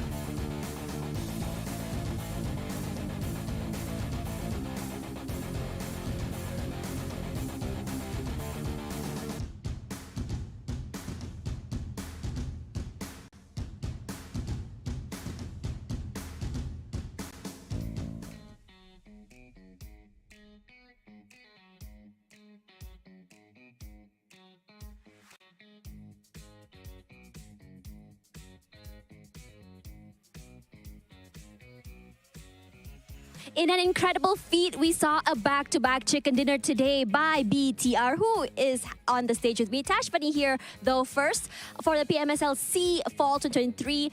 And today, while it's the second last day, we want to talk to two players from two different teams on two different countries. From BTR, I have... sorry about that. From BTR, I have Boy Chill, and from Yoodo Alliance, I have Flax OP. Now, first of all, let's talk a little bit more with BTR because they did get that double chicken dinner just now. Congratulations, first of all. And a lot of fans were asking for when exactly is the domination of BTR going to come back, and could this be the start for it? Oke, jadi pertama selamat atas back-to-back WWCD-nya. Oke, jadi kita di sini ataupun fans di luar sana itu pada penasaran kapan BTR itu bakal dominasi lah PMSL. Apakah ini starting point-nya? Kayak ini, apakah ini titik permulaan buat BTR mendominasi lobby PMSL ini? Itu aja? Iya, itu aja. Ya mungkin ya mulai dari hari ini karena coach sudah bilang tadi kita fokus, anggap ini mulai dari hari ini sama kemarin final. Ini mulai dari hari kemarin final. Ya pokoknya intinya gitu. Jadi kita fokus untuk mendominasi sampai final nanti, sampai akhir final. Okay, so basically, yes, this could be the start of our domination is because of our coach told us that just pretend that yesterday and today until next day is the final day so that they can like visualize what's going to happen on grand final, and yes, that's why they can get a back-to-back chicken dinner. Right, so does that mean that you guys are already starting to use, I would say, your hidden strats already this week? Jadi apakah kalian udah menggunakan senjata-senjata rahasianya gitu? Taktik-taktik rahasia gitu? Taktik-taktik rahasia, mungkin taktik-taktik rahasianya kita doa. Itu aja. Doa. Ya, doa sama hoki-hoki. So basically, we don't use our like secret weapon yet, but still one of our secret weapon is pray and of course luck as well. Prayers and luck is, I would say, some of the best ingredients for some winnings. So last week, BTR also managed to come back on day number 4. And today, it seems like, you know, you're doing it again. Is there any reason why both these weeks, your team, I mean, you did say you're going to play like grand finals, but what changed? Why is it so different from the beginning till now? Oke, jadi kalau dilihat-lihat, kalian BTR itu sering comeback di hari Sabtu lah permainannya. Dari minggu lalu sampai minggu ini juga hari Sabtu itu yang bakal kalian comeback. Apakah itu, kenapa hari Sabtu? Bisa cerita nggak? Kenapa hari Sabtu? Ataupun itu cuma hoki ataupun ya gimana? Kenapa hari Sabtu? Nggak tahu juga sih. Mungkin karena sudah dijadwalkan sama coach. Okay. So basically, he have no idea about it. He have no comment about it. But it's just like, or maybe the coach asked us specifically, okay, Saturday you need to perform better or what? I also don't understand. Honestly, it's very scary when you think about it. It's like ordering food, right? Like today I want to eat a pizza. Today I want a chicken dinner, so they delivered. So, you know, props to them for that. So I also noticed that you guys have been shuffling rosters. Sometimes Yuhai Boy plays, sometimes Yuhai Boy doesn't play. Is that part of the strat? Jadi kadang-kadang kita bisa lihat yang terkadang Yuhai main, terkadang Yuhai nggak main. Apakah itu salah satu bagian daripada strat kalian sendiri? Ya mungkin yang dipikirkan coachku itu adalah strategi bagaimana menyusun riset-risetnya pemain juga. Okay. Gitu aja. Alright, so basically from Boy Chill's perspective is it could be one of the strategy that the coach are trying to do, trying to get a best formula for the grand final. So that's his opinion basically. That's actually very interesting because it's as though the coach is hiding the secret strat from the team themselves. So that's very, very fun. Now, we also had an interview with Damroot from Geek Fam this morning, earlier today. And he did mention that him and Yuhai Boy have been comparing scores. You know, they've been having a lot of banter. Do you think that they have a chance, you know, do you have a chance to chase them in terms of your scores? Oke, jadi pas interview awal-awal tadi sama Damroot itu kayak terlihat bacot ke BTR lah. Apakah BTR ini bakal incar Damroot di in-game ntar? Kita nggak suka mengincar orang, kita mau membunuh Fokus. Pokoknya yang bacot itu bantai aja semua. Oke. So basically So we don't actually cares about what others people talk about us. We don't chase them inside the game. We just gonna focus on ourselves. So it's just us being us. We just play our game. That's all. I also heard Bantai Saja, which also means we just kill everyone. So love that for you guys. So now thank you so much for that, by the way. Let's talk a little bit now with Flax OP from Yoodo Alliance. Now, currently, you guys are in 11th place in the league rankings. Do you think that your team is pretty much safe right now into the grand finals? Do you think there's a chance that you guys might be knocked out by any chance? Okay, so Flex, kalau ikutkan sekarang Yoodo Alliance dekat nombor 11 overall liga, korang rasa dengan skor korang sekarang ni, korang boleh layak tak ke grand final? Seberapa yakin korang rasa yang korang akan layak ke grand final? Saya yakin dorang boleh buat 100% dorang layak untuk grand final. Okay, so for Flex, what his opinion saying is they are 100% confident that Yoodo Alliance is going to make it to the grand final. Right, and on top of that, I think you start to see all those teams at the bottom tier starting to really chase up this week, like FaZe. And are they like threatened by these teams by any chance? Okay, so kalau tengok skor tim-tim bawah sekarang semua dah start naik atas, macam FaZe, macam Boom, banyak tim lagi yang dah start naik ke atas. Adakah korang rasa tercabar dengan kenaikan tim-tim yang dekat bawah korang? Tak.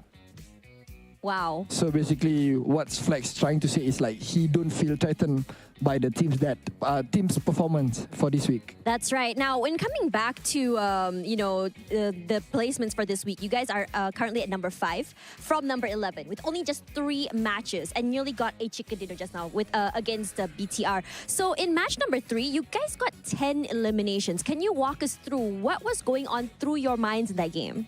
Okay, so Flex, dekat game ketiga tadi, kau tengok dorang dapat 10 kill kan? Sebab kau pun baru masuk. And kau rasa apa yang berada di fikiran dorang waktu tu? Bagi saya, dorang dah mula confident dengan liga ni untuk bawa ke grand final. Dan saya yakin dorang boleh buat yang terbaik untuk grand final ni. Okay, so basically what Flex trying to say is because he don't actually play on the map 3 just now. And for his perspective, he thought that okay, finally the boys already started to play like themselves, like that how they supposed to play.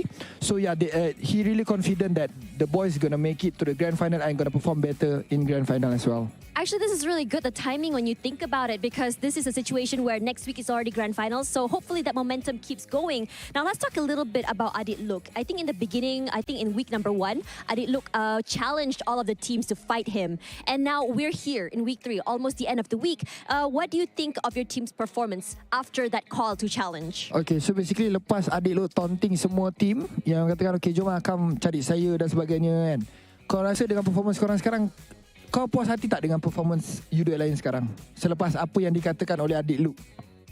Bagi saya, Adik Luke kata tu betul. Bagi saya, kat grand final ni korang boleh tengoklah gameplay kita orang macam mana, sebab liga ni biasa-biasa je. Grand final nanti kita orang bantai. Okay, so basically what is Adik Luke trying to say is actually true for me, for Flex as well. He also challenged the other teams, which is like, okay, in this league we're just gonna play like how we used to play, but in grand final you're gonna see the real Yoodo Alliance. It's very fun when we hear all of these players really challenge other teams, their secret weapons, the way they play, and it's making me super excited for next week. But before that, we still have a few more matches to go for today, so don't go anywhere. We're going to toss it back to the casters to start off the second half. We'll see you guys in a little bit. Bye-bye.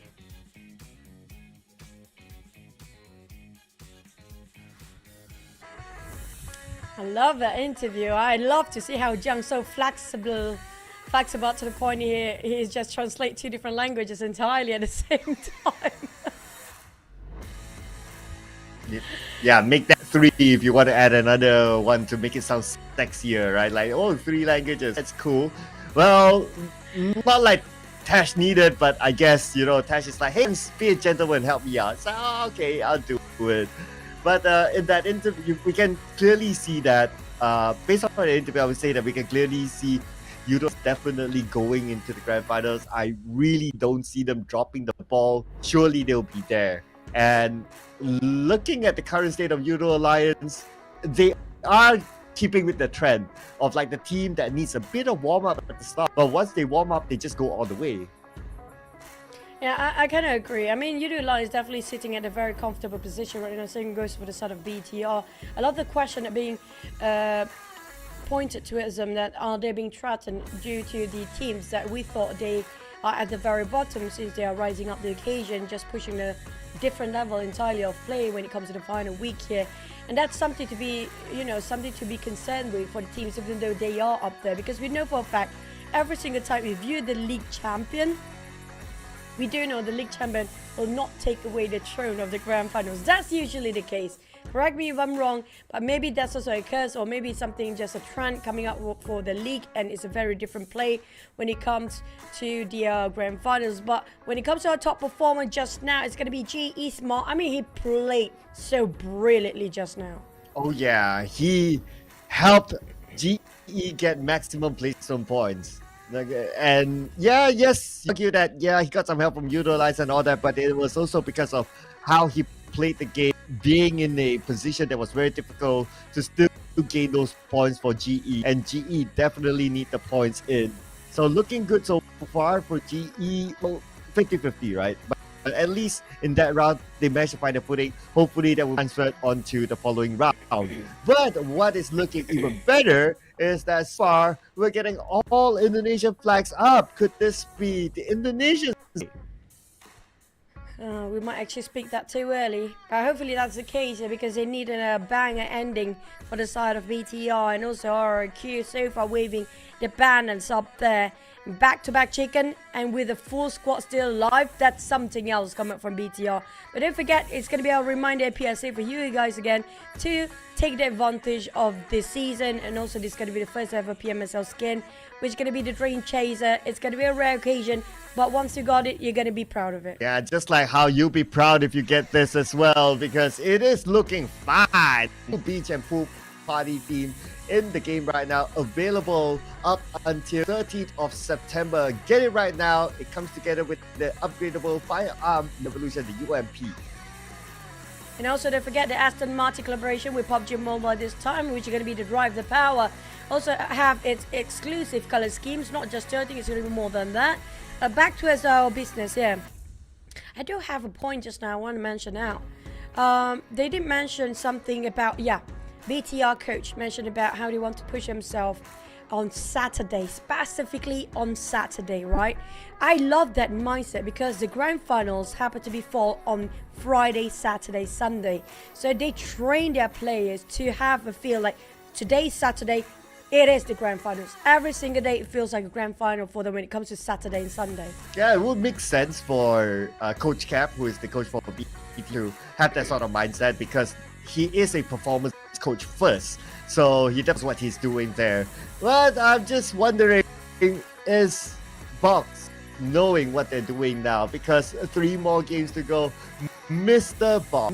Box, 3 more games. Don't be that one team who hasn't got a dinner. Don't be that one team who don't get the chicken dinner all the time PMSL. Come on. No, I don't know. I just hope it will not be a bit of a bitter taste for the aftertaste or in the mouth of Box Gaming by end of today, since today is their last day for the league. I mean, relegation is something that's inevitable for them for now, but they still can change the course of how people remember Box Gaming by end of this league, and hopefully they can score one for themselves. Yep, play with pride. Whatever the end result is, we all know that what you say is inevitable that they will be eliminated. But play for pride is now the key for Box Gaming. They gotta just do the business, do it for the fans, especially. Box Gaming, they do have big support in Vietnam. The supporters are definitely rooting for them. But Box Gaming, do it. But who else is gonna do it? It's gonna be Newsy. And for Vampire Esports, coming in for the second half of the day with a new hairstyle. We can expect a lot of swaps here when it comes to the second half of the day. One of it Vampires. I'm not sure the others though. DBD feels like they're heading into a break wall here, because we do know DBD, PBE both are actually at the very bottom right now. They cannot afford to lose this one. 3 more maps to go. But we don't have any more other swaps, since we don't have Boom playing today. That's one of the many reasons. But I expect Alter Ego even to have some of his swaps. Apparently not, seeing this for the sort of BTR, which the question being posed for them earlier, where we don't have Keenan and a Yuhai playing for this one. But Mikael and Real do have a bit of a swap for Sem 9. Yeah, so Real only played like 2 rounds. So, or 3 rounds. So now Mikael is coming back after taking a 2-round break after replaced by Tam. So we're back the lineup of Sem 9 that we saw majority of the PMSL. Whether it will bring them the results, well, we'll need to wait and see. Sem 9, I wouldn't be too worried about them. They are definitely through. I'll be worried about the teams at the bottom. Surprisingly, now I don't know. I mean, like all the players of Yoodo Alliance pretty good themselves, but I didn't expect them to actually have a swap based on the last performance. Maybe the swap is due to the focus in Miramar later on, and try to give the swap or the player that just sub in a bit of a warming up to do for this final wrangle. But speaking of the final wrangle of the day here, this is going to be a final wrangle for Group D as well, which is going to be Sem 9, Vampire, XERXIA and Box Gaming. They will not be playing tomorrow. This will be their last wrangle for the entire league. Oh, yeah, good point there. And that it's going to be break time for them until the grand finals. They will have a lot of an extra day to prepare as compared to some of the other teams, because they are through to the grand finals. So this will be the final angle in day number 4. Here we go.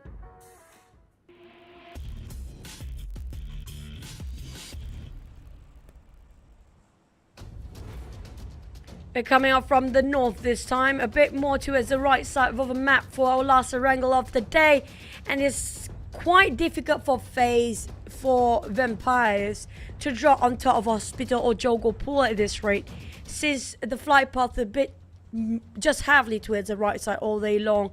Unless if they can score themselves some vehicles, maybe they have a shot at it. Maybe try to drop themselves on shooting range before find those vehicles to go down to Jogo Pool or Hospital. Shooting range, interesting. Yeah, Vampire Esports definitely will go past by there. Or maybe they want to stop at Saverni instead and they don't need to travel since we don't have MORPH GPX today. Let's see what they're going to do. But for the other drops, we're going to see the regular ones. Boxing going to take Yastaya, and they're even going to spread out around Yastaya just because their EVOS is not there. And GE is going to go back to Rozhok. So that's going to be standard as of now. But since this flight path is here, Team Secret going to Novo again with the absence of BN United. So it's going to be them and the Infinity inside of the military base. The Infinity, I thought that okay, they want to be funny with Team Secret, but it looks like not. They're going to drop inside of military base itself. That's a cruel circle for the guys and the players, all the teams down there, and you happen to be contradicting entirely for the flight path, and the circle just moved towards the left side entirely. And not just that, the circle comprises of around 30% of water in it, which not even in the map. Yeah, but expect that stage 2. Okay, by now it's kind of hard, right? It could go like to the left side beach. If it's on the beach, then it's one of the toughest places to play because there's such open space there. And there's a limited amount of compound on the left side of the beach that is good. There's probably like, 2 or 3. If you're the first team to get it, great. But if you come in later and you want to try to contest it very hard because it is very open and it's easy for whoever who is occupying the compound to shoot from that angle. And also, speaking of which, this is a great time for the Xaviers to farm up those eliminations because a lot of teams will cut across Pochinki later on. And not just that, if they got themselves that Gakkan Mountains for some teams, that's a crucial point of farming as well from the vintage view of those Gakkan Mountains. Now, I do expect Infinity will go to the left side of the bridge later on top of Ferry Pier. Maybe try to wait it out for the next couple of circles there. But I do want to see how crowded or how rowdy it will get on Pochinki, and might even be Rozhok at this point because a lot of team will try to pass through that. But coming out from the side of Vampires, like I mentioned before, they will go from shooting range towards the Jogo Pool, north side of Jogo Pool, then go down to Hospital, possibly just going to wait it out down there, or maybe go towards Galka Mountain as well. But I do know for a fact for the Pochinki Potato Hills is also one of the good places to stop teams from getting into the circle. Yeah, thanks to this circle, surely not Silverny now. North will be their regular home. For them to come in, they need to be aware of the timing of FaZe Clan, because FaZe Clan will be in the South Joel. So that's something that they need to be aware of in case FaZe Clan wants to be funny, because they could extra points to stay on top. Maybe they might play the gatekeeping role against Vamp Esports, knowing that Vampire is the type of team that likes to come in a little bit later. But back to it, saluting you guys per usual. PUBG Mobile is all about survival as well. When you drop down from the aircraft, you just go down with a parachute, drop into your compound, loot up, and try to find as much gears and utilities as fast as you can. Also, don't forget about the vehicle. The vehicle will be surely a compulsory component due to the circle just heavily towards the left side, entirely left this time.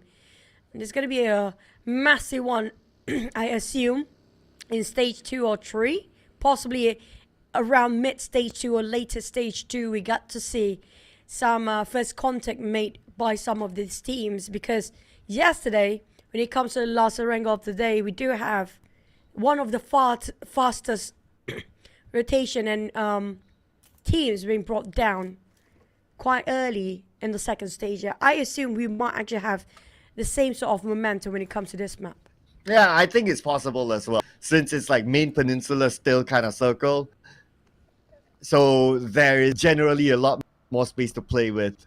And even like the Infinity, since they Team Secret to deal with, Team Secret drop in be a United spot in Novo, so they would have easy access on left bridge. So now they are through. The other question is maybe Team Secret, but looking at the Infinity, not stopping to try to stop Team Secret. Team Secret, they should still have an okay access into the circle. And quite early rotation coming up from Infinity. I think they kind of know exactly what they have in mind and their plan when the circles start to pop in. I assume a lot of teams want to get a sort of early transition, navigating themselves quite early into the center. Now we do have Infinity passing over to Quarry. I'm not sure how many teams are there right now, right on top of Gatka Hospital, but I do know there's only one that coming in on the north, the fastest one, which is going to be Vampires. FaZe, I have my eyes on them right now at the exact time, because they love to cut across ruins when they used to drop on top of Hospital. Now GE happen to be passing by here, but I have a feeling they want to pull over in just to wait it out on Gotka Mountains. Every single team that want to have their numbers up there, that's included for GE, PBE possibly, or even a side of FaZe, will try to rotate as fast as possible to be the gatekeepers waiting for teams to coming in from the other side. Yeah, it's not the first time GE plays the Kaka Mountain, so no surprises here that they take the spot. But if we kind of remember as well, if we look at like a GE from the previous PMPL wildcard, one of the things that they're really good at is playing the long range game. So if they can reap that sort of performance from the PMPL wildcard of last season and using that to their advantage of being on top of Kaka Mountain, they'll be awesome. It's kind of true. But at the same time, we will expect the Kaka Mountain will not be taken by only one team. I have a feeling there will be a lot of interchangeable factor up there, because there will be a couple of teams trying to take over those high grounds of Gokten at the same time. We've seen that before. It's shareable from the north, from the upper side of Gotka Mountain to its lower side. But there are teams also who love to play at the foot of the mountain of Gotka. So I don't know if there's a lot of teams want to pass through that, since they know for a fact there's going to be one of the most highly sorted players by teams that will try to farm things up. Some of them will resort to possibly go down to Therapia and just shoot up north in case Gotka happen to be the last few circles. So speaking of not getting into the circle, we do have XERXIA coming in late. They drop themselves right on top of Milta Power. That's possibly one of the furthest one away from the circle, including Kamishki here. PBE will have to force themselves come a bit later because of how far they drop themselves. Yeah, and they're already a team that naturally likes to play a little bit later, so you can expect that to continue on. And for BB's current status, it's very likely they will cut across past Severny, knowing also MORPH GPX isn't playing, so they should be using that route in. And they don't even okay, oh, interesting. Okay, PvE playing closer to them. So they're switching their strategies this time, hoping for something different. And I them for doing that because they are in desperate need of points.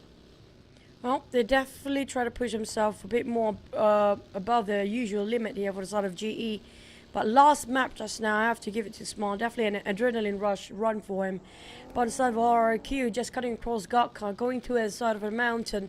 FaZe already on top of Hospital. Supposedly, Hospital will be one of the hottest shot down there. It's supposed to be FaZe's drop spot, but the flight path a bit too far. So this is their turf. They should know every nook and cranny, every exit and every entrance as well. PBE, even though they're a bit further than the rest, but they managed to squeeze in on time when it comes to the circle in this stage. Yeah, so this is the one that was that I mentioned previously. They changed their strategy. They try to play as mid as possible. I think they want to try to gain the same success as the other teams who play the same strat. So good enough for them because they're in desperate need. What they played before didn't work. But now for BTR, they're gonna get first contact with DZ, and it's going to be GenForce all alone here. But his teammates on their way. Here comes one, knockdown, finish off. That was a clean execution coming up from the side of Chua. Rapid spray with a crunchy one ending at that. D. Xavier's Lamborghini opened up the angle at the flank side, giving a lot of information from the outskirts, from the outdoors. While the rest of them taking those indoors, fighting with the CQC. BTR happened to be struggling here. Lost 2 men in the process. Borchel and Satar left, there is, but Borchel almost got burned off by that Molotov just now. While Borchel being surrounded. Where is the last player of BTR? He parted his way, abandoned the ship entirely, and Borja will have to force a sacrifice here because there's no way out for them. He knows that for a fact. Ready to take a fight, but not willing to go down yet. Having a bit of a trading done, but that's not going to be enough as he's going to be standing alone since his partner already go out and into the center of the circle. And Satar on the other being alone, and it's just too far for him to travel, too open, too risky. Perhaps the consideration, and that's why he did not join on the fight. And for placements instead, he is the last man for BTR, but there is another team. XERXIA is on the other building, so he'll be okay for now, but he needs to be prepared for other teams to into his compound because it's quite a popular area. Porridge low for Lamborghini, managed to reset an open view again for RNG. That's going to be it, knocked down in an open space of a Gatka field, flat plane with one rock in between. We do have DBD on top of the Xaviers just now. You talk about the coastline around the beach area on the left side. Feels like we might actually head into that. Okay. Hold your horses. If we do, it's going to be hard to play there. A lot of open space. Okay, so it's going to go on to 100% instead. So that is a real sign for a lot of this team. Because playing by the coastline is very, very difficult. And with the circle, we got a lot of teams in there. But GE will need to leave their high ground. It's going to be tough terrain. I mean, like, here's the usual circle back in the days of the classical days. Ancient times of PUBG Mobile back at. But RRQ spotted out by FaZe. That's going to be a fast elimination inside of Venturas. Not even a blink. We're done with one. It's going to be one of the many places that's quite famous for the teams that do know this sort of a circle back in the days there. And do have a bit of a curve, concave curve in for this side. And it's quite in the middle of Gatka field as well. Spot out No Mercy. The taps seems to be connecting. No Mercy going on a reverse all day long, but taking me quite a bit of time. Valiant effort, Bill and Brazen. Nolans are still trying to tap it out to the side of RQ, and unfortunately couldn't make it through. But the rest of FaZe, look at how widespread they are out there. Well, they sent one out, probably just to do observation work, feeding back information. So stage 3, it's okay, but I guess it will be a matter of time before they get there. But for a team that needs to get together, 7-9 now needs to get together. And yes, they are together now. And with numbers bring strength. With that knockdown brings maybe a crashing from FaZe Clan. Bit hot of a fight here on the northern side of the circle just now. Everybody was trying to leave Jogopur and Gutcam Mountain, happened to be landing himself here. And not just that, RQ got himself in the center. We do have the Xaviers and BTR coming on the right side. XERXIA also coming on the right side with Alter Ego coming in the latest. With Yoodo Alliance coming out from the southern side. GE taking this compound on top of Gakka after leaving those Gakka Mountains early on. They managed to secure this compound right now, but sharing alongside with BTR player, which is going to be Lapad. That's going to be the last one, by the way. But Team Secret spraying over to Namcute, but they are being surrounded left, right, and center. They're not being aware of that, and nothing to cover themselves for Team Secret here. As TN2K go off for the rush and straight pushing in for the kill. But the other remaining of Team Secret, though, they're a bit too far apart at the backside of those small mountains. Well, boxing doing fairly okay now. They shooed away Team Secret, and now they got one of Vampire Esports. They just need to revive Kwang on the other side of the road, in which they're trying to clear entry in. Ooh, right now. Okay, oh, Kwang is back up already. Okay, that's it. But they need to deal with the zone that's on top of them right now. At the same time, dealing with Vampire, Team Secret, they need to either zoom straight in and pray that their vehicle doesn't get exploded, or clear one of their sides. I have a feeling we might actually have another 2 chickens in the day, including that's going to be RRQ. They got themselves at the center. Quite a solid place there is. But the problem is, when you're in the center, there's going to be 360 degrees of angle they have to cover from. Box Gaming spot out Team Secret from afar. They try to keep them at bay, but both teams not really right into the circle. Barely touching it. It's going to be Box Gaming gatekeeping Team Secret from pushing and advancing forward. Well, we do have another team on their right side, if I'm not mistaken, on North. And not just Box versus Team Secret here. If I'm not mistaken, that's possibly going to be his pink color again. Or is it Box? Not really Box. Is it Infinity? No, Infinity is red. Oh, FaZe. Okay, we should get a visual on them soon. But I'm also concerned about Box surviving this now. Okay, need to clear their flanks, because if they move further forward, then they'll have more to deal with. And that is where FaZe Clan, as what you mentioned, might be waiting for them in the circle. We only see Ventoras. We don't see the other members of FaZe Clan. So Ventoras hopefully has a good cover. But Box is the first one to knock down Team Secret, as Team Secret tries to transition into the circle, leaving Team Secret with only one player on the outside.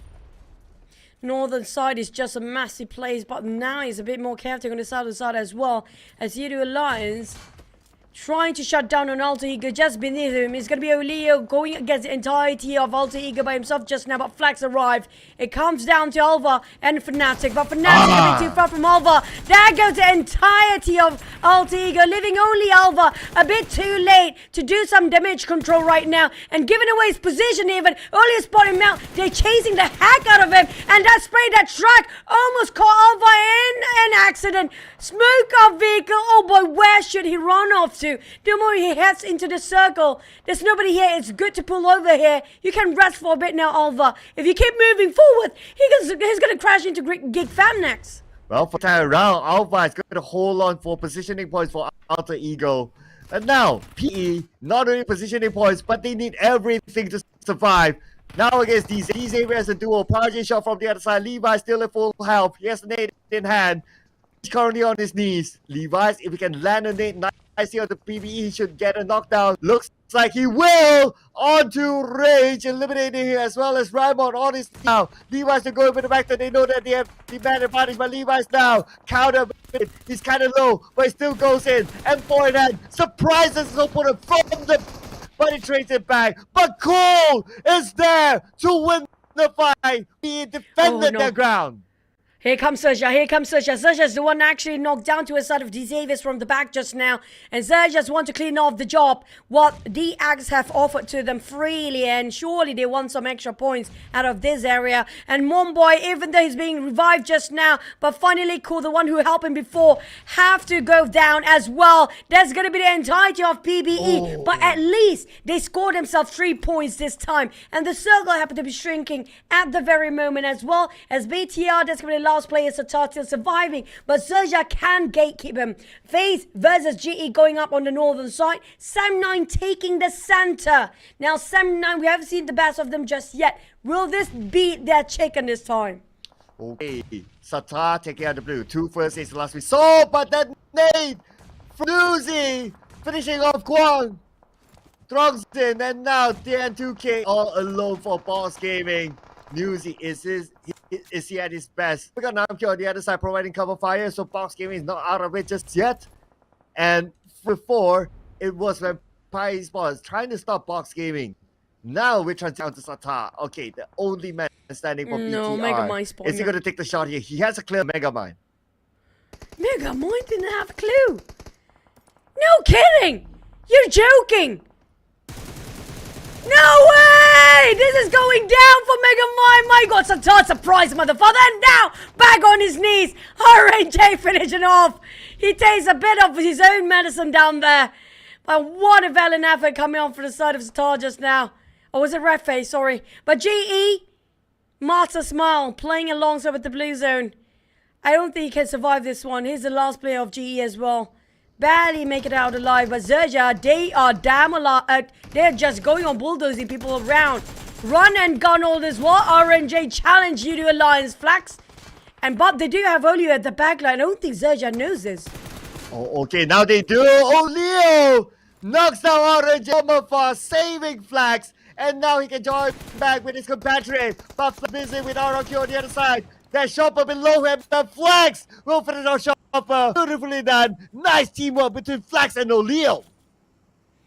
Flax working a duo with Olio alongside each other. There's nobody nearby.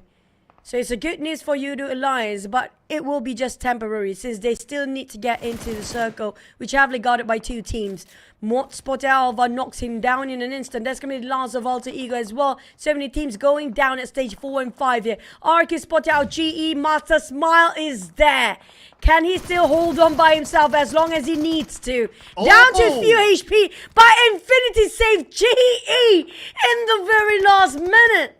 Wow, and not only that, Smart secured that 1 extra point. Nicely done. Opportunity taken out.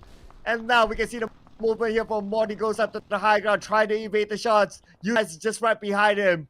But Smile not smiling for long. He got eliminated, but he takes out 2 points with him.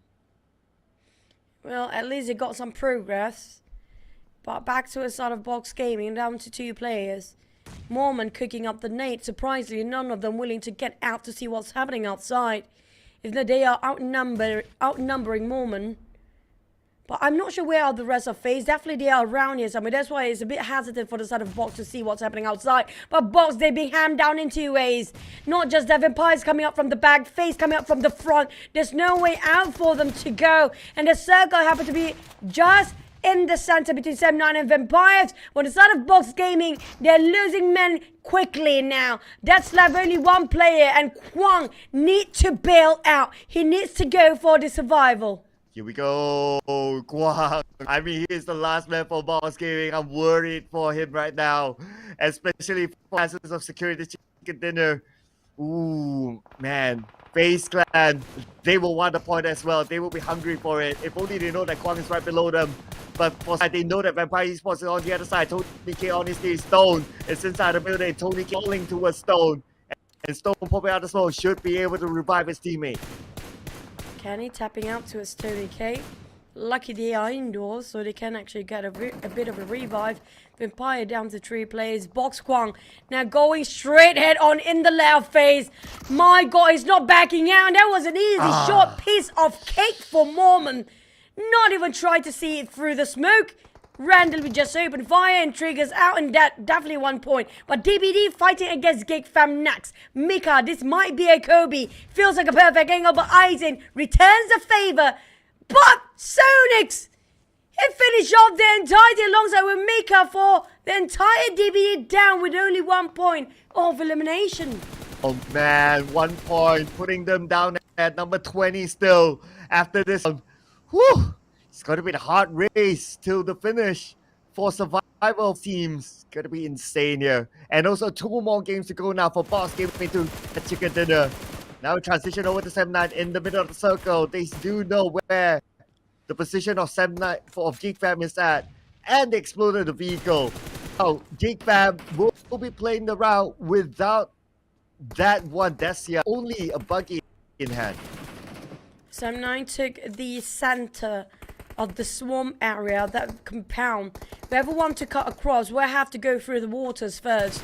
Brilliant choice of plays coming up from the side of Sem9, easily guarding over whoever comes over that side. Not easily being pushed out to.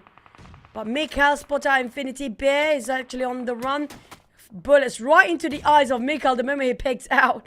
GEEK Fam try to finish off the last member of Yoodo Alliance and make it 2 of them still. Flag still standing. But they do have another team right on top, which is going to be RIQ. Yoodo Alliance land themselves the middle ground. If MORPH happen to be interested here, there's going to be a bit of a problem. But GEEK Fam, they're telling vision towards the side of Yoodo Alliance just now. Cost them dearly. Because Vampire's been shooting them from the back line. Wow, look at this. GEEK Fam just right reload flags. Okay, but Oleo's busy with RRQ. It's like, okay, no mercy. Here we go. This name could take out Oleo. Can he toss it nicely to Oleo? Ooh, Oleo down to 20 health. No mercy. Knew he hit it. He's going to prepare the next nade. But Damroot naded down by Flag. Oleo knocked down by No Mercy. 3-way war here. We're talking about Mercy wants to collect the point out of Oleo, but Flags is there. But Flags shut down by Gaga. This is what happens if you have a 3-way relationship. Nobody.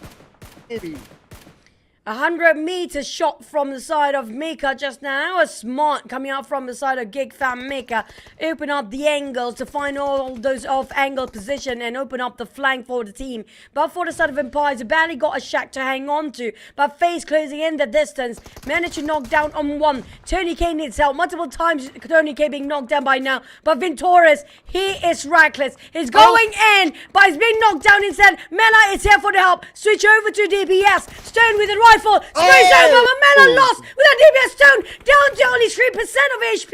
They made it through with FaZe being eliminated next. That's what happened. Good looks. You can clutch. There you go, Mr. Stone. You got the point. Team Vampire Esports taking out FaZe Clan. And now we're down to 5 teams, including the Infinity, the only team with still an entire squad in. But Vampires definitely feels interested to take a fight against Infinity right now. Beer, I love his positioning. Hugging over the corners of the that ground that he's holding on to, just at the edge of the circle. But RRQ playing alongside with the swamp area. The rock will hide them well. Not being spotted out by GEEK Fam, giving the pressure. Due to the smoke, he can't visualize him. But RRQ taking advantage with the smoke that's been popped out early on. And Damroot being spotted out by No Mercy. Stone even taking it out on GEEK Fam. GEEK Fam left, right, center. The bullets flying onto their side. The throwables are unbearable. But more caught up in the process. Where Damroot shot him down. I don't know why he turns his back towards the side of GEEK Fam before. But definitely because of Sem9 at this point. And they won over 2 teams at the same time. Well, Sem9 says thank you very much for distracting GEEK Fam. And they will pocket the point. And looking at the circle, we still have stage 8, so these teams got to be prepared for where will go next. It's probably going to be hard for Vampire Esports as 2 of their players need to cross the road, and they need to deal with the Infinity just in front. They don't have the numbers since they have a full squad still, but the circle, yes, Vampire Esports will need to fight against the Infinity. It's nobody's circle for now. Tony is slowly snaking his way to his side of lobby. He didn't spot him out. If he managed to just squeeze into as a bit of a lab, but he spotted him out, just going to toss a nade. It was the Kobe coming out from the side of Tony K. Here comes the push. They need to push now as the Blues will close on their side first. But I'm kind of confused right now. They got the knock to the side of Infinity. But they're not going to take the chances to go for the fight. They reposition themselves all the way to make sure they would not be too close to the side of Infinity. But got shot down anyhow by Shirty S. They didn't follow up and follow through with those knocks. Yeah, that's also because they don't be third party by Sem9. That's why they don't want to be that one team to fight with another team just to be wiped out by Sem9 later on. I guess they positioned themselves, but they prioritized the circle instead, and they went down south. And all that gunshot onto them, they still maintain, they still survive. So far, so good by Esports. Empires, a bit shaky. Feels like an equal feel here. All three teams remain with the trio. All three of them still survive. But for the side of Vampires that repositioning, I'm not sure if they're regretting it now because it's not the sweetest spot there is for them. And the Blues will start to close in any second now. With Tony K and Stone. Stone managed to reset himself. Can he revive on Tony K? Infinity spot out. Can he come out from off angle? Shot him down, but now on his knees. Arms are in trouble. Mika and the rest of Sem 9 shift over their focus towards the side of Infinity just for a bit. But can he need help? Can he spot out Vampires? Feels like everybody can win this game now. Yeah, anyone, including Vampire, who made that rotation down, and they even left one player, Newsy, with an off angle, caught the Infinity out, eliminating them. Now it's either Vampire Esports or Sem 9 for the chair. One that's going to be the difference, the one that separates them is going to be the River and Tony K barely hanging on the boo. And that's going to be the last first aid that he can possibly use right now. Stone on there, then spray over to the side of Sem 9. But Mika to stand down to only Dap. Dap got 40% HP but healed up. He's spotted out for Dap. Stone trying to tap away from afar. But Sem 9 bleeding out. Dap! Stone made it through! He made it happen! Vampires discarded despite the reposition in the worst place possible. But they made it happen. Well, that is the strategy from Vampire Esports. They don't want to be over-focused onto the indie just to be third-partied by Sem 9. They prioritize the circle instead. And not only prioritizing the circle, but they left Newsy as an off angle. This brilliant play from Vampire Esports. The IGL call it out. I mean, this is just top-notch. It caught teams off guard. And we have Newsy back. The Infinity. MVP Newsy. 5 eliminations. 987 damage with that off-angle shot onto Infinity. I love seeing this side of Newsy is back. It's been a while. He got himself the MVP. Barely get to see playing as the role of entry fragger these days. I'm loving that he's taking the role back at easy, and it seems very tough just now for Vampires. They're being knocked down so many times, especially Tony K. He barely gets to stand on his 2 feet. Always been knocked down. True. Now. Get it taken by Tony K. And he's been playing the bait all day long since he finished off by the season, and despite all 79 players focus on him. And who gets the last laugh? It's gonna be Stone. You know why? Come on, ask me why. I'm asking. Because his damage is ha ha ha. 5-5 translated into Thai language is ha. So I think a lot of people know that. So yeah, he got the last laugh because of that, and we also got the chicken dinner. Family Esports. It feels like it's been a while since we last saw them getting a chicken dinner, so it's nice to see them back up. And I think it's a big one as well. For the full-time squad, I mean, they didn't last long enough with 4 players or 4 squad till the end and working things out as a trio all the time. But man, that was such an unusual circle to ended up right on top of a swamp. And GEEK fam also kind of struggles, and I have a feeling they can't visualize Vampires. I mean, that was a risky thing to do for Vampires to reposition himself, but I have to agree with you.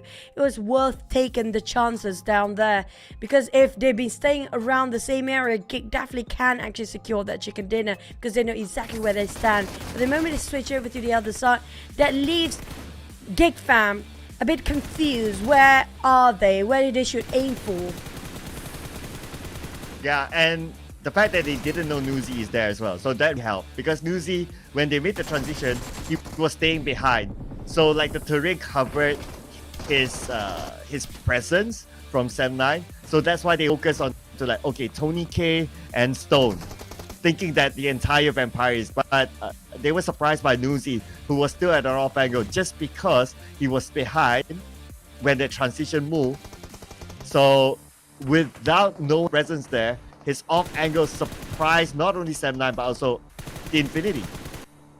And also, when it comes to the circle for the last one, when the blue zone hits, I love the fact that it hits both teams at the same time, because both Sam9 and Vampires happened to be closed off by the blue zone and were struggling with it. But Vampires, they headed back this time with 12 eliminations, and it's been a while we've seen them as the number one in any map for the past few days. And coming up from the side of GEEK and XERXIA, both scored 7, if the XERXIA being eliminated early, but they managed to see quite a number of eliminations down there. We should worry about PBE and DBD since they are in the same boat right now. Yeah, only 1 point different. That won't change the overall score. So a DBD will still be below PBE. In fact, they go up on top of Team Secret for PBE. Interesting. As for G, now they are on second page. And boom, looking at this, like, But in case that PBE and DBD still stays there, then it might be both Boom and GE going through. I mean, this is a drama that will only unfold by the end of tomorrow. And also, speaking of the scores, right, I feel like final week is way more aggressive when it comes to the points here than week 1, because week 1 we do have the most points out of it. If I'm not mistaken, it was around 176 for week 1, and we're closing the gap even faster now. We're not even heading to our final day here, and XERXIA stands at number 1, but we do have our focus more towards the bottom rankings right now, because there will be teams to be relegated by end of tomorrow. But Vampires, 2 players up there, Newsy and Stone. I love the combination between these 2 players. Mika, he plays splendidly well with the off angle, but Levi coming in from the Xaviers. I mean, the Xaviers, they've been the silent assassin and very consistent every single week, always got themselves 3rd place, and feel like they are at number 1 for the bonus point standing for now. Yeah, it's very likely that these but now they are like somewhere in the middle pack though. I need to tabulate this again, but I think very likely they will be the champions of the entire league. We'll see what happens tomorrow. But we'll need to see what happens after this as well. A top performers here, D Xavier, is there. That's a signal. Then we have PERSIJA EVOS isn't playing, and we have RRQ. Obviously, we don't have Box up here. So Box, come on. Last 2 games. Come on, Box. So leave it up to Mirama. That's going to be difficult for Box, because we do know it's not their strongest forte to play the long range fights. But across the board, the only team that will be securing the most eliminations, despite their placement is not so high up there, is going to be XERXIA. And watch out for XERXIA, because they always surprise us. Week 2 they have been super quiet, super silent. But when it comes to week 1 and week 3, I mean, week 1 definitely just a total different XERXIA entirely. We expect that to see them like that in the grand final. If it's not like that, it may be even more than week 1 XERXIA. But also, we're ending up our day with double Mirama there is. But don't forget also, this is your time to shine, because it's your tournament as well. Get your hands onto it. It's the first ever exclusive PMSL sets of a Dream Chaser suit. Yeah, be part of the PMSL by having that suit, and be part of the PUBG family by getting your own dandy cruiser Excites the Battleground, the new outfit available right now for a limited amount of time. First spin, 10 UC. Also, as always, I can remind you guys enough, there's a new mode coming into the game, which is going to be the Battle Royale, the Dragon Ball Super, available for you guys to try and test things out and just relive your childhood nostalgic anime.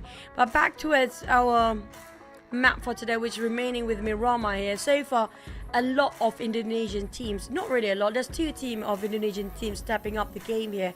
There's going to be BTR and RRQ, and Vampire just finish off that one with a big one for that last wrangle. Coming up to its Mirama, we do know it's not really the strongest map even for Box Gaming now. Do they still have shot?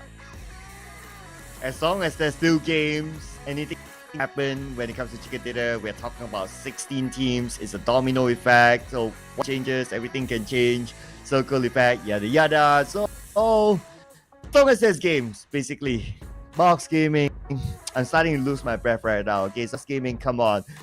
The 2 more rounds. Can you not be that team that goes MSL without Chicken Dinner?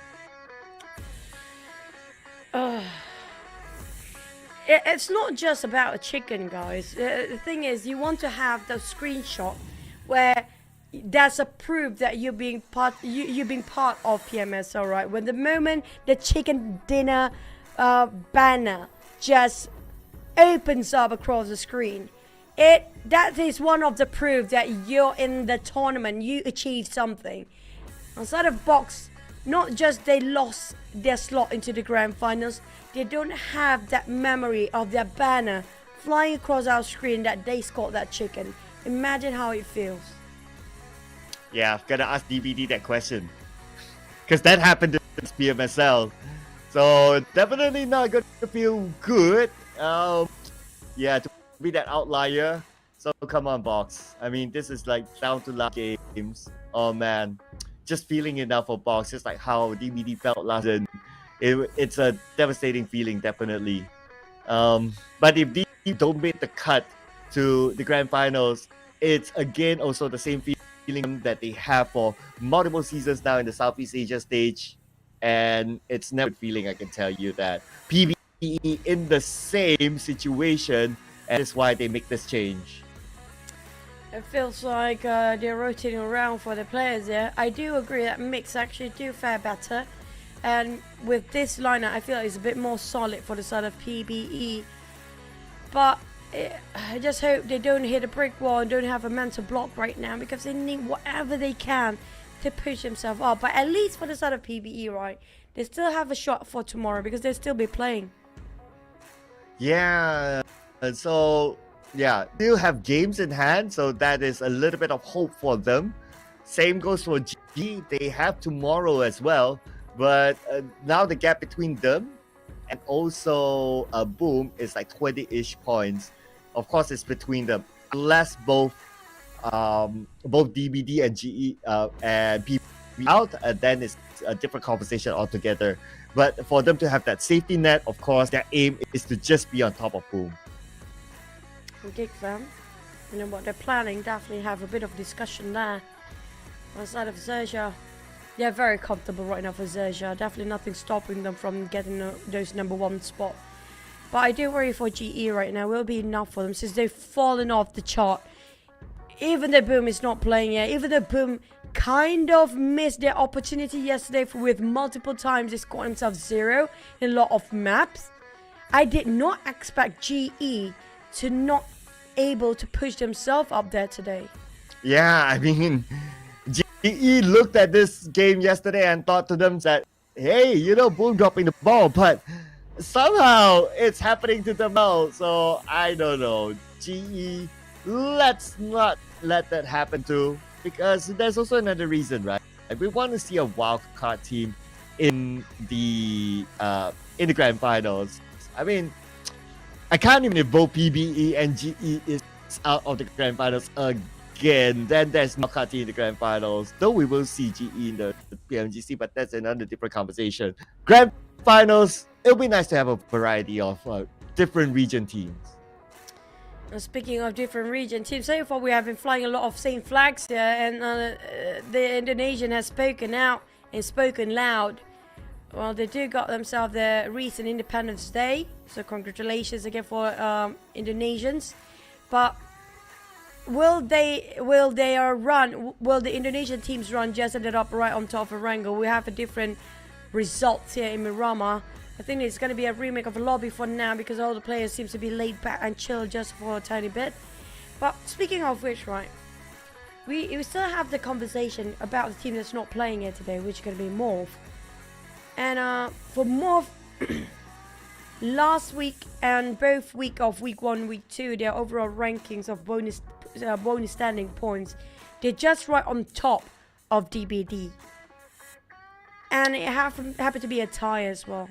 But when you add up the numbers of this week, it will be enough for them. I think they're also riding on the misfortune of DBD being there. And their decent performance plus the misfortune of DBD, then it does look like, hey, you know what, MORPH GPX looking okay. And again, they have tomorrow to play, so they have games in hand as well to try to change their destiny. I expect to see them going through as well. That also means that all the Indonesian teams will be through. gonna have to wait and see. So far, I can say that Team Secret definitely a no-go for them. Box Gaming will follow pursuit. But between PBE, DBD, Boom, as well as GE. Now, I do want GE to go for the grand finals. It's such a tremendous progress after last season. But we're going to head into our first Mirama of the day. Let's head into it.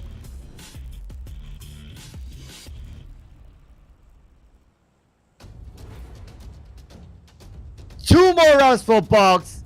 We're gonna start it off with Mirama now. Here we go. Fly path all the way down south.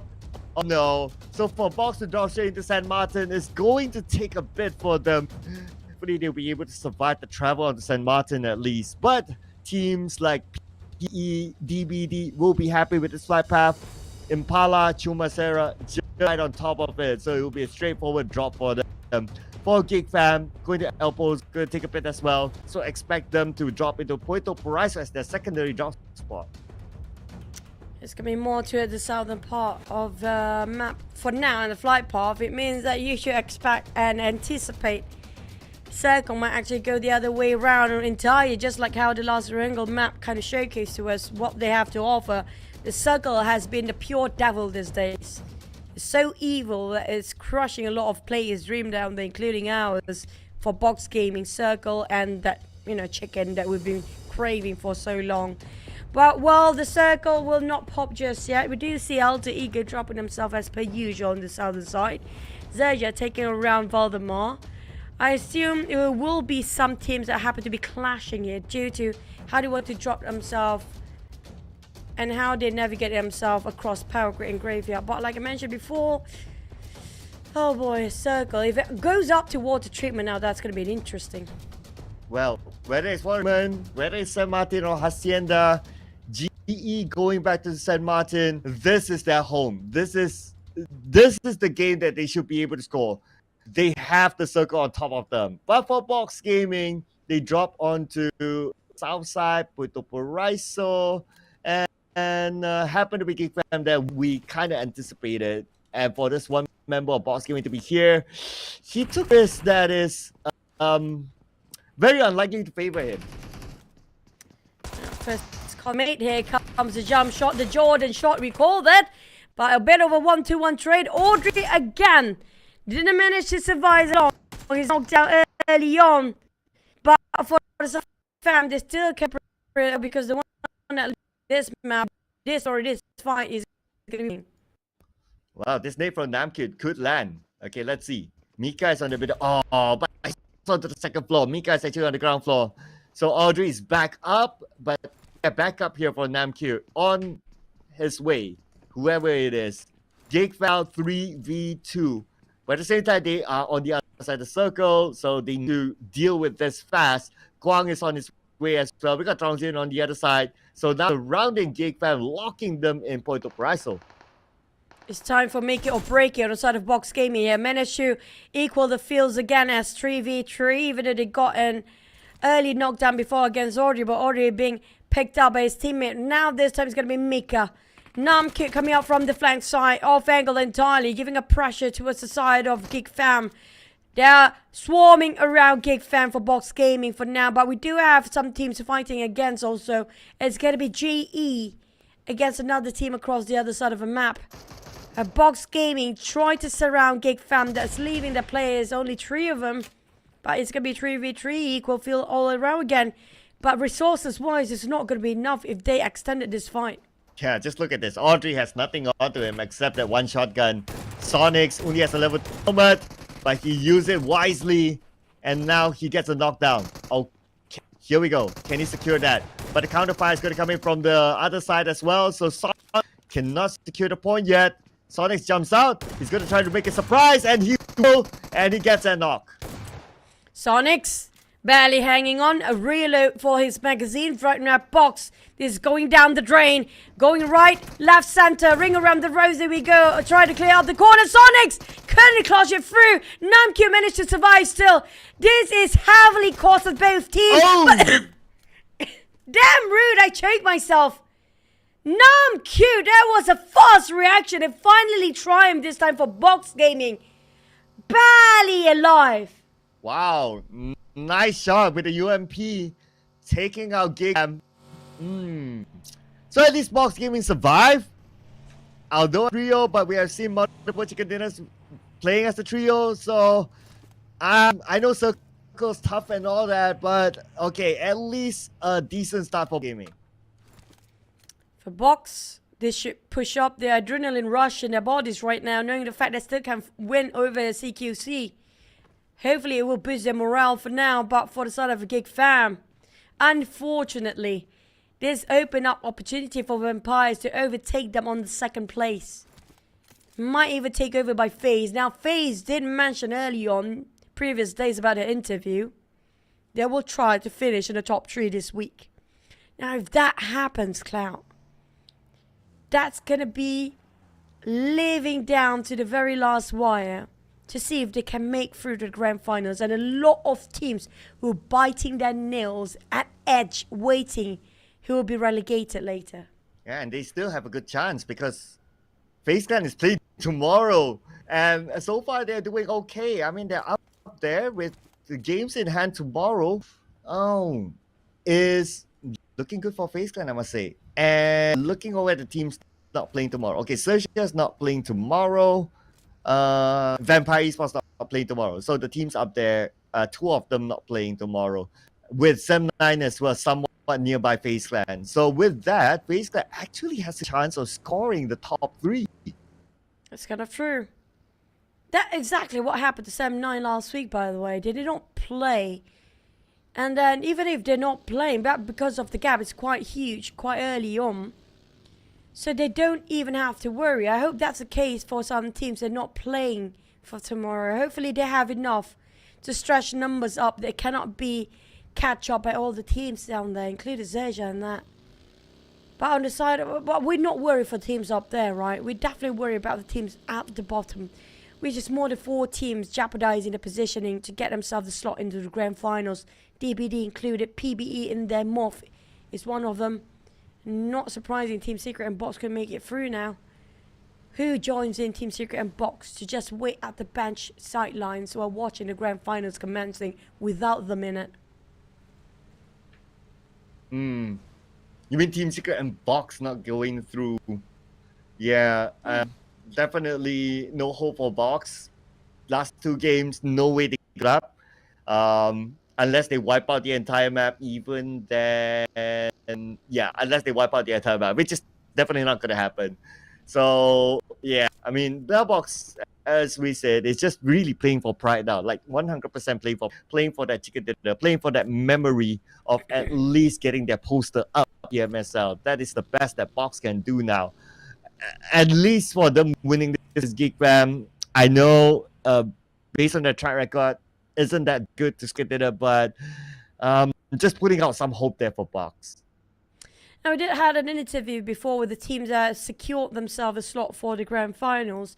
They're definitely not pushing themselves enough when it comes to the final weekend, knowing the fact they have to save the best for later. They don't want to overexpose their strategy for the grand finals and try to read the atmosphere, try to read out and revise the teams that might actually get into the grand final, especially the bottom teams, to read out this tactical, because these teams will try to just get the slot in the grand finals. But the teams up there, they can experiment some stuff. Otherwise, the teams at the very bottom, they will be best for the bottoms, but not the ones up top. On the side of the side, we do see GEEK Center, and we do have a very interesting circle, this one. And moving from one direction south, east side. So a lot of blunder down there.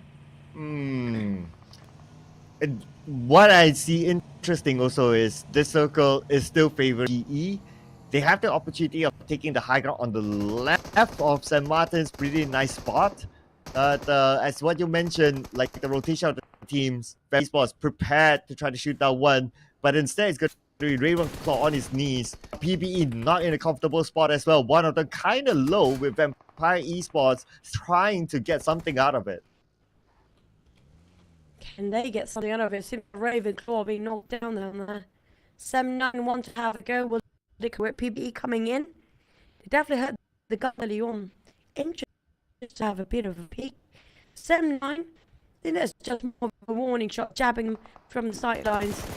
Once knocked down, they will not rush into it. DBD spot out Yoodo Alliance on top of Flex. I think that vehicle won't last long enough now. Possibly already smoked up by then. But here comes PBE versus 7-9. There's one going to be chaos because we've got 3 teams at the same time. This is bad for PBE, but Monboy down depth instead, okay? Giving themselves some hope to win against 7-9. 7-9, only 2 players left. We got Tam as well as Mikkel. Ooh, PBE really for their life now. Backup is on the way. So now they have the numbers against 7-9. Though 7-9, one of them, Tam, is on the other building. But FaZe Clan sees PBE knocked down from Ventores because FaZe Clan, they will want the points for themselves. Race for that Tam! Oh, that was a clear shot, by the way. Don't blame them, the 3 times scope. That distance, almost 100 meters apart on them. Hands of PBE can make, they cannot afford to make ever mistake at all this time. I wonder how Mikkel is going to get us. Yeah, PBE can't make a mistake. That's why they're playing a little bit conservative by hold this compound instead of going out to secure the elimination point.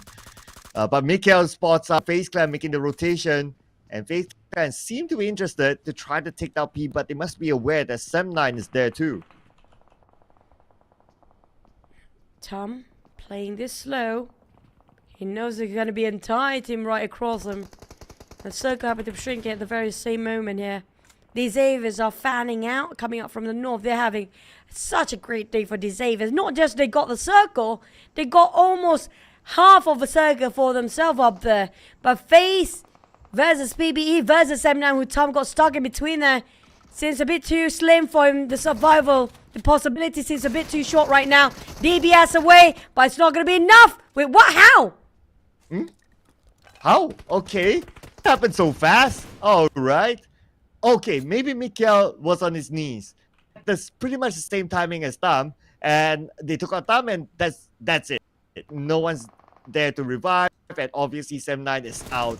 But FaZe Clan needing the points happened to pick up Tam, and that will be hung in the back. Now it's just PBE next to them. Both teams at the elimination. It will be interesting to see who cancels out who now. Vampire seems like they're not interested in taking the backline of PBE. Possibly because they know for a fact the priority is always about the positioning first towards the circle. PBE, on the other hand, will they commit to the fight against the side of FaZe? FaZe has been on their top form for the entire week in the final week here. It's a bit risky. They might want to take the chances. They might want to back down as well. A lot at stake for the side of PBE. Cannot afford to make any more mistake. Cannot afford to even lose one man at this point. Infinity, on the other hand, oh, they're moving about in motion. Yoodo Alliance spotted out some players on top of the high grounds. But they have, I think that's going to be Alter Ego in the next. Yep. Alter Ego just next to DBD. This will be a big gatekeeping that DBD have to cross about. It's going to be difficult. Yeah, DBD. Okay, 3. They probably still have options to rotate. This is the biggest map. So maybe they want to consider that. Or they want to crash in because they're desperate for anyway. Okay. Looks like they will try to take the fight. Let's go DBD. Octa. Very sleepless throw. Straight crispy spray from Rosemary. Knocked down Yen with those rifles. Taps it out just to finish off the job and seal the deal here. That's going to be 1 point at the back of Rosemary. But Alter Ego is still having a 4. DBD reposition himself in a triangle, but they barely make it into the circle. This is going to be trouble spelling out for them. With less than 30 seconds away, they need to start to move because they're going to be stage 4 hits. But Rosemary got this off angle so splendidly well. How he does that? Nicely done. I mean, it's all about the game sense, opening up the space, and they knocked down Jimmy OP, leaving DBD with only Aizen as well as Echo. The 2 players for DBD. Can they pull off a miracle here? At the same time, being pressured by the blue. It's an ego. They will want a little bit of redemption for themselves as well because they went out fairly borders, and Alter Ego has this opportunity to gatekeep DBD on the outside. Now, Okta, will there anybody try to save him instead? Isaac coming out from the back line. There's going to be a turntable for DBD. Can they actually do this? A knockdown on one, but Alva picking up his vehicle, knowing the fact the Blues start to close in, he start off the engine, waiting for the rest of the team to actually follow him in that vehicle. But Alva's still going to spray over the side of DBD. I'm not sure how much he can stay in here. It's not going to be enough since they don't have any more first aids. Echo barely have to hang on to his dear love. That minivan made it through. Rosemary devastated, but they just pulled over. They go all the way straight through. I'm not sure what they're thinking for DBD, but this is not a safe area just yet, because less than 50 seconds, Blizzard starts to hit. They have no ground to run, and they're done. Well, it was risky as well if they go straight through. So I guess like you flip a coin and then you kind of decide like, okay, do you want to stop and maybe scout, maybe buy some time, look and go, or do you want to straight go? So they took the earlier option, which is to stop, but Alter Ego, they still have on their side, and that's how DBD got eliminated. And this is another 0-point round for DBD. Inside of Yoodo Alliance, seems like they're having a great start again. Infinity versus SEA. Now this is going to be super interesting, exhilarating even. Look at how Armstrong Shetty has already cooked up the nade. But same goes for Chopper, Ezzy, and Mega Mind. RNJ, even all of them full hands on deck. And not just that, full hands on nade. Shetty and Lobby Axe try to flush out the rest of the entirety of XERXIA. But XERXIA, they have to focus on Infinity, but they have the luxury and the audacity to focus on these Xaviers on a different angle entirely. XERXIA, now they have the circle advantage since they're on the inside, but RNG knocked down by Beer. Okay, the Infinity, now they know they have the numbers, but Megamind surprises Lobby. He didn't know that he was there. And now Megamind made it equal again between the two teams. Megamind gets another knockdown. Now Megamind, this team, to have an advantage against the Infinity. Big brain plays here by Megamind, but Infinity have some trading done. It's going to be one bleeding out, but XERXIA definitely outnumbered them for now. Z, there was a crispy spray. Here comes another. They finish off the entirety of Infinity just like that. But XERXIA, they're not done yet. They have another contender coming in. These Xaviers creeping into it. RIQ and Vampires just across. Same neighborhood, but just across the street here. Feels like they don't like to be neighbors at all, because some fires being shot out from their windows before. But GE might actually spot out Vampires and RQ at the same time. One more managed to land down a Kobe to the side of Ravenclaw, but they're not willing to push just yet, because the moment RQ push, GE will take advantage of this. Wow, okay, but speaking about taking advantage though, I wonder if FaZe Clan will take advantage of the knock here to PBE. This will be really interesting. Okay, but they can also wait for the circle, 12 seconds, and the circle will close, and then they'll decide what they're going to do next. But they can gatekeep PBE. PBE, they probably have an exit, but like stage 5, so the circle is kind of small. Okay, now we have a good view. Nobody's on top of PBE, but even if they rotate on top, FaZe Clan can still see them. Oh, PBE, they're clustered right now. FaZe, Team Secret, Yoodo Alliance, BTR all happen to be in the same angle of that circle. GE can take advantage of this situation by trying to rank up the numbers, taking out all the teams and gatekeeping them from entering in. But if they're not being careful, they will be breached in without notice. Now that's going to be trouble spelling out for GE if two teams happen to be rushing at the same time. But PBE definitely be spotted out by FaZe here. One knock. Mela almost got chipped entirely for his HP, but he's going to still be alive. Very much alive. On the side of PBE, how to save Raimon feels impossible. A bit out in the open. Monboy attempt to flush them out, but taking the bait. But GE, well, that's a very long shot coming out from inside of Master Ichi. Yeah, this is a spot that is key, just beside of San Martin, and GE is there, but Alter Ego is here, up against XERXIA, stopping them from moving further forward, almost getting a knockdown. Thanks to the vehicle, XERXIA is still alright. Not done. Okta within the smoke. Can I see the silhouettes of XERXIA right across them? Alter Ego barely hanging on. It's gonna be bullets flying, and Troubles even knocked down on one. Who knocked that one out from afar? It's gonna be XERXIA. all the way through it. How why? Back to the side of PBE, Monboy and Migs. Barely hanging on with Team Secret fighting against BTR and Yoodo Alliance possibly at the same time. On the side of Migs, who's going up to the rooftop, visualized by all the teams out there, and the Blues start to shrink in there. Not many space for the side of PBE to hang on, but Mela tried to force him out. Migs spotted out, Mig is down. PBE last player there is, but they're gone. They're possibly leaving, but they're done. PBE is out. FaZe, they need to leave. 2 points for PBE. Where the Fan Secret is still around, so they can continue to gain points and go on top of PBE, pushing them down. GE will take advantage. The teams just right below them do not have the circle at all, and this is where GE can farm elimination points. Oh, Onzan's a moment.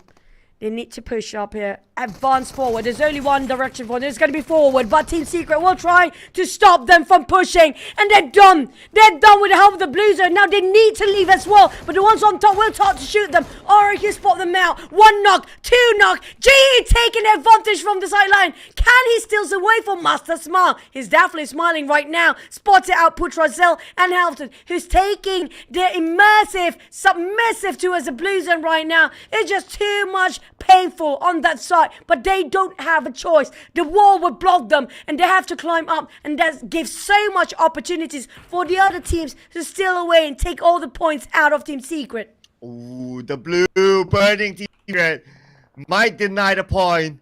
Putra gave inside to the blue, but okay, cross Tony K, can he get something out of it? Maybe not, but one player. Okay, so it's going to be the blue taking out Putra, deny the point. Helton is pushing himself through, and he managed to make it.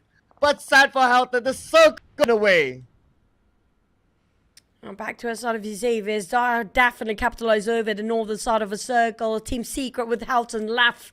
What can he do? Barely, nothing, no smoke. Only got 3 grenades and that's it. 2 first aid to last long enough. Hopefully he's not being discovered by BTR or GE, who start to close in the distance there. Definitely nerve-wracking on the side of Hilton. Stuck in a corner, hoping and hugging the corners and won't be found out by these teams. But Vampires and REGUM, his neighbors, have been shouting against each other on their throat for the longest time, not willing to leave just yet. And their position being given way to the side of GE. But these Xaviers, where are they? They're still in the outside of the circle. Still managed to secure a couple of more points. But they just fanning out, dominating over the northern side. They don't have anybody to contest for these Xaviers. Creating a smoke bridge. Stone is across now, but Nuzi is still on his knees. So Stone has a buy team. Unfortunately, Stone knocked down, leaving Tony K alone. Nuzi revived, but time is not on his side. Stone will close in. RR kill, defending the ground from allowing Vampire Esports to come across. Tony K now in the critical position. Nuzi back up. RR kill, not letting him go just yet. Tony K on his knees. Nuzi the line, 40% of health. Where is Nuzi gonna go? And it's going to be a straightforward elimination for Q. Q tried to score himself another chicken, but can BTR score a hat trick? Can they score a hat trick here? Triple chicken in a row for BTR, triple chicken in a day. We haven't got that in the PMSL just yet. Can they set a new record? For the hands of BTR, they can have that shot. They have a full squad still. GE as well, and these Xaviers. XERXIA having a full squad, except for RQ, who clustered out and slowly bleed out. BTR spotted out GE, giving a bit of a gunshot from afar, but BTR Satar, my god, he scares the heck out of me. Where did he came from? Well, wherever he came from, he managed to surprise Bernard as well by going out.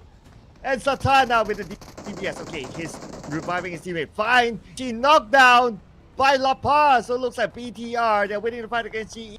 Only Smile that is still active at this moment. West is bleeding out. But Smile, wait a second. Smile? Is he staying quiet here? Is he hoping they blend in with the surrounding? Not to be spotted out by BTR? Really? Camouflage. That's good. Oh, not being spotted out by Santa. Come on! No way! No way! Are you kidding me? Come on! I thought I was having some lag just now, but wait, what? No, what is happening? Finally down. I mean, like, Smile, valiant effort, nice try. Out of the box thinking, very unorthodox, but lost him just 5 seconds a bit longer than usual. But I mean, like, that's something else entirely. Parajay spot out in the Telco. Alright, Kimbita just next to each other. Here comes Satar. Here comes Satar. Oh, Satar. He knows the forfeit. He wants to go for it, but here comes the nade first. Going in with the nade to clear up the corners. But Boy Chill was slowly closing by the blue zone. Well, our character Nepeko bleeding out. Where are Nepeko? He's not really bleeding out. He's still resetting himself down there. Nepeko got very little land, but here comes the surprise. He shot one down, wait, making what? two. Oh, so close. Oh, I thought he wanted to do the smile, but yeah. I mean, Nepeko fought back. I'm still baffled by the smile moment. I mean, what just happened there? It felt like BTR, they were so confident that, yeah, he's just stay there, just passed by. I got backup anyway. But speaking about backup, RRQ wish they had extra backup because now Xavier is right on top of them. They're running low with their turbobills on the side of Levi. There's going to be one more nade to go, but he got himself an AUG spot on one piece of cake for Levi just now. That's left with only one person of RRQ to survive till the very end. But BTR still up there. They can score a triple chicken in a day. It's not impossible now with a full squad. And 11 eliminations with only Zappa and Satar pull off the shots then. My God. Yeah, this is the Sapa Lapato. That's quite a tongue twister. Sapa. But anyway, No Mercy still waiting by the side. Okay, he could surprise BTR though, so BTR gonna be interesting if it does. But BTR, they have a good spread, so in case it does surprise one BTR, the other members could counter on a No Mercy. I love the Sapa combo. It's like supper, you know. And this duo is just amazing right now. Playing out of their minds. But Levi and the rest of these Xaviers reunite once more, moving as a unit. They still have a full squad. Hey. What is going on? Hello? You didn't notice that? No Mercy blended with the nature. And now this is the surprise that he's been looking for. Taking out Satar. So Satar is out now, but No Mercy doesn't have the circle. He needs to climb up, and the rest of BTR, they know where he is. No Mercy tried to pull from Master Smile just now, learning as a new disciple of camouflaging. The art of camouflaging. But finally RRQ is out. It's down to BTR with a trio. DX also has a trio. Levi coming in, trying to push up and straight into the side of Boy Shield to shot down with a DBS. But he make it through. Chua tried to open that smoke and also that grenade to the side of XERXIA, but it's not going to be enough. XERXIA do have a 4. Here comes another nade and Chua is down. Down to only BTR 2v4. Well, XERXIA now going to take advantage. Okay, quite a difference between XERXIA and BTR. So Boy Shield has time to be revived. Just buying extra time for him. XERXIA opening up the circle. Now they have control of the circle. It is BTR's challenge now to try to win against XERXIA. But look at their opening. Look at the off angle from Megamind. It's going to be hard for BTR unless they can take out Megamind first. BTR at least they still have some numbers that winnable at this point. But we've seen 1v4. We've seen that happen before. For the side of XERXIA, I don't know how much elimination they actually scored themselves. Last time we saw BTR was 15. Can they score themselves an 18 by end of today? Well, let's see here. 3. If XERXIA can wipe out, then maybe. But BTR is 15. Take out the entire circle and be rewarded with 19. Okay, here we go. They're starting. We still have some time for them to hold. So I would expect that for us to drag this game until stage 9. I expect them to be in a stage 9. And even in stage 9, we'll have to wait until the blue zone will finish off the edges of this hill right now. Unless RNJ wants to make something happen here. He already pushed himself upwards. Definitely pushing all the way to his side of BTR down there. Taking a bit of a front line, a bit dangerous game, a chance that he's willing to take anyhow. But RNJ still got him throwables. If he can knock on one, there's going to be a green light. Go for the side of XERXIA to push them off. Here comes the nades, chipping down a bit on La Par. Spotted out Boy Chill, a bit too late now, the space comes in. Now RNJ keep the pressure on. But RNJ, he's soaking too much of damage. There's going to be one knockdown. Here comes the time for the side of XERXIA. A bit of trading done. Boy Chill and the rest of XERXIA coming in with a vehicle. Boy Chill, are they prepared? But one more knock possibly. And XERXIA also got some 2v3 here on the side. Sharper, he needs to reload. GEMFORCE puts out one. It's going to be 2v2. This is big for BTR. Oh, this is big. The fact that GEMFORCE caught them off guard. BTR could be the one to get the chicken dinner, but hold your horses. It is 2v2. Force shoots from the left. And yes, back up on the other side as well. They're going to get a knockdown. And BTR overcame the odds against XERXIA, who had a full squad. BTR 3 chicken dinners today. This is insane. XERXIA got the opening first. They got the numbers. They were 4 men. RNJ was not the most patient of them all. He pushed all out down there when we expect stage 9 to commence first before they start to push. But no, RNJ defies that and go in, try to knock on one. He got one, but they traded 1-1. Make it 2v3. It was a 2v3, but GEMFORCE, he sprays in through the smoke. Opened the opportunity for BTR to come back, even though, despite their lacking manpower compared to XERXIA. That was incredible. It just BTR. What a game. Phenomenal. What a game. Phenomenal. Now they're switching over the MVPs among them. Boysil now as the MV. 4 eliminations, 886 damage. I mean, if this was a live event, the audience is there, this is worthy of standing ovation. I agree. He just got ourselves an interview just now. He mentioned about they're just going to focus about the performance. They play every single day. When it comes to Saturday, specifically Saturday, is like doomsday for them. They have to put their hearts out there. They're like, today is the last day of them living to play PUBG Mobile. And they did just that. What a game here coming up from Boysil. Boysil just got himself 886 with 4 elimination, but the most elimination is going to be Lapa. It's going to be Lapa and Satar. This combination between the two players, we call it Sapa. Okay, we're just going to call the Sapa combination between BTR players. These two, since the start, they don't know how to rest. They don't know the meaning of word stop. They keep it going. And the moment by the end of it, GEMFORCE and Boysil start to catch up with those numbers too. You know what's the next thing I want to see besides Box Gaming getting a chicken dinner? Is Box Gaming doesn't let BTR get the final chicken dinner and GEMFORCE be the MVP. So all 4 of them having an MVP. That's probably a new record. It's just insane when it comes to how much of a valuable player they have for this line of BTR. Is amazing. Every single one of them just have different, unique way and such high value players on the side of BTR. But XERXIA did travel quite a distance if it compared to all the others. For these areas, surprisingly, I thought they actually might have a shot at getting this chicken dinner. They got the northern side. It was quite vacant. They're spreading out 2 into the circle. The other 2 going on the outskirts of the circle, left and right, a bit too far apart. But the moment the circle shifted away, that's where they start to have a bit of a challenge for the side of these areas. Even though they have very clear entry on the northern side, they did not put in calculation if the circle moving away from them. And that's where they got clustered in and being sprayed on, caught off guard. Wow, I was kind of distracted by the excitement from Box Gaming by taking out GEEK Fam earlier on. I mean, we're talking about like one of the bottom teams taking out the top team, right? So it's worthy of a station for them.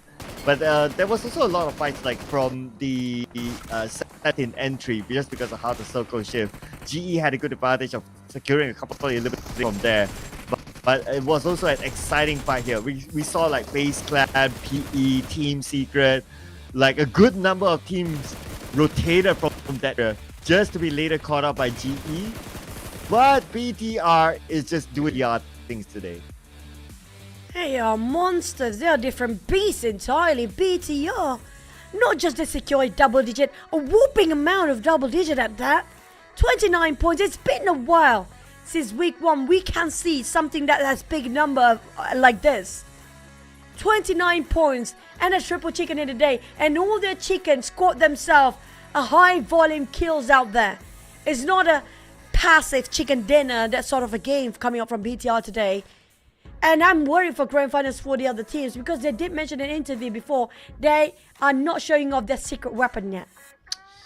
Well, the secret weapon for Team Secret go up on top of PBE now, and to push them down to number 19. Scary for PBE. GE on the other hand, okay round for them, so they head back onto page 1, and they have a 12-point gap now with Boom Esports.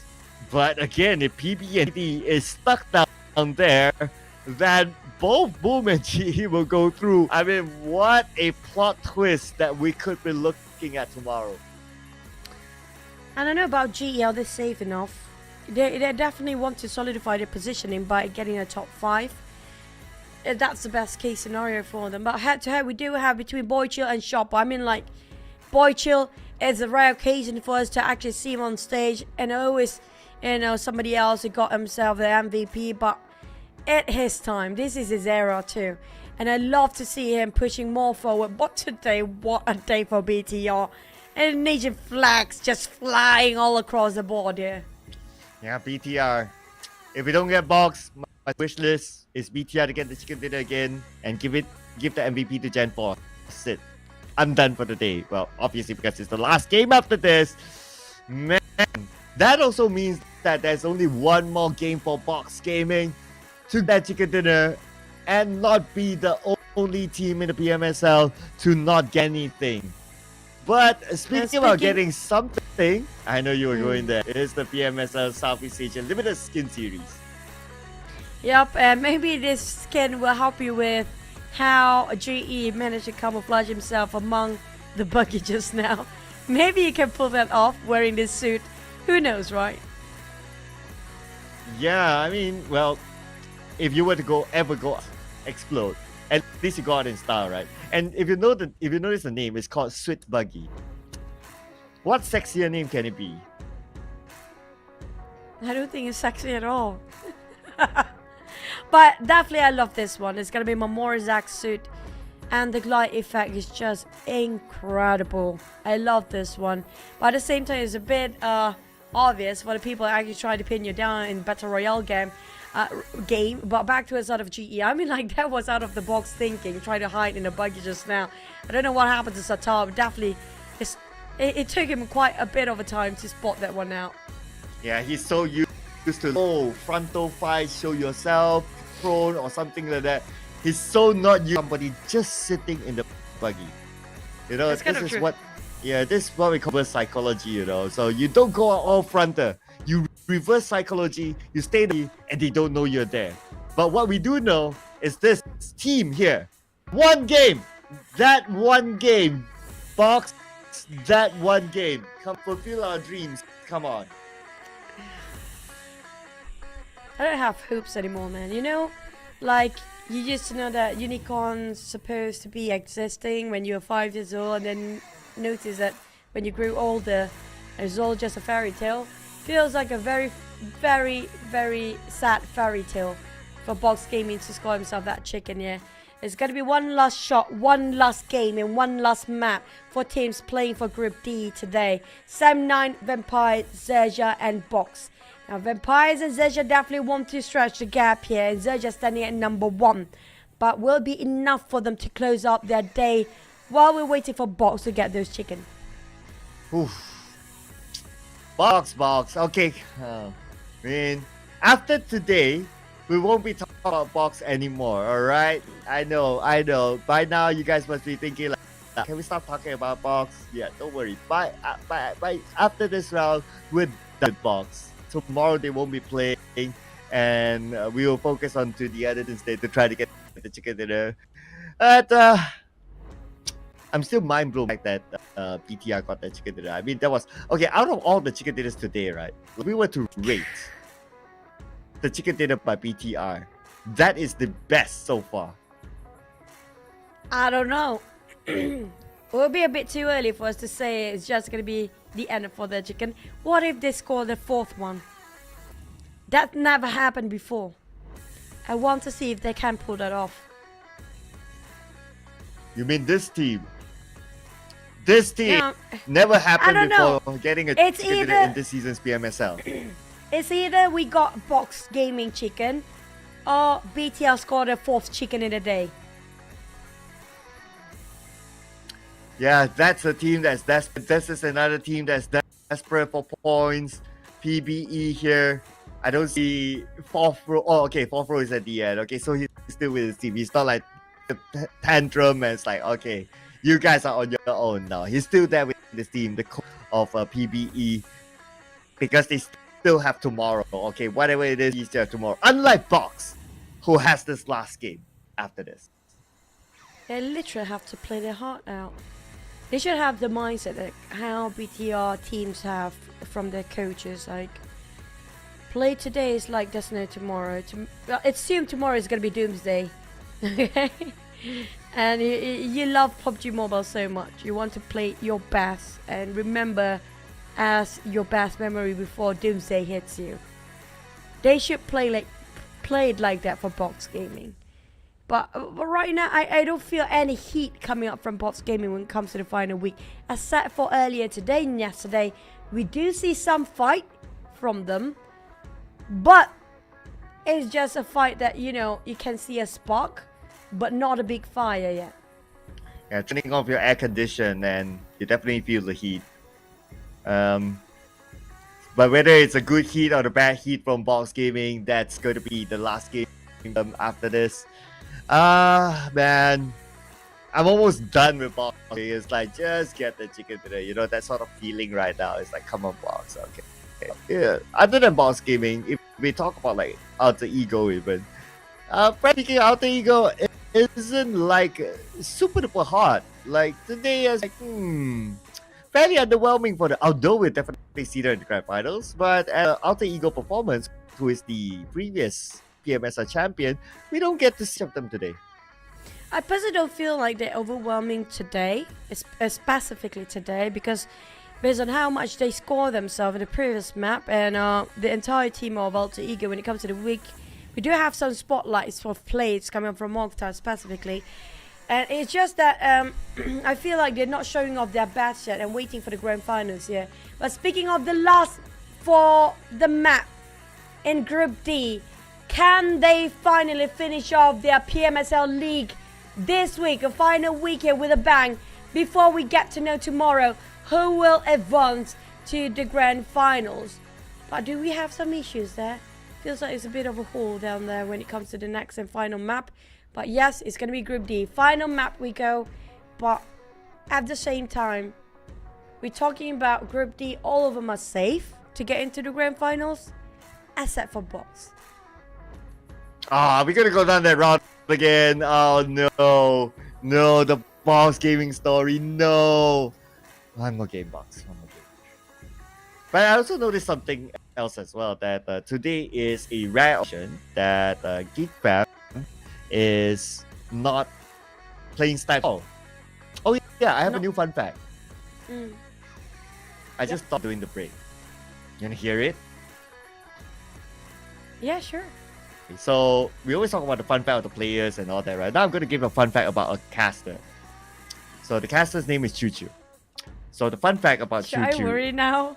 Yeah, the fun fact about Choo Choo and a very special day today is that you are actually wow, you? Oh, you're here? Oh, you are actually sharing this special day with a famous Malaysian composer called Moharis Yaakob, who also composes songs for artists like Jacqueline Victor and Siti Nurhaliza and Michelle. Really? I'm supposed to be a singer then. Why not? I got the wrong industry, maybe you can guys. try to. Maybe you can try to. The door is that way. I'm leaving now. I'm gonna go be a singer. See you guys on the stage. Okay, I'll sign for you my autograph one day, guys. And also you, Cloud. I'll be signing stuff for you. Don't worry. Yay! I want to sign. I want to sign console that you have at home.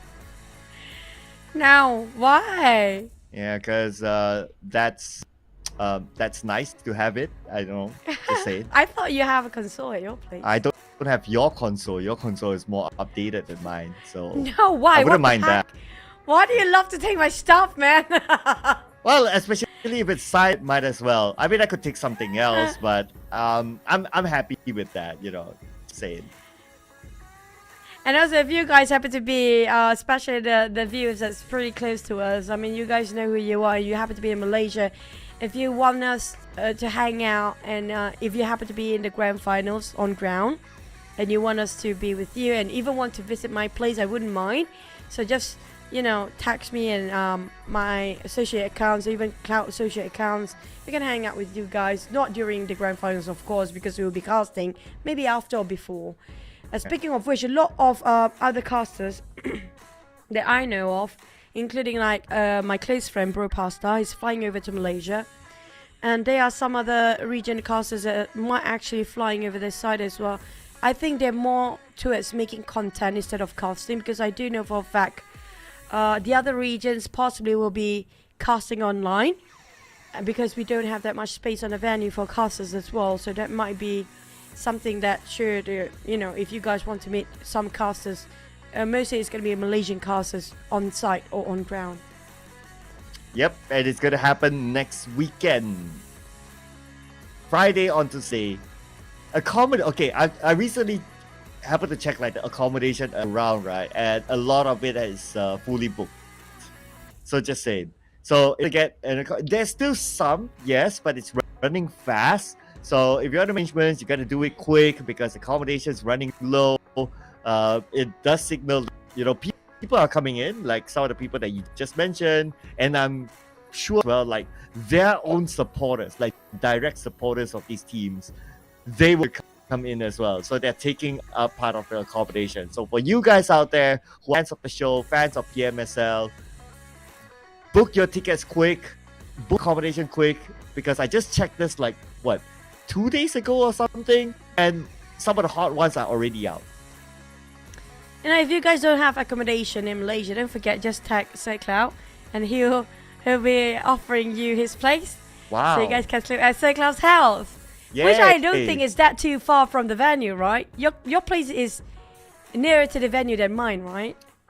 We're quite the same. Not really. I think yours is actually closer. I'm like at least 25 minutes away from the venue. Drive. I'm pretty much almost the same then. Yeah. Mine is 30 minutes from the venue. Yeah, but if It's still 5 minutes counts. 5 minute counts, man. Well, I mean, the only trade-off is the one who comes to my house will need to sleep with the cats, as in I mean, S cats, like cats. I mean, most of people that we do know, they love cats, so I don't think that's an issue. Just that, you know, sometimes cats can get a very unstable emotionally. Just saying.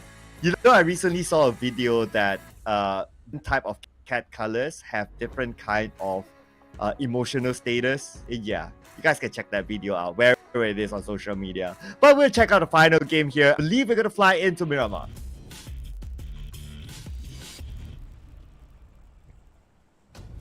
You know what? I recently kind of update myself with the same facts about cats as well. Every breeding have their own respective habits and some common issues based on the same breed themselves. Like my cat, my cat is actually Turkish Angora breed. They are very protective by nature, and also they shed too much fur. So that's my biggest issue now. Wow. So furry, huh? At home. I have a fun fact about, like, I have a black and white cat, right? So this video told me that black and white cats, they have a personality. They can switch like emotions like very quick. Yeah, that is true, because sometimes he's very friendly to the one tabby cat that I have, and then all of a sudden they just fight. And this fight started from the black and white cat, which is like, yeah, cat. Is it? I don't know. I need a cat psychologist. Does it have to have black and white, or just black, or just white? It's like, you know, tuxedo cat. Tuxedo cats. Yeah, like the black and white tuxedo type. I didn't know cats do have bipolar like humans do. I mean, like, no offense to bipolar people. I'm one of them. But speaking of a circle, we do have on top of, just similar to the previous one, which is going to be Picardo and Power Grid. But the flight pod's right on top of Picardo. We might actually do have first contact. So this is Box Gaming and GE. Oh, well, we're back here. Another drama between these two teams. Wow, hello, Box Gaming to San Martin again. After dropping into Puerto Prado and wiping out GEEK Fam, now they're dropping into San Martin to try to wipe out GE. Man, I mean, it is Box Gaming's last game though. So they've always wanted San Martin ever since the preseason. They never really got it from GE. And if they want to get it, well, by all means, this is probably their only chance. But at the same time, I want GE to advance to grand finals. This is going to be detrimental since they lost their one player already quite early on, straight off the bat. Less than a minute into the map here. Box got himself high grounds. I want both to win, not like this. But Box Gaming happen to be close up to a side of GE. Every angle, every direction there is. Master ET being spotted out from above. Patron's in, Box Gaming. Namkid got pistol, but he wants to go for it anyhow. Yeah, Master ET do have that Scar L. Only a pistol, and he's trying.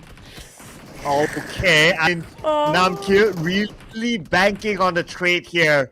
TN2K just on the outside, but GE is there. TN2K couldn't follow up. Man, that was, I mean, yeah, it was ambitious. Trade, but like what you say, ambitious. Too ambitious, Namkid. What was he thinking? That person have a Scar L. That's a rifle. They shoot up to, 20 to 30 bullets of a magazine down there. And he just goes in with a pistol. I don't know what going through the player's mind right now to go like that. Was he baiting out? Or was he thinking, try to bluff JE to fish them out, to take up the bait so they can leave their corners?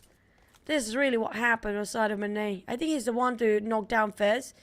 Oh, he should have gone the other way around. If you actually go for his left side, which is going to be our right, then it will not be spotted out by Trongson. To be fair, he didn't know Trongson was there, so he just did the usual, and Trongson was the one that's prepared. We're back onto 10-2K. Actually, I was kind of thinking that if you have to get trading, then 10-2K should have followed up, but yeah, he didn't really do that. That allowed GE to now take advantage of 10-2K instead, and he's knocked down now. Trongson still on this high ground, but I don't think he can get much. Not Sem9! Much. Sem9! Hello! Sem9 saving me. I can smell the regret from Box Gaming decision right now. Knowing the fact they barely have enough to equip themselves, they didn't spend that much time on looting and straight away reposition themselves to get a fight into GE. And now Sem9 arrive, happen to be across San Martin at the same time. And Box have a taste of their own medicine. Feels like we will end the PMSL League for Box Gaming without any chicken at this point. I'm disappointed. I'm out of here. Okay, now I'm switching my allegiance to PR just because I want to see JForce get the MVP. Okay, Kwang, fine. He gets one. Okay, Kwang, but maybe that's going to be about it. Okay, and plus he will reveal the elimination feed. Me that now RRQ knows that it's only Kwang alone in this compound. Peko might want to go for it, or he waits for backup. Either way, Kwang is not going to be good. This is Napeko. He never backs out from any fight here. And Kwang tried to be a bravado fighting against one of the biggest monsters in this tournament, RRQ. Napeko, Ratface. These two players, I mean, I would literally pee myself if I have to fight them 1v1. If it's two of these players, they are one scary beast. I'm not even gonna joke about that. But on the side of Kwang, that's a wise decision. You made the right decision, brother. Just go away. Run. Not worth fighting Napeko. He's too scary. He's a monster. Okay, PUBG Mobile, you know your next show match now. Is Choo Choo against the two of them. Just because we want to see Choo Choo do that. We want to see FaZe Clan well because they need the points. But it's the Infinity now. Oh, they lost Moment. 3 more to go against the Infinity. 2 of them knocked down. Mela needs backup. Cooking Nate. Exchanging nates for both sides. Angles differently for the side of FaZe and Infinity. Feels like they're tied here for Destiny between the FaZe and Infinity. They always have a go against each other quite early on. Armstall and Mela. Mela almost knocked down, but Infinity definitely losing a lot of men down there. But it's gonna be Jordan jump coming up from this guys. Hopping around to find those bullets to be connecting by Infinity.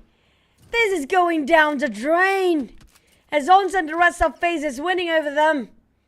Even though they lost a couple of men before, but this is way early for stage 1 to get this kind of fight going on. Well, last game moments, and FaZe Clan will save here the moment by eliminating Infinity. 4 points already in the pocket for FaZe Clan, and they circle in power grid. So another patron, we have GE Box Kwang. Kwang, just find a place that you can find a peace for yourself for now, so that he can be peaceful. He doesn't have to worry about too many teams around him right now. XERXIA taking the high grounds and elevations around the abandoned building here. But it's quite vacant. And surprisingly, it's been quiet now after we got so many fights early on. Infinity out with 1 point. At least they scored 1 point. Box scores 2. And GEEK fam taking a bit of a blues. And here comes the circle. Finally we get a glimpse on it.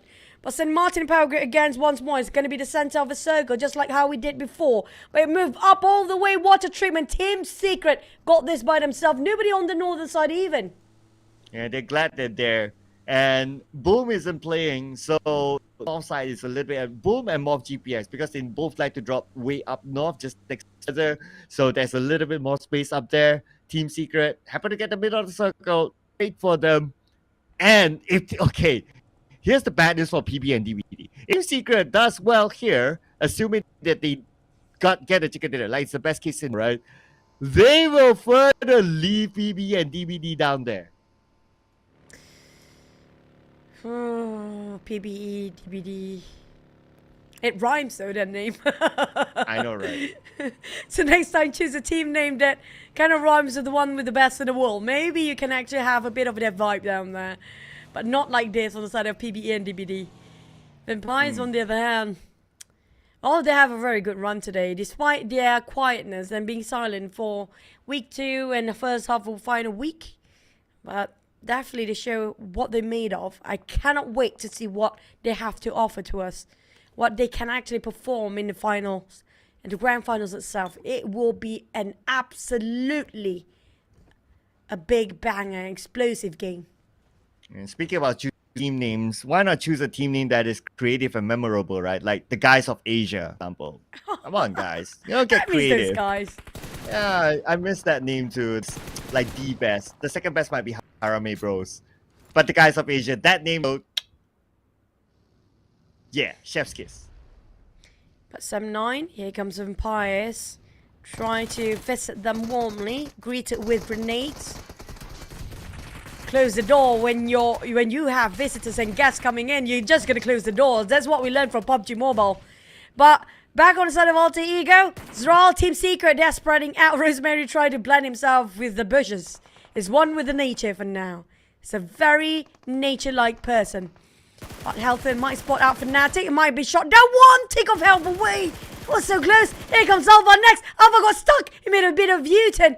Oh, Alva finally being knocked down. And Rosemary not being spotted out yet. Oh, thanks to Chua shooting on the other side. Knocking down Alva. And now trying to get a knock onto Raizai. Raizai at the peak of that hill. Should be okay. But we have Zral move on to the left. Okay, they're just surrounding each other right now. But Team Secret is the one surrounding Alter Ego at this moment with Raizai on an off angle on the top of the hill, rather than Zral on the other building. Alter Ego only has 2 players left. Team Secret will be happy to win this. I mean, what is happening today? Everybody tried to play camouflage and tried to blend with the nature so many times by now. Is that a different strat? A new strat coming in for grand finals? Is that the secret weapon they've been talking about? Being one with the nature and blend themselves with the bushes? Is that it? But back to a side of Sam9, spotted out Vampires. GEEK fam closing into a side of Vampires. So now Vampires, they're attracting too much attention on their side. Hacienda Patron do have around 5 teams around the same corner here. Only one team will survive out of this. Oh, Rosemary knocks her out. Okay. Putting out the smoke. Okay. In the next building. Okay. Helter the Lord. Okay. Outer Ego. 2v1. Okay. This is their moment to come back against Team Secret. Now back to a side of Alter Ego. Spot out Team Secret and finish off straight away. Helton cannot even get a breather at all. Down to Ryza to call the shots. BTR just next to XERXIA. Too many fights happening on the second stage and third stage. Since the first stage even. We're down to only 15 teams, yes, but barely have enough players hanging on. It's going to be Mega Mind shoot his art out to a side of BTR. But the rest of BTR, where are they? They're willingly giving their bodies to Mega Mind. Oh, finally Mega Mind. Well, guess who? Still Sata. BTR getting it. Oh, but okay. Team Secret. Okay. You know, your voice sometimes got some stutters and cut down. Maybe due to the connection. And I've been listening to the okay. It feels like a broken record. It's just okay all the way. I didn't get the sentence before. Okay. Okay. Okay. Okay, back. Okay. We have to focus the game now. Now, GE. Can they push the numbers up? They still have a trio. PERSIJA spot out Rosemary. Alter Ego left with the 2 players. These Avis, they really have consistency here today. They try to finish off the day with at least a chicken dinner. Xavier almost got a chicken though in one of the previous rounds. I mean, they came kind of close, but let's see if they do it this time. And if they can get a chicken dinner, how far would they go? They'll go pretty nice. So yeah, they will give them like more obviously for the grand final. So I'm honestly not too worried about Xavier. I'm looking at PBE, DBD. We don't see them in action yet.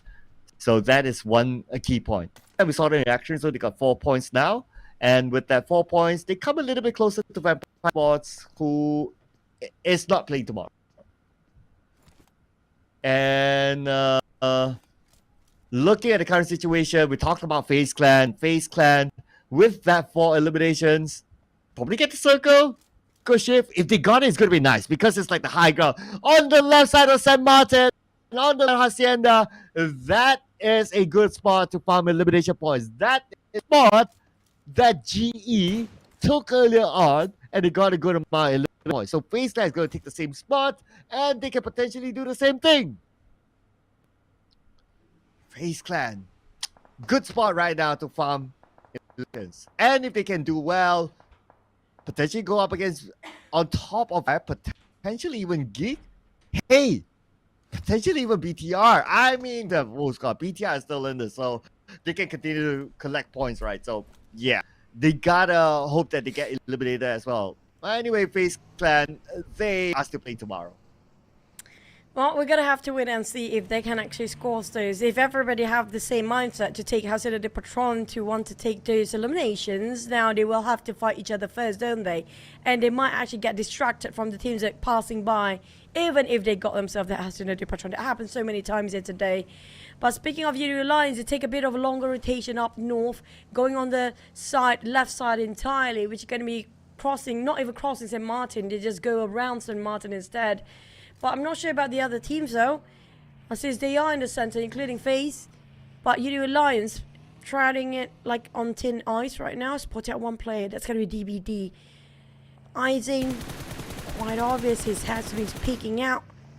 Rapper Boy, ambitious spray. Bold and brazen, but still going to go for it. But I did look, the push is real on this side. But D Xavier's coming out in the back, and I'm not sure if Yoodo Alliance want to take this fight like this, because they kind of walk themselves in a trap between Yoodo Alliance and FaZe Clan and D Xavier's at the same time. Well, the idea is to man road and get into the circle first, so they use the terrain to their advantage. But unfortunately, they got a couple of knocks. now DBD will try to get the point. Ooh, Jimmy OP trying to get the best angle possible, but the smoke is not helping his view of, unfortunately for them as well. Isaac knocked down by Xavier, so he has for the safe instead. 4 teams, fatal 4-way up here. FaZe, Yoodo Alliance, DBD, Xaviers. And Mela got shot by Yoodo Alliance earlier. Here comes again. Echo spot out Xaviers, but Eyes and the rest of us still bleeding at the back line. While FaZe Venturos jumps down, trying to save Mela. They're down to only 2 players on the side of FaZe Clan. Yoodo Alliance, on the other hand, they still have a trio, if I'm not mistaken. And only try to save out Olio right now. But Adiluk tried to open up the flank side. But the other end, it's going to be Xaviers waiting. And Xaviers happen to be just passing through as well. And DBD, they don't know which one they should focus on. Is it going to be Xaviers? Is it going to be Yoodo Alliance? Or is it going to be Chua right across Echo? Knock down on Echo. That's going to be a knock on the Echo. Okay, the other members of DBD on the other side. But Chua knocked down by Luke from Yoodo Alliance. So directly kind of helping but DBD not giving back the favors towards Yoodo Alliance. It's a point to take. They will take it. Yoodo Alliance, Flax now try to cook up the night, hoping it will land a Kobe on top of DBD. FaZe Clan not being given enough attention right now, but they have one player of Yoodo Alliance to guard over the side of FaZe in case they try to push. And it happens their circle as well. These Xaviers, they can just not be a part of this and go to the northern side and have a peaceful start and a peaceful landing. But no, they know for a fact last time they had it a bit quiet, didn't serve them well. But Yen finally being shot down by Yoodo Alliance. Adik Luke trying to finish things off. But next is going to be Jimmy OP and DBD being decimated by the hands of Yoodo Alliance. But they need to make it fast because these Xaviers is approaching. FaZe Clan interested to commit to this fight as well. Nevertheless, it's DBD out without a single point. Rooted at number 20 for DBD by the end of the day. Man, but okay, Kwang, if you can somehow pull off an insane hero, you will be crowned the king of box gaming. Come on, I know it's Vampire. Pull off something. Looking at weapon, okay, pretty much the dependent weapon in the CQ Sony's M4. So, good luck, Kwang. Salute to you. Now, Kwang, he survived long enough. Despite the entire team he got. Never mind. I jinxed him. We're done. I'm sorry, Kwang. Yep. That's it. We're done. Okay, we can close the show now. Thank you so much for watching, ladies and gentlemen. See you again next week in the Grand Finals. Okay, nah, just kidding. But, oh, man. I mean, the last game, we have a lot of hope box, and they just have to be box. Yeah. Box, the only team, didn't secure any chicken for the entirety of PMSL. But thank you so much for participating in this season PMS on the side of Box Gaming. Yeah, same goes for the side of Team Secret. Team Secret's still playing tomorrow, so I'm going to say thanks yet. But Box, definitely that's going to be the last map just now. And that's the end of their journey in PMSL. Because, I mean, hate me all you want, but definitely they cannot make it through for the Grand Finals right now. They're definitely on the chopping block of relegation next. Ooh, okay. These two teams not in the chopping block. But it will be nice to see either one of these teams win. And one of these teams will cancel out each other for sure. 7-9 charging in. They have one player on at this moment on the outside of the circle. 7-9, 3 of them in the same building as RRQ. Napico needs to retreat. They're playing as a trio now without the help of Hexas. Napico knocked down Kenny. Kenny counterfire upon by No Mercy with the Vector. Kenny on his knees now. Thumb as well by No Mercy. Is No Mercy going to be the hero for RRQ? One more to go. Oh, no way! Oh! What?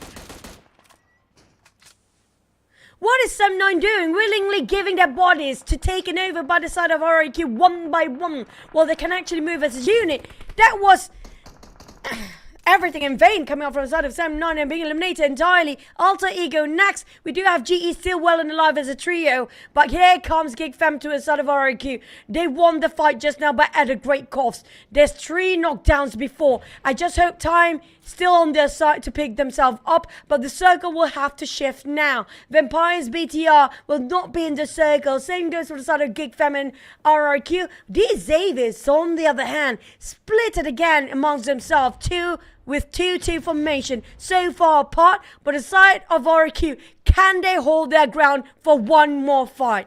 Well, hello, GEEK Fam, to RRQ's house. Now they have invaded. They will try to take down RRQ before proceeding into the circle. Audrey with the nade it up, tossing on across. But a counter nade from knocks down Audrey instead. Nepeko on his knees. More together with him. No mercy gonna hold the front while Nepeko been revived by his other teammate. RRQ having a bit of a trade here, not doing great as GEEK Fam will outrun them with their numbers. But BTR fighting Vampires at the same time. Back to the side of RRQ, no mercy holding on with a Vector. And now trying to reload. Got another one! No way! They got himself 2 teams back to back to fight, but no mercy. Can he do this? Can he try to clutch out for the entirety of GEEK Fam? This is just a great fight for the side of RQ, but he's running low with his bullet. His ammunition is running low for no mercy. Here comes Nepeko back up to his feet with MORPH. They will finish off Audrey. Where is the last player of GEEK Fam? The Blues start to close in. No mercy have to leave. No mercy shown by the Blues. No mercy needs to leave. But at the same time, RQ needs to hop onto those vehicles. Stage 6, gotta hurt. Damn Rude barely hanging on. 4 vs 8, he's still trying to heal himself up. But the way he live it down, RRQ still clutched one out with 8 eliminations. Oh, but gotta give it to RRQ. I mean, that was insane difference against GEEK Fam, who had a full squad. Now it's Yoodo Alliance and FaZe Clan by the edge of the circle. Here we go. FaZe Clan needs the points. FaZe Clan can't afford to drop against Yoodo right now. Yoodo Alliance, only Leo getting the vehicle. Already prepared to crash, join in with his teammates in the building. On the side of FaZe, Yoodo Alliance breathing behind their necks here. Mela and Onzon's left. They got himself 4 eliminations, only secured by these 2 players that remains on the side of FaZe Clan. These Avians start to approach as well. It's going to be too crowded on top of these elevations, just on the side of our Senator Patron. Vampires try to hike up. FaZe Clan fighting Yoodo Alliance. RQ trying to leave but not willing to give it away. Vampires start to shoot. GE taken down on PBE. RQ is the clear side. Ultra down. Newsy. Oh, you nasty guy. Well, we're so glad you're back. This is the Newsy we love, man. Wow, okay. Choo got excited with that. I mean, yeah, Newsy and all, right? Yeah. Okay. Cool. Okay. This is a different kind of, you know. It is okay.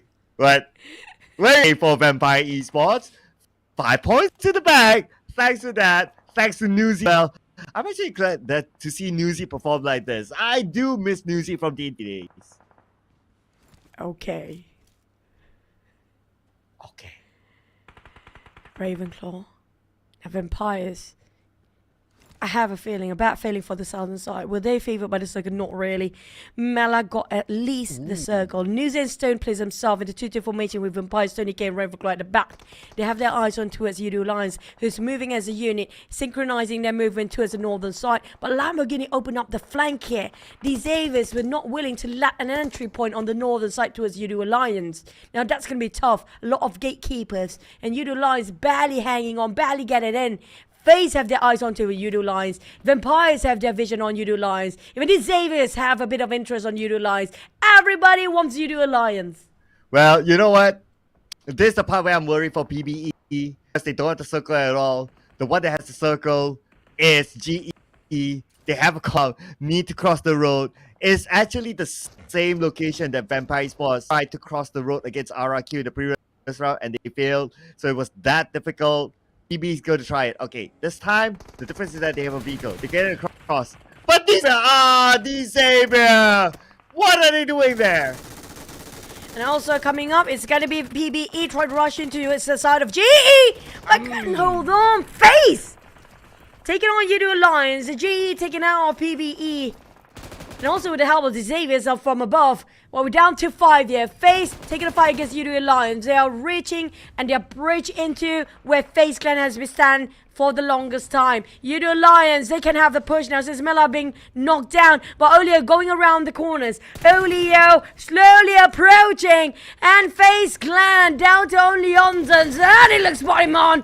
That's going to be a spray done and dusted. We're down to only 4. Yeah, sitting in the washroom waiting for Ade Luke to hand him the toilet paper. But it's not handing the toilet paper, it's handing him bullets instead. And they are out. Now, out of all these 4 teams, I must say eyes on GE. How many points they can collect in this round? Or can they surprise us with the chicken dinner? Looking really hard because they're on the lower ground. But hey, if all the teams on the high ground with each other, well, GE can come up with a surprise. Oh, but full squad on these Xaviers and Vampires right now. And GE definitely not having those elevation. Unless if they got themselves the circle, that's a shot they can actually win this. But the circle just shifted away. And these Xaviers got the circle once more. Can they close this game this time? Last time we saw them, they got the circle as well.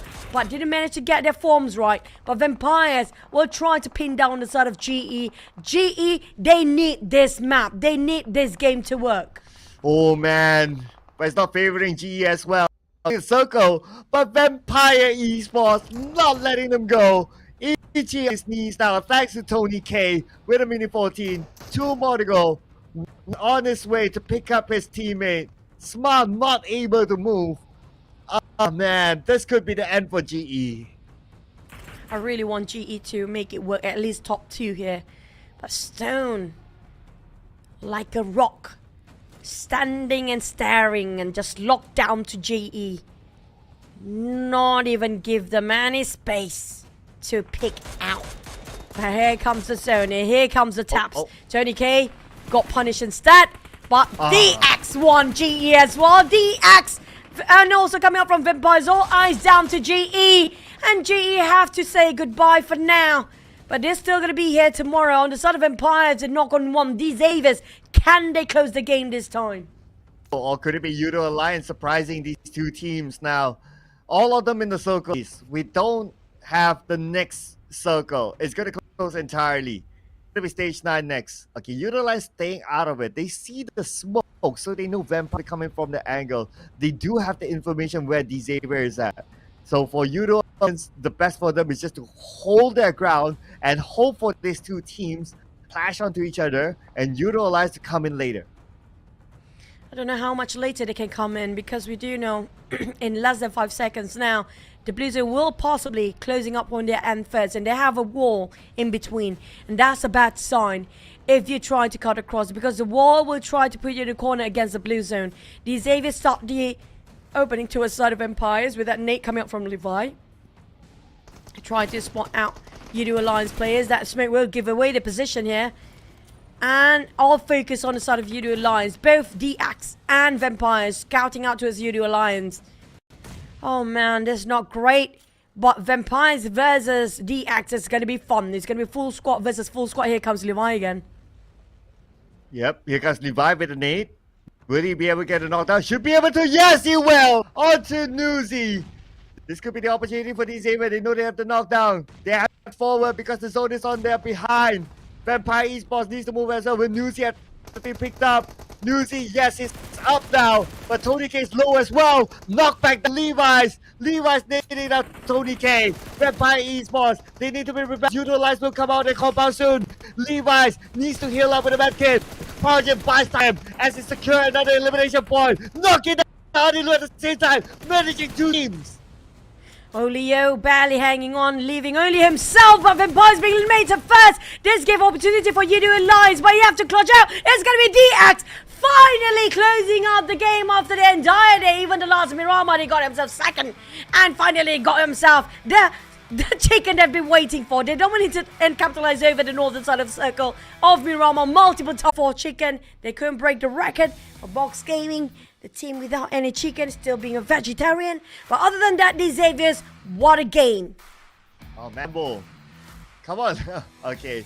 I can't tell his expression. Like, is he happy or is he angry or what is he right now? Okay, Lambo, I think you chill out. Okay, I can see the happiness right now. Okay, they're done for the day. They're gonna have their show after this. So Xavier, longest time since we last saw him in Chicken Dinner. Or maybe he's like, hey, I should be the MVP. But it's nice to see Chua as the MVP instead. Yeah, this time he's not yawning. Every single time you can look at Chua's face and you thought he'd just woken up from a very deep sleep. That's my impression every single time I've met him. But at the same time, you see, that's what I mean. It's like he's just woken up. But on the side of these Avies, a bit of delayed emotion being expressed to our camera just now. I don't think they realized they actually just got chicken in. They were like, oh, we got chicken. And we did. Yeah, we did. And then it's kind of, yeah, okay, we got a chicken. But back to a side of these Avies, you have to give it to Chua. I mean, like, this guy is just the pivotal player. I mean, every single player of the Axe is just so great. But it's all down to about teamwork till the very last end.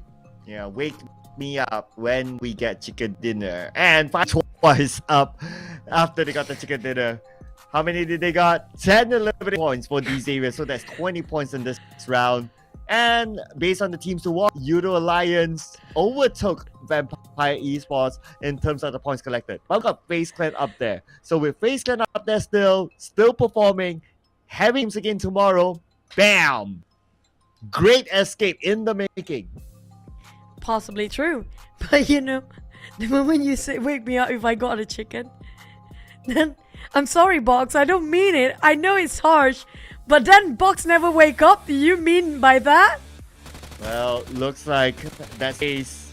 I mean, yeah. I mean, how are we going to justify that, right? Like the fact that they didn't get a chicken dinner at all in the entire PMSL. They can definitely refer to DBD, what it feels like, how they overcome that trauma. Because it's going to be traumatizing even for them. But just now, for RRQ, that was a big one against two teams. Two teams, by the way. It's not just one. They don't even have enough time to reset. But unfortunately, Newsy is just Newsy. Newsy is just Newsy up there. And we also have Mela here. Look at this Mela. 2 knockdowns, 2 eliminations in the pocket of FaZe Clan. They could use every single point they get right now.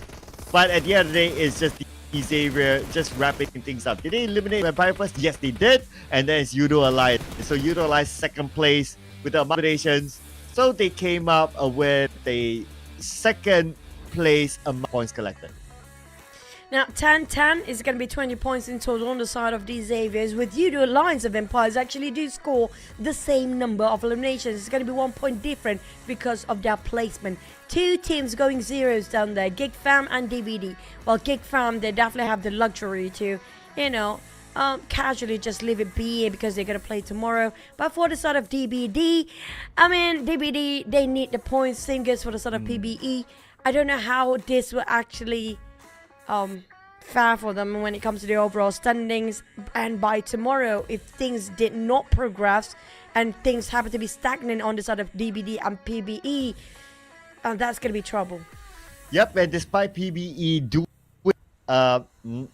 okayer than before, but they're still at number 18. Team Secret dropped down to number 19, and they're only 2 points difference. And you know, Team Secret is kind of like the kingmaker right now since Box Gaming is out, and the Team Secret can do better than PB and DBD, leaving them at number 19 and 20. Well, say sayonara to the both of them. Not yet. Come on, it's too early. We still have tomorrow. But Box, sayonara to you. Sanonana? What? But Box Gaming, I mean, like, they're definitely vegetarians. We confirm it by the end of the show now. They don't like chicken, that's it. That's the only reason I can think of right now. It's either they're allergic to chickens or they just don't like chicken, that's it. But also you guys that love chicken and more than that, don't forget to join us at the Grand Finals. It's going to be in Kuala Lumpur, Malaysia from the 25th to the 27th of August in the main atrium Sunway Velocity Mall. But man, today has been such a fun and great day. BTR, they're blowing our minds off with that triple chicken here. And we didn't get Gen Force MVP. So, didn't get the second choice as well. We obviously didn't get the first choice with Box Gaming, second choice BT and Force MVP. Too bad, you know. But we got something entertaining towards the end. I mean, Xavier, it's been a long time since we last saw the chicken dinner, so yeah, I'm trying to be positive here. So positive. Wow. Yeah. Shiny, so bright, so cheery, so fun. Okay. But you know what? We kind of miss our host for now. We're going to want to know who she's interviewing. It's going to be Tash. So Tash, take it away and surprise us. And there goes another day here at the PMSL SEA Fall 2023. I'm Tash, your host today, and this is week 3, the second last day as we go to the final day tomorrow for the grand finals in the next week. With me, I have Man Parang, one of the faces for Sem 9 coming into today. And you all know that Sem 9 will not be playing tomorrow. So technically today is their last day. So Man Parang, how do you feel about your overall performance in this league? Sebab Man Parang tahu yang hari ni adalah hari terakhir Sem 9 akan bermain. Jadi apakah perasaan Man Parang tentang performance Sem 9 dalam tournament ni? So far berpuas hati. Tapi nak cakap kita orang dah buat yang terbaik, saya rasa tak lah. Kenapa tu? Sebab kita orang macam rasa player-player ni boleh buat lagi baik daripada apa yang diorang buat dekat Liga. So hopefully dekat grand final diorang akan all out lah. Right, so Man Parang says that he was overall satisfied, but he feels that his team could do so much better. So what he expects from the team is that they can do a lot more and go all out in the grand finals next week. Now, let's talk a little bit about the obstacles. What is the biggest obstacle you faced in the league? Apakah berkaitan kesusahan yang paling sukar dihadapi oleh tim Sem 9 dalam liga ni? Saya rasa adaptation dekat PMSL ni lah. Benda yang sukar untuk fix, dan kita orang minggu ke minggu kita orang cuba untuk adapt lobby ni, dan untuk grand final kita orang akan cuba paling baik lah. So he says that adaptation has been the biggest issue for them in PMSL. They've been trying to change the way they play and adapt from week to week, but it has been very, very hard. They're hoping that they can adapt a lot faster in the grand finals. So boleh tak share sikit dengan kita orang, apakah contoh adaptasi permasalahan yang telah korang jumpa? Can you share with us a little bit about which adaptation problem did you guys meet? I think mostly rotation punya adaptation is the biggest issue ya untuk sekarang. So he said that the rotations have been a problem, and it is understandable because they don't usually play with these other regions. Regardless, so you know that Man Parang plays in certain maps and not all maps. So who decides that you play and why? So Man Parang tak main dalam semua map, tapi kadang-kadang Man Parang akan masuk kan? Jadi siapa yang decide Man Parang akan masuk dan kenapa? Kadang-kadang saya masuk tu sebab ada masalah sikit. So yang suruh saya main adalah coach, dan bila ada masalah tu saya akan masuk lah. Tapi bukannya saya masuk tu untuk membuat satu perubahan yang besar lah. So just main untuk relaxkan mental, something macam tu lah. Right. So he said that when he comes in, it's always because Sly DD the coach would tell him to go in, and it's usually because there is something wrong. Can you share with us what is the problem when you join the game? Apakah permasalahan yang membuatkan Man Parang kena masuk game sebenarnya? Saya rasa untuk resetkan mental player.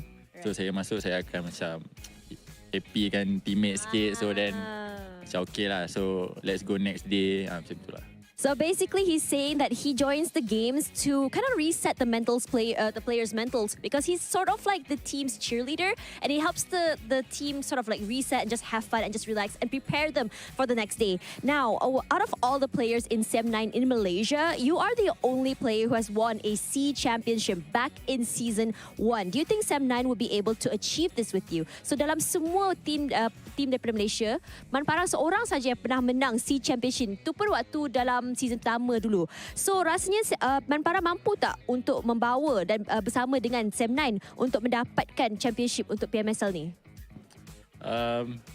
Saya tak pasti nak cakap, tapi saya boleh cakap 80% boleh untuk champion. Tapi itu pun kalau diorang dapat fix problem-problem selepas apa yang jadi dekat Liga lah. Right, so he says that he is 80% sure that the team will be able to win the championships, but only if they're able to fix the problems when it comes to the rotations and other problems that they have seen here during the league. So that is all from Manparang. Thank you so much, Manparang, for spending time here on stage. Terima kasih banyak. And for now, we're going to end the night because there is still one more day of the league tomorrow. So can say good night and goodbye to Manparang and Sem9 for at least for the time being, and we'll see you next week. Good night, everyone. Going to toss it back to the casters.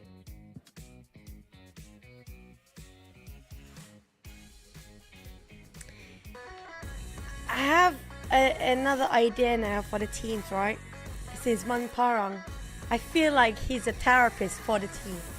So it feels like next season, every single team have to sign their therapist under the rosters lineup in case they're hitting mental block and they are having such a stressful situation. The therapist will go in and join the roster and try to calm them down during the game, like breathe in and breathe out, listen to my voice, that kind of stuff, you know. And that's actually a very good idea to calm people down during competition. Yeah, funny enough, I just watched a podcast today relate that, just had to be mentioned. Manparang, he is one of the, say, if compared to him, Superboy and also Sly DD. Superboy is the noisy, very cheerful type, and then you got Sly DD, who's a serious guy, and then you got Manparang, who's like, brings the balance to the team based on personality. So I guess, you know, despite whatever people talk about his contributing game, but he does contribute a lot outside the game as well. Seeing him doing work, and he does bring value to the team. So that's why Manparang is still there. And obviously he is. So being an emergency sub is great. So why not register him as a player? So maybe next time we have veteran players to be their therapists and take some courses and might sign up in case they need them to play as well. So the therapists need to know how to play PUBG Mobile. So far, that's it for our show for today. We're going to wrap things up. We still have one more day tomorrow, which is going to be the last day in the finals.